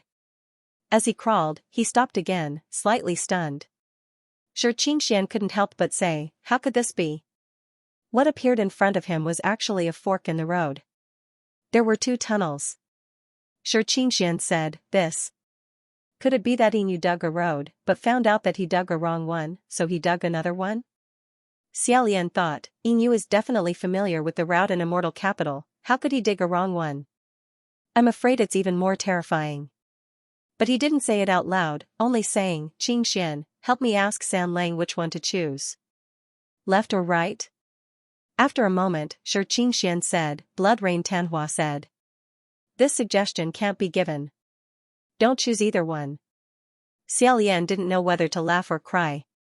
Although he also felt that there were bad things waiting for him on both roads, he couldn't stay in the same place forever. After thinking for a moment, he said, then Qingxian, you choose one. Qingxian, Me? Xiaolian said, N. If you choose, there's a 50% chance that you'll choose the better one. But if I choose? Qingxian immediately said, okay, I understand. After hesitating for a moment, he turned his head to the left. Xiaolian nodded and climbed in. The deeper they went, the narrower the tunnel became. It was so tight that people couldn't breathe, but it was still passable. After crawling for a while in a zigzag manner, the path suddenly opened up and he arrived at a relatively large space. Fortunately, although they were on tenterhooks along the way, they didn't encounter any real danger. Xiaolian looked around for a moment and said, where is this? Qingxian said doubtfully, I don't know, I can't see clearly. But why does it feel a little familiar? Ah? He wasn't the only one who discovered it, Xiaolian also discovered it. As expected, it looked familiar. Wasn't this the underground secret room where Xiaolian had laid down and rested for a while, waiting for Inu to return? It was absolutely true. On the other side, there was a hole in the ground. It was the one that Inu opened with the Earthmaster's shovel when he left. Xiaolian had also climbed out of this hole to find him. Qingxuan's hair and bones stood on end as he said, why did we come back? Just now, was there a tunnel that we climbed back through? Of course not. Just now, when they left, there was only one tunnel leading out of this underground secret room. And the tunnel that they climbed back through had appeared out of thin air at some point. At the fork in the road they encountered, the road on the left took a big detour and led back. This definitely wasn't for Inu to leave. He wouldn't spend so much effort to quietly do such a meaningless thing. Perhaps, he had also encountered something very strange. Xiaolian thought to himself, as expected, he should have followed them. Without another word, he crawled out of the tunnel they came out from and quickly crawled to the fork in the road. This time, he chose the tunnel on the right. As he crawled, Qingxian said, It seems that this time, my luck isn't that good. I chose the wrong path. I should have chosen the right from the beginning. However, Xiaolian said, no, I think your luck is still very good. Qingxian said, What do you mean? Xiaolian tried his best to be tactful and said, how do I say it? Because, the road on the right may be more terrifying than the one on the left. Both of them heard the sound of something crawling rapidly approaching from behind them. Xiaolian took off Ruoxi and threw it behind him. He said, "Ruoxi, help me block it first." Then, he crawled forward with all his might. Xianxia was so nervous that he almost lost his mind. He said, "Ha ha ha ha ha, exciting, exciting. Exciting, exciting, exciting." Xiaolian said, "The more exciting thing hasn't come yet. Come. Please look." Xianxia, "What is it now?" Xiaolian stopped crawling and let out a long breath. In front of the two of them, another fork in the road appeared. Xianxia said randomly, "Right." Xiaolian decisively turned right. Along the way, there were actually continuous forks in the road. Xianxia said, "Left. Right. Left. Right." He already didn't know what he was shouting. In this extremely dangerous and ever-changing situation, there was no time to withdraw Xiaolian's body and go back to Flower City to ask what to do. Because it was very likely that the next fork in the road, the situation would be completely different. The thing behind them was blocked by Ruoxi for a while, but it was still constantly approaching. And the tunnel on both sides was getting narrower and narrower. In the end, it had reached the point where they couldn't even move their arms. Xiaolian's shoulder was already stuck. He said, "I can't climb down anymore." Xianxia said, "Then what should we do? Don't tell me we're still going to retreat?" The thing chasing behind them was already catching up. Xiaolian said, "Don't be afraid. A real man knows when to yield and when to stand tall. If we don't advance, we retreat. Come." As he said that, he took 2 steps back and freed a hand. Just as he was about to grab the hilt of Feng Xian's sword and fight to his heart's content with the thing chasing behind him, his scalp suddenly turned cold. Xiaolian's heart also became half cold. Looking up, he couldn't see what it was at all. However, it seemed that someone was laughing softly in the darkness, reaching out a hand and placing it on Xiaolian's head. Xiaolian opened his eyes wide, and in the next moment, he lost consciousness. He didn't know how much time had passed before he slowly woke up. After waking up, Xiaolian discovered that he was sitting on a chair, and his entire body was firmly tied up. After struggling for a bit, he discovered that the one who had tied him up was Ruoxi. Xiaolian was baffled as he asked, "Ruoxi, what are you doing?" Ruoxi also felt very wronged as it drooped and rubbed against him. Xiaolian took a closer look and found that Ruoxi had actually been tied into a tight, dead knot. It was no wonder that Ruoxi couldn't resist. What it feared the most was being tied into a dead knot. In the past, when it wasn't sensible, it liked to blindly play with itself. As it played, it would tie itself into a bunch of messy, dead knots. Every time, Xiaolian would have to helplessly help it untie it. Later on, it learned to be obedient and smarter, so it no longer tied itself into a dead knot. Xiaolian was helpless, so he tried to see if he could break the chair apart. Unfortunately, the chair didn't move a single inch. It seemed that it had been reinforced with magic power. Since he couldn't move, then it was better to first observe his surroundings. Xiaolian looked around.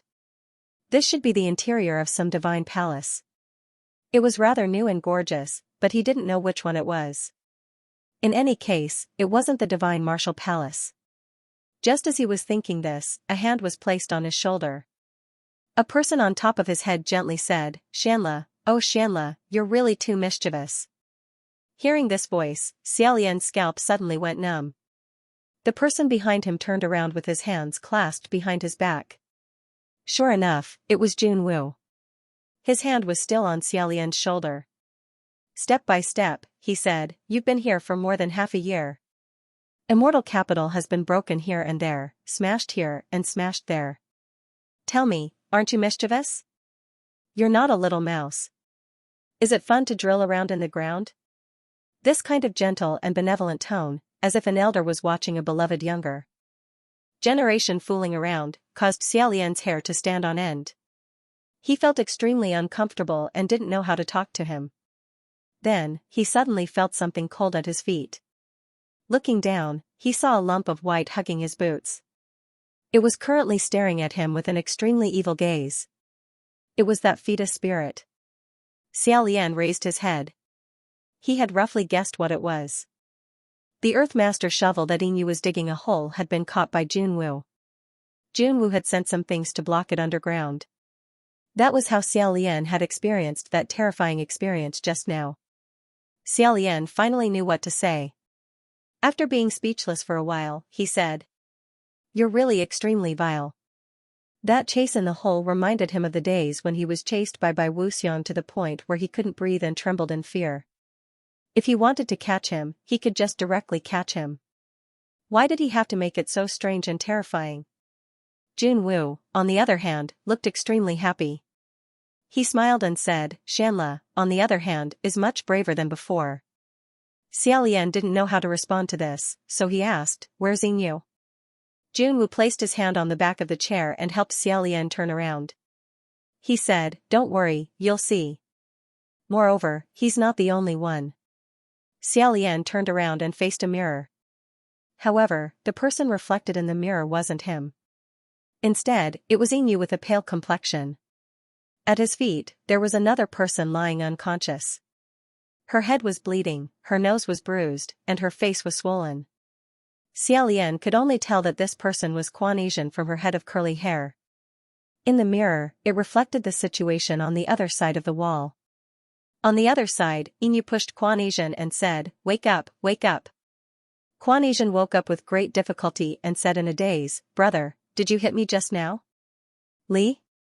Poor Qiying, he had already been beaten until his speech was unclear. Xiaolian couldn't help but feel pity.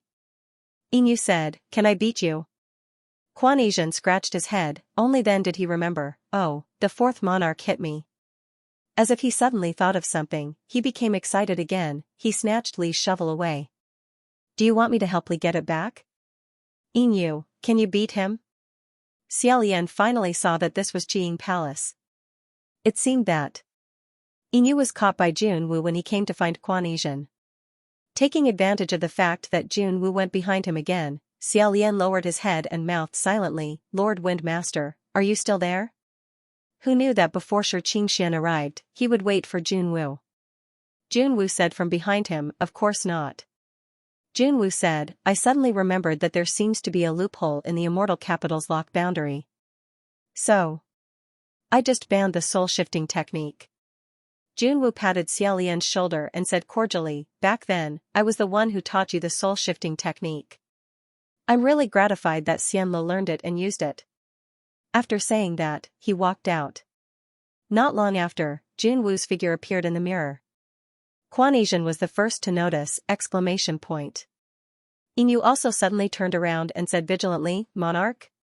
Quan jumped up and was eager to give it a try, but Junwoo casually slapped him back onto the couch, causing the entire couch to collapse. Quan directly laid on the ground, his head tilted to the side, and he lost consciousness again. Inu was extremely vigilant, but Junwoo said, "There's no need to be so vigilant. If you think like this, even if you're vigilant, it's useless. Why not relax?"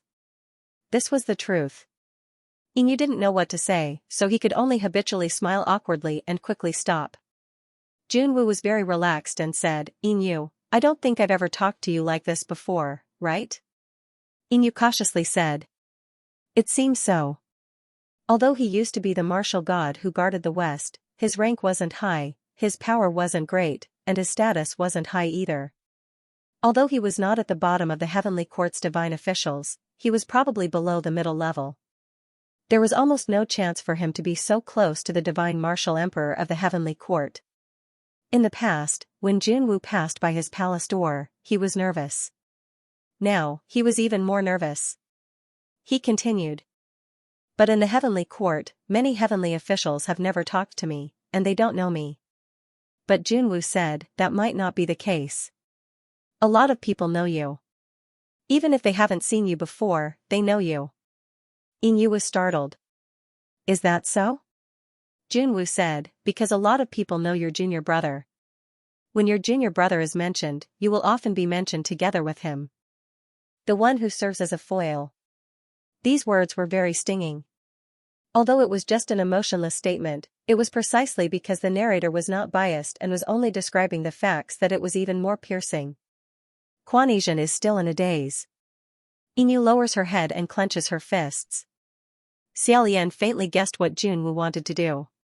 After a long time, Yingyu mustered up her courage and said, Jun, what do you want to do? You are already the divine martial emperor, the #1 martial god of the 3 realms. No one can compare to your position.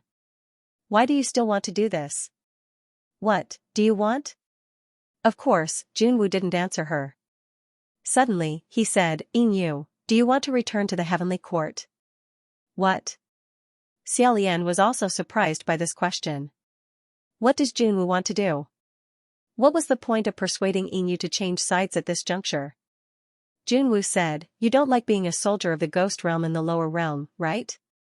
Yingyu finally reacted and said, you think too much. There is no such thing as liking or disliking. Xiaolian cursed in his heart, you can't answer like that. This time, I'm afraid I'll give him an opening. Sure enough, Junwu faintly smiled and said, do you know? Your answer is equivalent to saying, yes, I don't like it, so I won't talk about it. Not bad. If Yingyu really had a lot of confidence in her heart and really liked her current position in the ghost realm, she would directly and clearly answer, I like it very much. As for avoiding the sharp edge, the answer was very obvious. Junwu said, you come from a prestigious family, and your sect is orthodox. You have never walked the path of evil, and you are also the leader of your sect. Since you were young, you have been influenced by what you see and hear. This kind of pursuit is very difficult to change. Wandering in the ghost realm, you can only say that you have no other choice. Of course, you can't say that you are very satisfied with your current position in the ghost realm. Because this is not what you want at all. Yingyu really didn't have enough confidence. She weakly said, City Lord has done me a favor, he saved me. Junwu said, I know. He also helped you release the resentful soul of Jianyu who died on the way to being demoted, right? Yingyu said. Yes, so regardless of whether I am satisfied with my current position or not, Junwu said, then you are not satisfied. However, you are bound by a favor, and you have no other way out, so you force yourself. Yingyu lowered her head and didn't say anything. Xiaolian was sweating in his heart.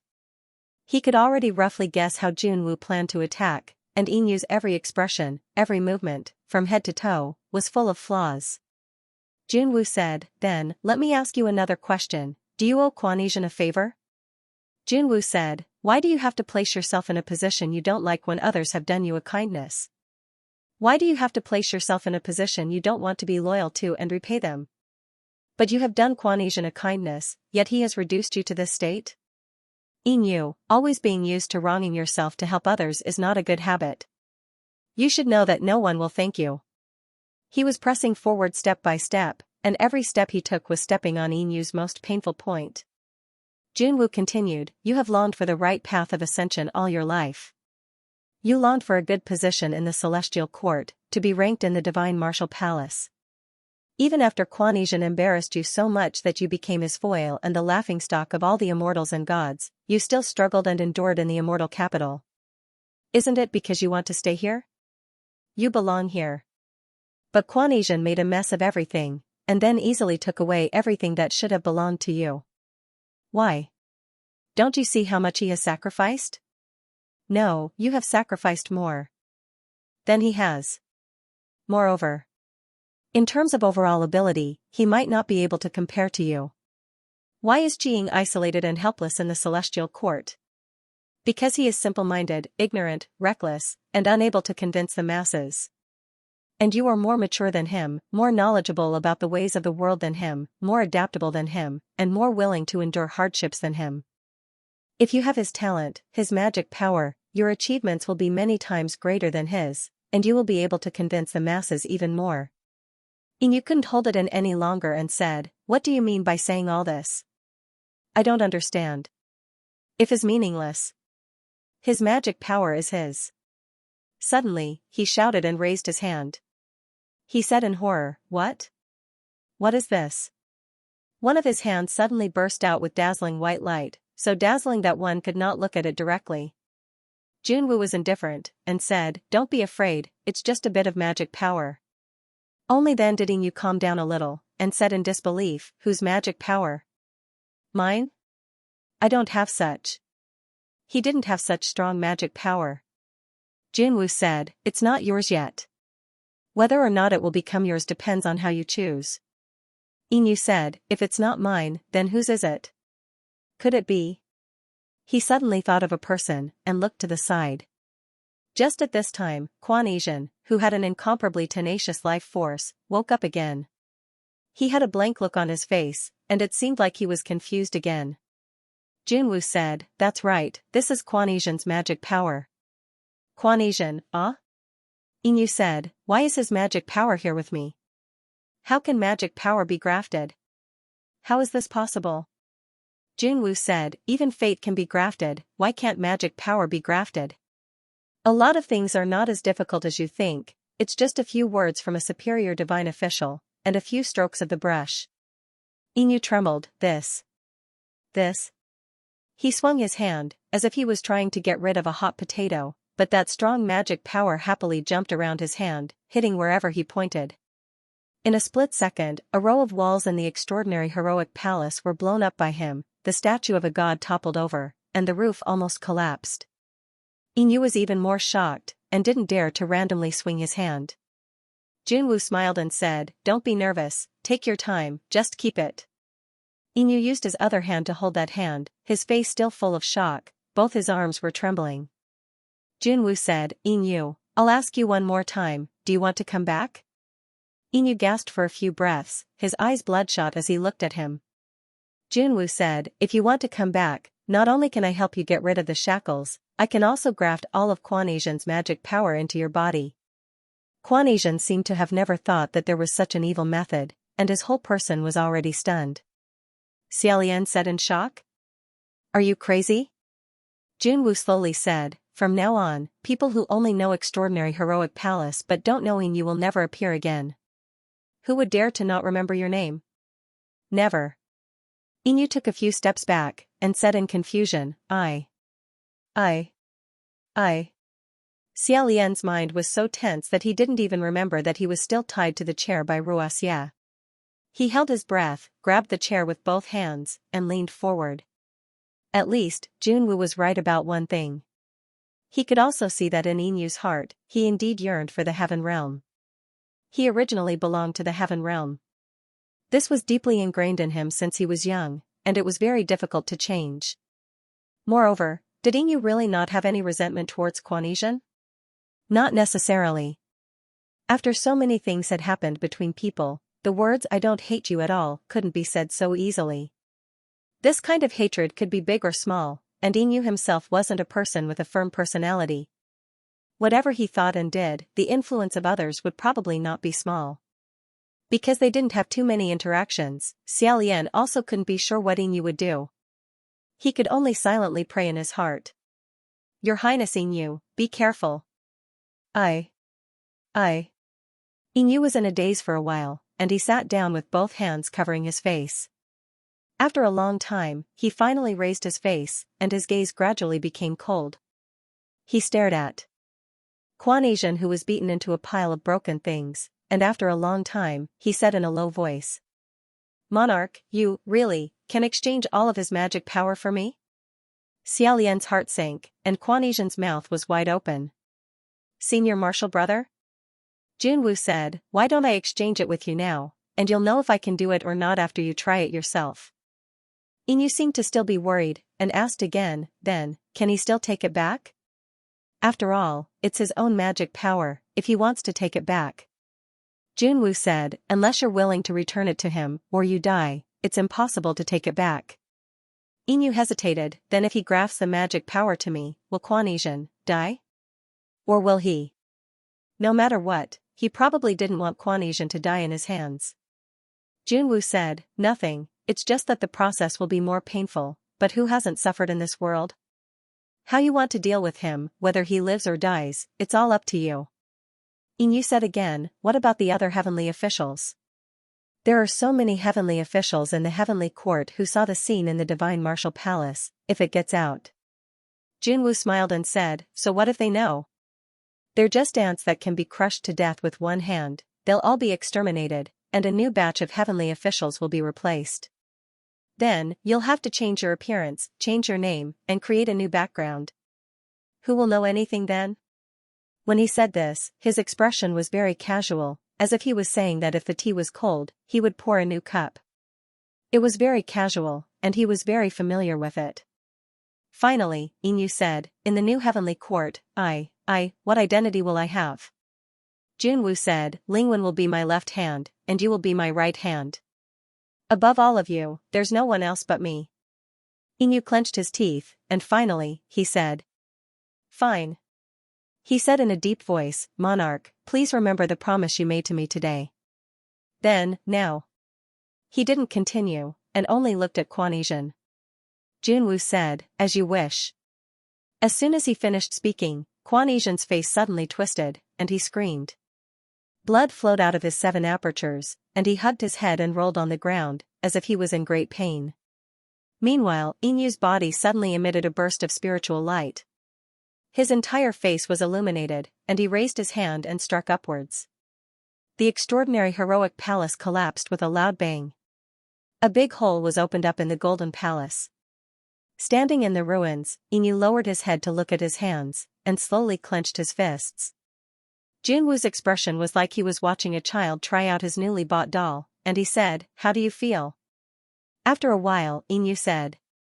I've never possessed such great power before. He looked at Quan Yizhen who was screaming on the ground, and his expression was complicated. He said, My master said something before. He said that Quan Yizhen was born to ascend, and it was the ability given by the heavens. Is this the divine power given by the heavens? Junwoo said, From now on, it's yours. Inyu nodded slowly. In the next moment, he raised his palm and struck. This palm strike used 100% of Quan Yizhen's magic power, and its power was terrifying. A ball of white light burst out from the mirror.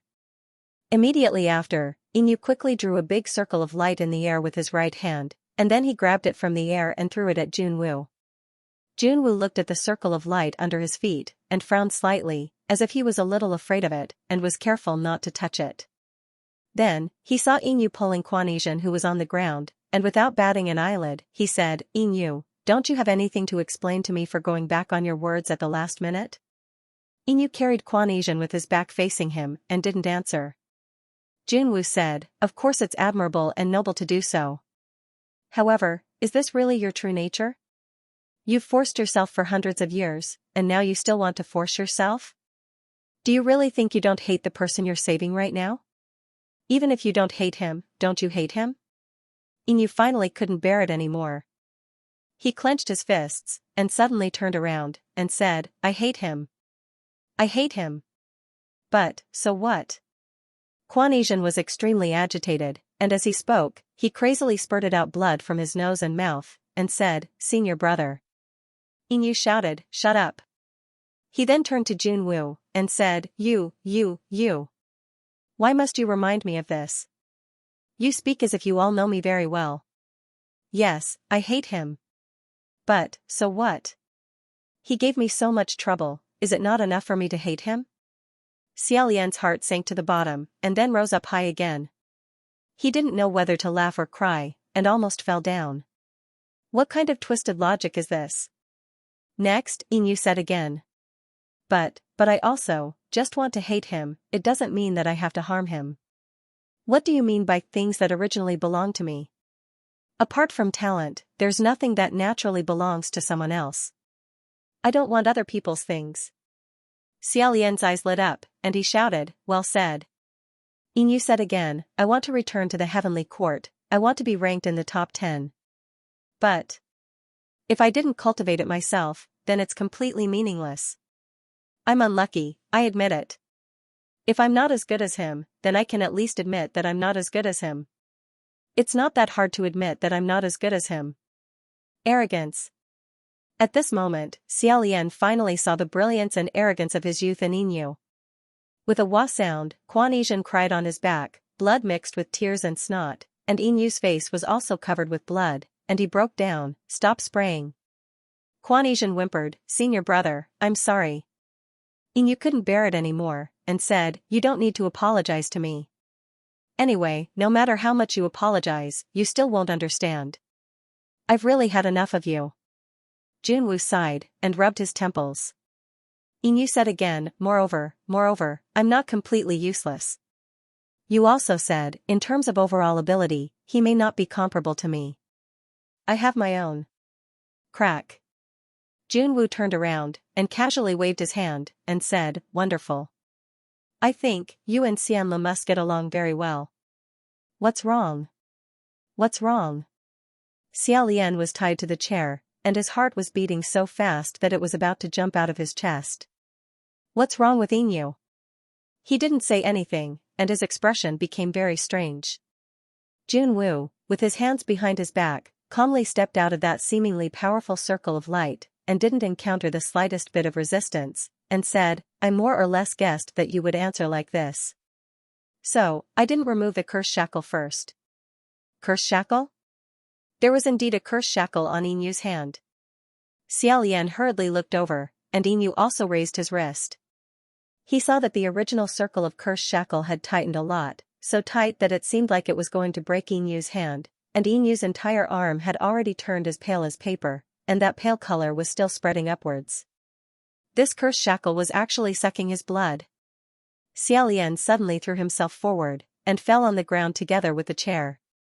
This time, he couldn't even see the mirror. He frantically struggled on the ground, but it was useless, and he could only hear the sound of beating coming from the mirror. After a while, a pair of white boots appeared in front of his eyes. It was Junwoo who had returned. In his hand was a curse shackle that was full of blood, and had turned deep red. It should have been taken from Inu's body. He squatted down, touched Xiao Lian's head, and said, go say goodbye to your little friend. Ruaxia's dead knot was finally loosened. Xiao Lian got up and threw a punch at his face. Of course, he didn't hit Junwoo, and almost fell down again. However, he didn't expect to hit Junwoo, and only wanted to vent his anger, so he madly ran to the next hall. He saw Inu lying on the ground, white and thin, like a paper man. His cheeks had also shriveled up a lot, and the spiritual light on his body had disappeared. He once again returned to Xianxia, who had a bloody nose and swollen face, and could no longer be recognized. It seemed that the magic power had already returned to its original owner. Xiao Lian threw himself over, Your Highness Inu. Inu stared at him with a pair of eyes that were much more prominent than usual, and when he saw him, he hoarsely said, Your Highness the Crown Prince. Xianxia lay on the ground and wailed loudly. He looked up to the sky and said, I'm sorry, senior brother, I only know how to fight, but I can't beat him. The blood from his mouth and nose sprayed onto Inu's face and eyes, and just looking at it was extremely uncomfortable. Suddenly, the veins on Inu's forehead bulged, and he shouted as if he had a final burst of energy, I told you to stop spraying. Sigh. Forget it. You can just piss me off to death. He once again fell down powerlessly. In this situation, Xiao Lian didn't know whether he wanted to sigh in despair, or cry silently, or, in fact, he wanted to restrain his laughter more. All of a sudden, Inu's dry eyes were filled with tears. He said in a low voice, I know. He said, Xianxia is an extraordinary person, and I'm a mediocre person. That's the highest I can go. I know. In Xiao Lian's heart, a wave of powerless pain spread.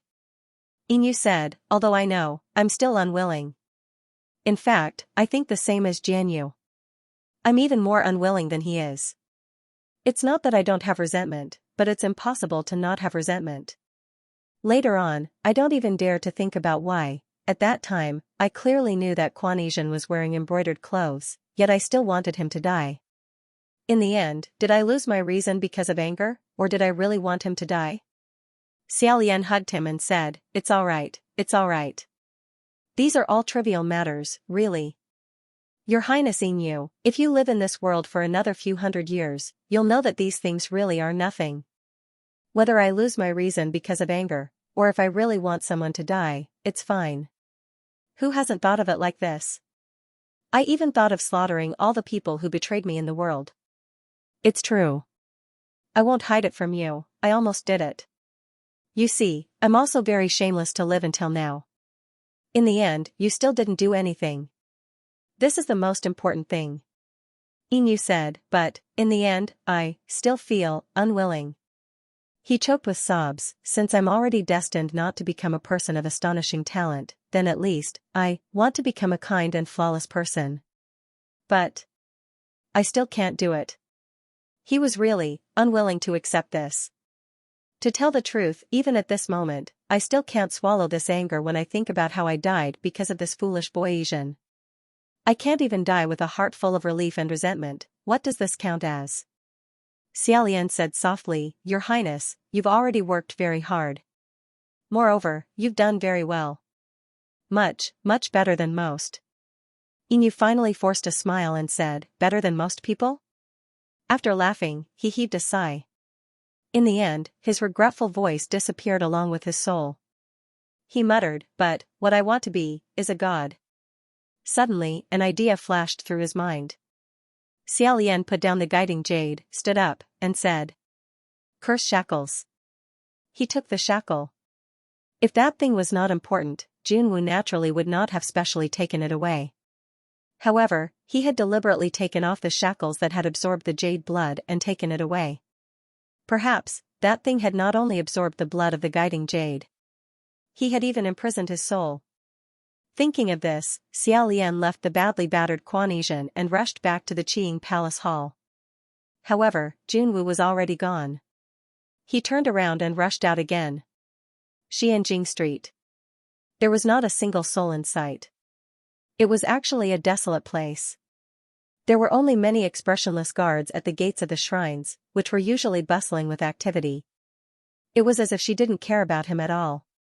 Xiaolian also didn't place them in his eyes. He headed straight for the Divine Martial Palace. Sure enough, Junwu had returned here. He was sitting in the throne room, still looking at the curse. As soon as Xiaolian rushed in, he heard a strange gurgling sound coming from above. Raising his head, he saw the fetus spirit's 4 legs grabbing onto the gorgeous heavenly flower. It was crawling upside down at high speed. It was as if he was some kind of cold-blooded creature. Even this kind of evil creature was able to enter the Divine Martial Hall. Who knew what those divine officials who struggled for hundreds of years to enter this place would think? Xiaolian walked over to him and spread his hands. Junwu said, What do you want? Without saying anything further, Xiaolian reached out his hand to snatch the shackle. Of course, Junwu would not let him have his way. Xiaolian tried for a long time but still couldn't grab it. He angrily said, What do you want this thing for? The guiding jade is not a threat to you at all. He is insignificant to you, so why did you tell him that? Why do you still have this thing? But Junwu said, Who says it's useless? Seeing that you're so angry over this thing, doesn't that mean it's very useful? He was like an adult who put a fruit on the table where his son could not reach it. He smiled at the child who wanted to eat it, tiptoed to get it, but could not get it no matter how hard he tried. He was angry and anxious, crying loudly, and then he was happy. Xiaolian was about to go crazy. Are you crazy? Junwu said, Xianlu, the way you speak to me is somewhat disrespectful. After holding it in for a long time, Xiaolian couldn't hold it in anymore and cursed, I'll give you a. He reckoned that all the profanities he had ever used in his life were directed at this person. Who knew that before he could finish cursing, his throat suddenly tightened and he felt suffocated. Xiaolian's vision darkened. His hands clutched his neck, his knees went soft, and he knelt down. Junwu sat in front of him, calmly stroking the fetus spirit's smooth and round head. Black gas was released from his palm, and the fetus spirit seemed to be very satisfied, letting out strange and joyful cries. Hearing Xiaolian let out a series of violent coughs, his face flushed red, Junwu said, Xianlu, I suggest that you act like before, be a little more obedient, a little more respectful, this way you won't make me angry. Don't forget, you're wearing this too. Besides, you're wearing too. Cough cough cough, cough cough, you. Xiaolian abruptly straightened his back, glaring at him with bloodshot eyes. Junwu said, Me what? I'm despicable? Xianlu, don't forget, you were the one who asked to wear it. What a joke, how would he know what the hell it was at that time? Could it be that the reason why the state preceptor's face changed and grabbed his neck wasn't because he wanted to kill him, but because he wanted to take this thing off? After a while, the curse on Xiaolian's neck gradually loosened, and he could finally breathe normally. With his back facing Junwoo, he panted heavily and subconsciously covered his neck, touching the curse. This time, other than the curse, he also felt something else. It was a thin silver chain. It was originally cold, but because he had worn it for too long, it had been warmed up by his body temperature. Under the silver chain was a sparkling and translucent ring. After touching it, Xiaolian's shoulders suddenly stiffened, and he clenched the ring tightly. He didn't know why, but his heartbeat accelerated, as if he had grasped an incredible secret. At this time, Junwoo behind him said, "It's me, what's the matter?" "It's him? What words? What does he mean?" Xiaolian stuffed the silver chain back, frowned and turned around. When he turned around, he realized that Junwoo's words just now weren't directed at him. Junwoo had raised 2 fingers, lightly touching his temples. With this posture, he was communicating with someone. Although he didn't allow other heavenly officials in the immortal capital to communicate with others, he wasn't restricted. After a pause, Junwoo said, "It's nothing.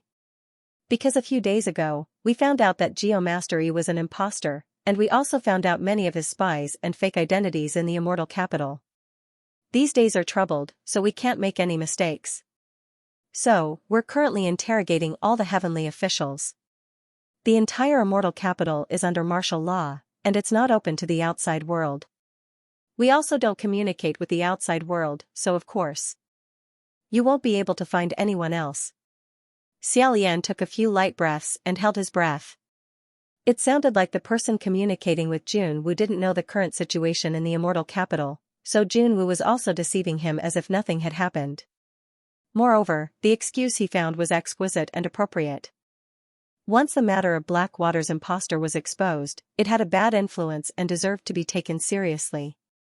It was also reasonable for the court to be under martial law. Even if Xiaolian shouted, the person on the other side wouldn't be able to hear him, so he decided to wait and see first. After a long time, a strange expression suddenly flashed across Junwoo's face. He said warmly, "Oh? You want to come to the immortal capital? Of course you can. This matter is indeed no small matter. If you want to help, you're naturally welcome." The other party actually took the initiative to come to the immortal capital to help. If it was a few hours earlier, he would naturally be more than happy to come. He was currently lacking in manpower. But now? The entire immortal capital had already become a den of demons. Wasn't this jumping into a fire pit? On the other side, Junwoo said a few simple words and ended the communication.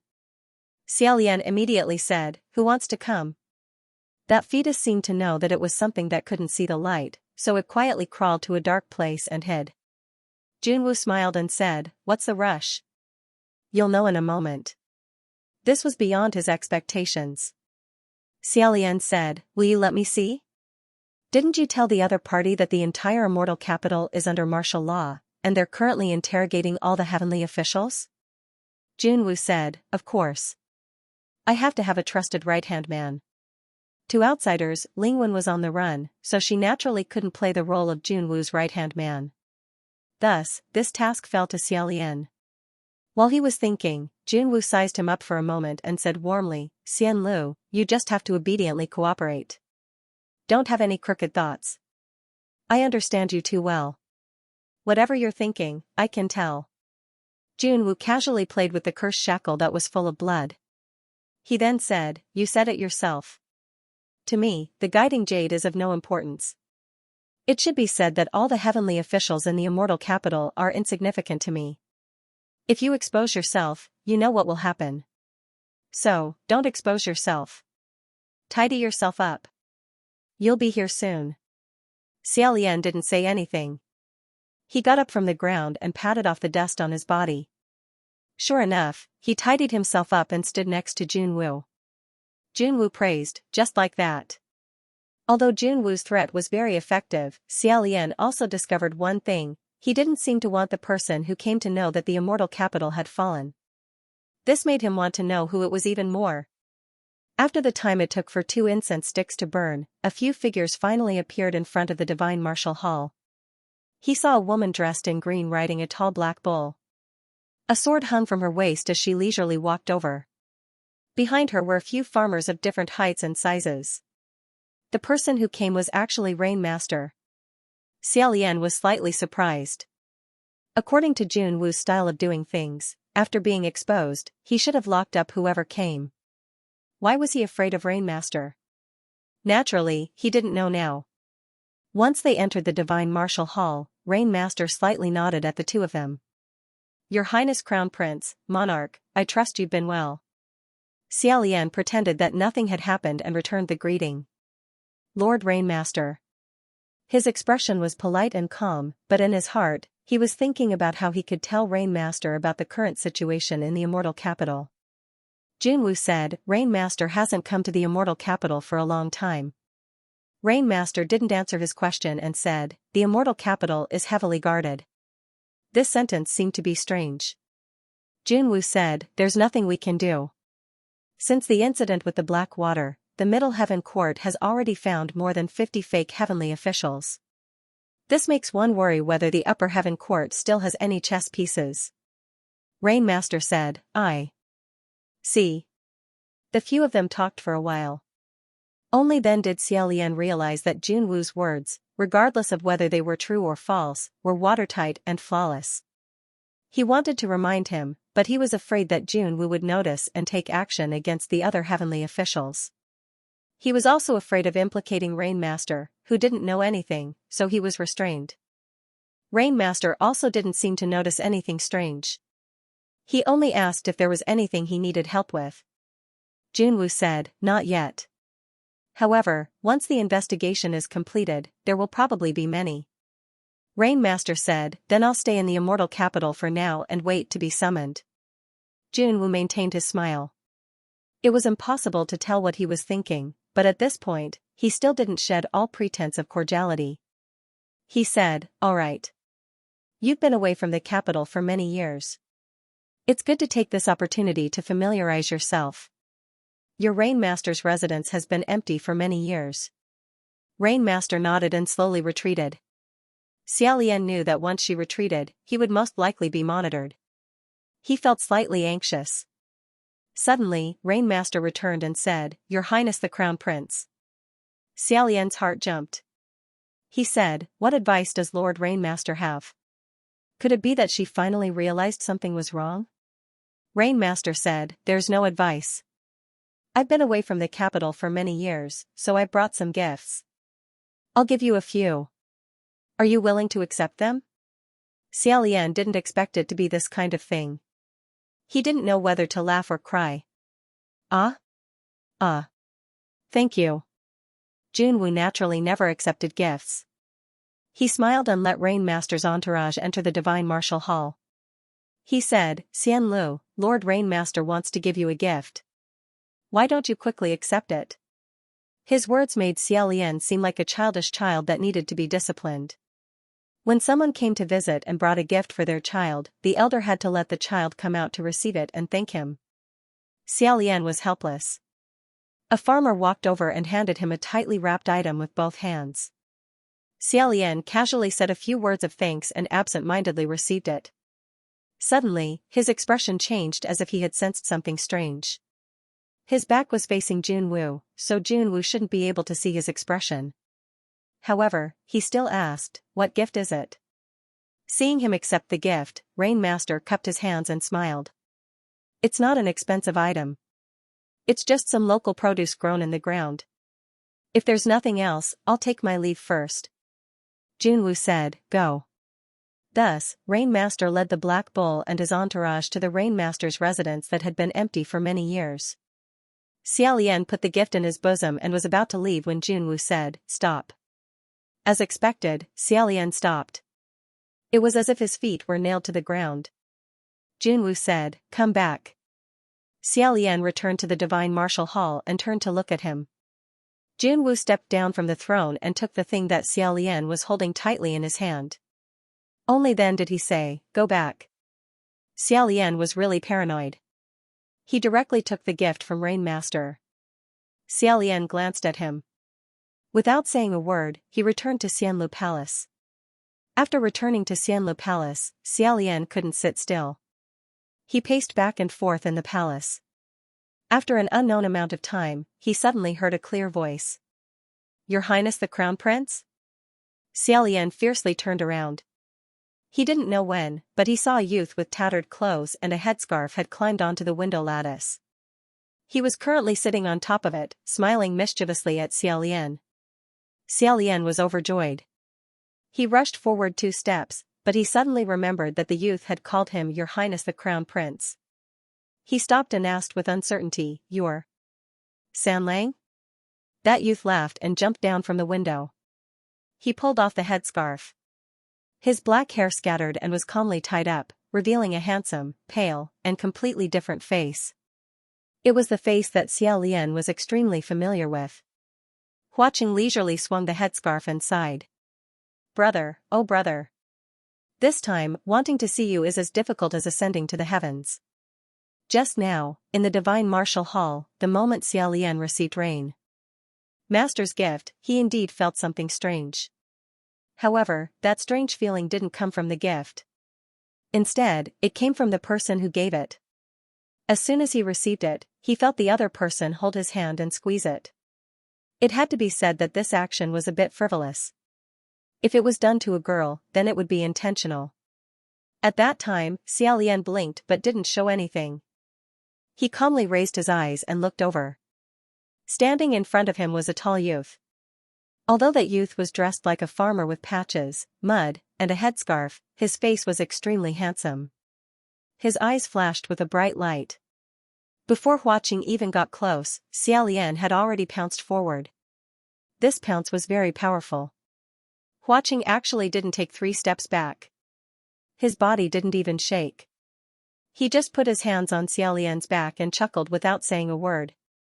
Xiaolian was rejoicing when he suddenly remembered something. He hurriedly said, Wait for Sanlang. Junwo is quite afraid of you. You should be guarding the human array in the Imperial City. He must have sent people down there to keep an eye on you. If you just disappear like that, he will probably notice. Moreover, will there be a problem if only the Wind Master guards the array? Huaqing said, Don't worry, brother. This has already been taken care of. There won't be any flaws for the time being. Xiaolian guessed that he probably blocked the eyes that Junwo had sent down. Or perhaps he left a fake skin underneath. He didn't ask how it was taken care of. At this time, Huaqing leisurely said, It seems that brother really misses me. Xiaolian thought of the messy words he had said to Junwo when he was communicating with him in front of him. He then noticed that he was holding on to her tightly and hurriedly let go and stood up straight. He solemnly said, N. You said that you needed someone's help. So it was the Rain Master. Huaqing smiled and said, That's right. The Rain Master is in the lower realm all year round. Coincidentally, when Bronze Cauldron Mountain opened, he was alarmed. At this time, returning to the Heavenly Court to take a look was very common sense. And if Junwo didn't let her come up or couldn't come up with a strong reason, the Rain Master would definitely notice something was wrong. So, of course, he could only let the Rain Master come up. Brother, it's okay. You can continue pouncing like just now. I don't mind. Xiaolian coughed lightly and said, Thank you, but no. But why didn't he touch the Rain Master? Huaqing said, Brother doesn't know. The Rain Master is the official in charge of agriculture. Although this official position seems to be dusty and not very profitable, so no one is interested in it, it is very special. Currently, there is only one official in charge of agriculture, the Rain Master Huang. Xiaolian was deep in thought. He had already figured out the key points. Huaqing continued, If you directly kill the Rain Master might not be able to find a better official to take over agriculture. If agriculture isn't going well, the world will be in chaos. If you don't give people food, people won't give you food.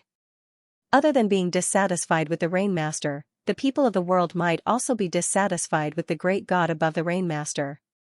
In other words, the fire might burn him. If I don't control it properly, it might cause a disturbance. In other words, they had destroyed his temple and toppled his statue, just like what the people of the Xianxia kingdom had done in the past. Huaqing continued, Moreover, the Rain Master doesn't have a temple and doesn't stay in the celestial capital. He doesn't have any desire to climb up the ranks, and he doesn't have any leverage. Externally, it would be very difficult for him to find a suitable reason to demote the Rainmaster, so it would be difficult for him to act. Internally, he would let the Rainmaster continue to be in charge of farming. Only then would his position be stable. Thus, if he could avoid falling out with him, he would not do so. I'll hide it for now. I'll think about it when I can't hide it anymore. Xiaolian wiped his sweat and said, so that's how it is. So dangerous, so dangerous. The Rainmaster's willingness to help was a timely help. Look at her superb acting skills. That's right, we have to look for the Imperial Tutor first. There are a lot of things that we have to ask him to clarify. The two of them didn't waste any more time and quickly left Xianlu Palace. The moment they stepped out of the door, Xiaolian was startled by the row of guards guarding the door. Just as he was about to have Ruaxia slap them unconscious, he discovered that these guards were all like wooden statues. Not only their postures, but even their expressions didn't change. They had actually been frozen in place by Hua Qing. As they walked, Hua Qing's wristband shone with a clear and crystalline silver light. Along the way, they transformed into silver butterflies that gradually lost their color and disappeared into the air. In just a short while, he had probably scattered hundreds and thousands of dead spirit butterflies throughout the celestial capital.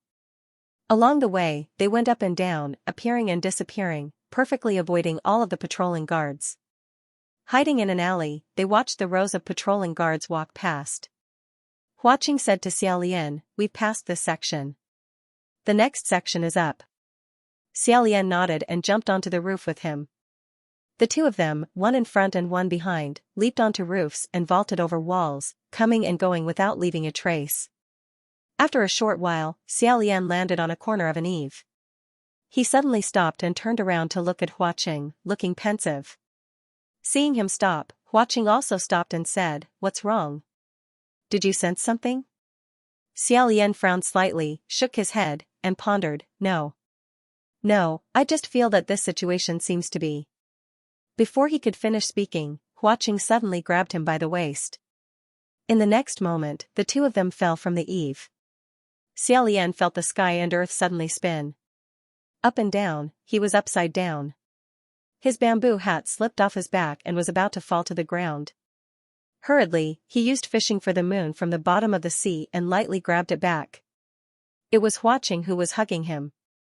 The two of them hung upside down from the corner of an eave. On top of the eave, something was quickly crawling past. Xiaolian wasn't unfamiliar with that sound. It was the sound of the fetus crawling. He didn't know if it was swaggering around the celestial capital or what it was doing. At this moment, another voice came from below. "Wrong, wrong, wrong? Gladiolus." Xiaolian's heart cried out in alarm.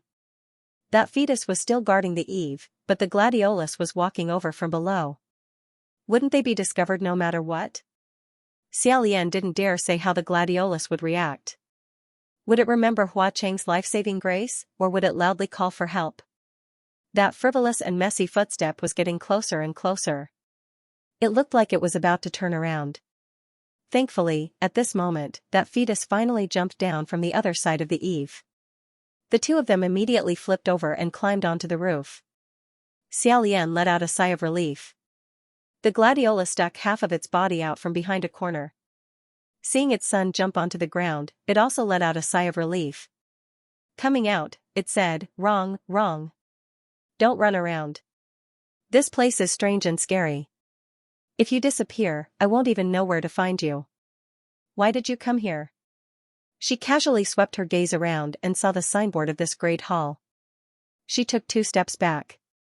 Seeing her reaction, Xiaolian finally remembered that the golden hall under their feet seemed to be the Nanyang Hall. In other words, Feng Xian was currently locked inside.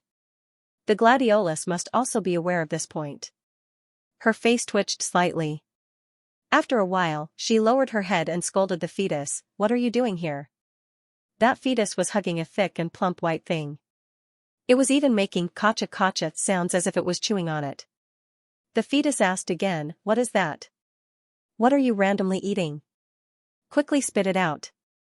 Xiaolian took a closer look and discovered that it was an extremely sturdy white radish. He didn't know whether to laugh or cry. Needless to say, that fetus clearly felt that the taste wasn't good. It fiercely spat out the radish and shrieked incessantly, as if it was throwing a tantrum. The gladiolus hurriedly went over and hugged it, coaxing, "All right, all right, all right, all right. If it doesn't taste good, then don't eat it. These are things that poor brats and idiotic gods like to eat. We won't eat them." Only a biological mother would hold such a deformed and terrifying thing in her arms and even comfort it in such a gentle voice. The fetus twisted its plump and white body in her arms and let out a satisfied cooing sound. Xiaolian couldn't help but feel an indescribable sense of pity when he saw this scene. However, he also felt strange. How could there be such a big radish in immortal capital? Huaqing raised his eyebrows and said, "Brother, did you forget? The Rain Master brought you some local produce that grows in the ground." So this was the gift that the Rain Master had given him. Xiaolian tried to imagine what kind of expression Junwu would have when he opened the wooden box and saw that there was a big white radish inside. He just couldn't imagine it. His attempt failed. It seemed that after Junwu finished inspecting and didn't find anything suspicious, he casually fed the big white radish to the fetus. It was as if he was feeding a dog. Originally, after the fetus spat it out, it used its leg to kick the big white radish away in disdain.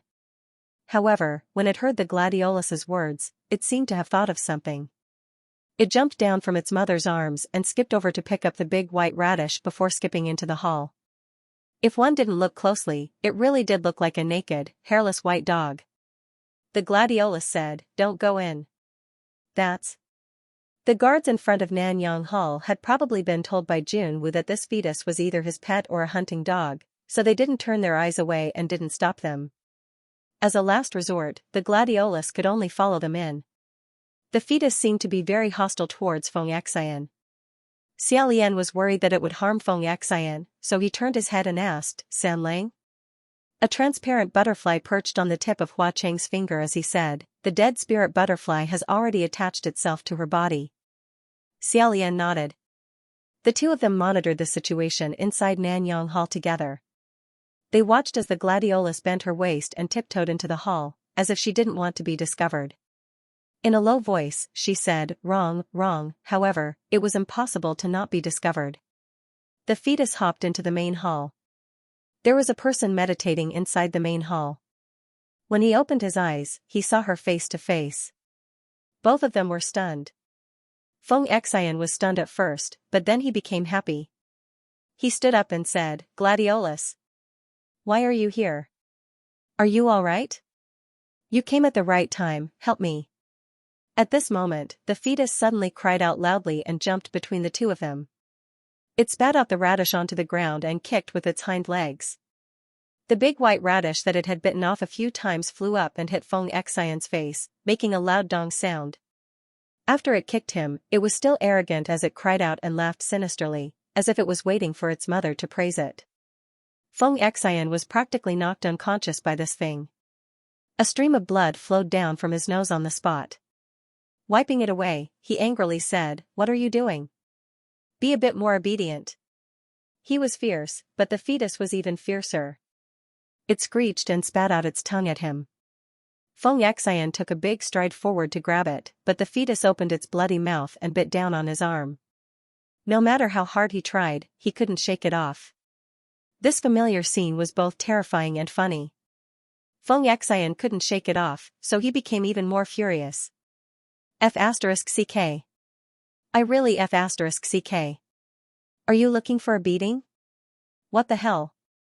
The gladiolus also regained her senses and said, "Stop. What qualifications do you have to hit him and curse at him?" Xianxia was stunned for a moment after being yelled at by her.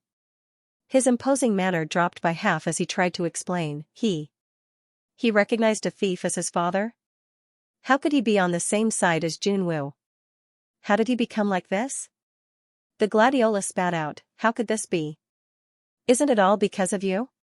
It's the father's fault for not teaching him well. If it weren't for your incompetence as a father, would your own son have been dug out from his mother's womb and made into this kind of thing? What ghost? You gave birth to a ghost." As she cursed, Xianxia took a step back. His voice also became much softer as he said, But I didn't know at all.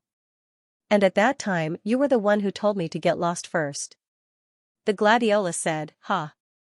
I told you to get lost, so I helped you. Every day, you come to this old lady's place with a dejected and lifeless face. This old lady is sleeping next to you, how could I not know what you were thinking? You had to serve that crown prince of yours, and you also had to gather money for me to redeem myself. You were in a mess, tired and annoyed. You were too embarrassed to fling your sleeves and leave, so I might as well send you on your way." Feng Xian said, "I was very tired at that time. But I didn't bother you. I wanted to redeem your freedom." The gladiolus poked his chest and said, "Come on. Redeem myself, you know clearly in your heart that based on your ability at that time, could you redeem the value of this old lady at that time? Every day, you couldn't wait to split a coin into two and spend it. Every day you were a street performer and you had to show filial piety to your crown prince father and emperor. It was already good enough that I didn't throw myself at you, and you expect me to redeem myself? When and how long will it take?" Feng Xian said, "You didn't say that in the beginning, we clearly had an agreement."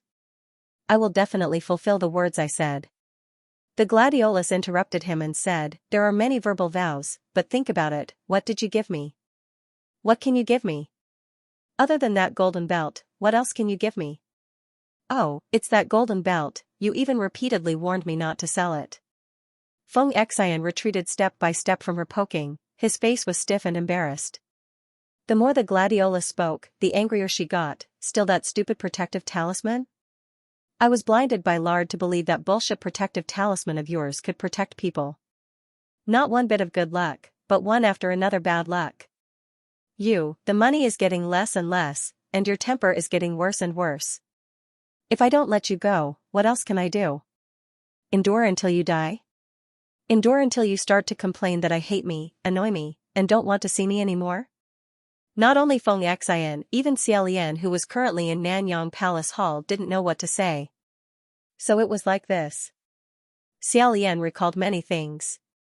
At that time, Feng Xian went out early and returned late, his face full of fatigue, inexplicably happy, inexplicably worried Feng Xian, and also Feng Xian who had a hard time borrowing money from Xiaolian. The original small abnormalities suddenly had an explanation.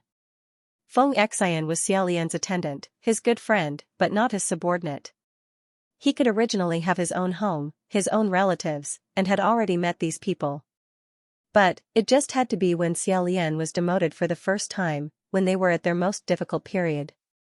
At that time, Xiaolian could not even protect himself, how could he care about these things? He was suffering, Feng Xian was also suffering. Everyone was suffering.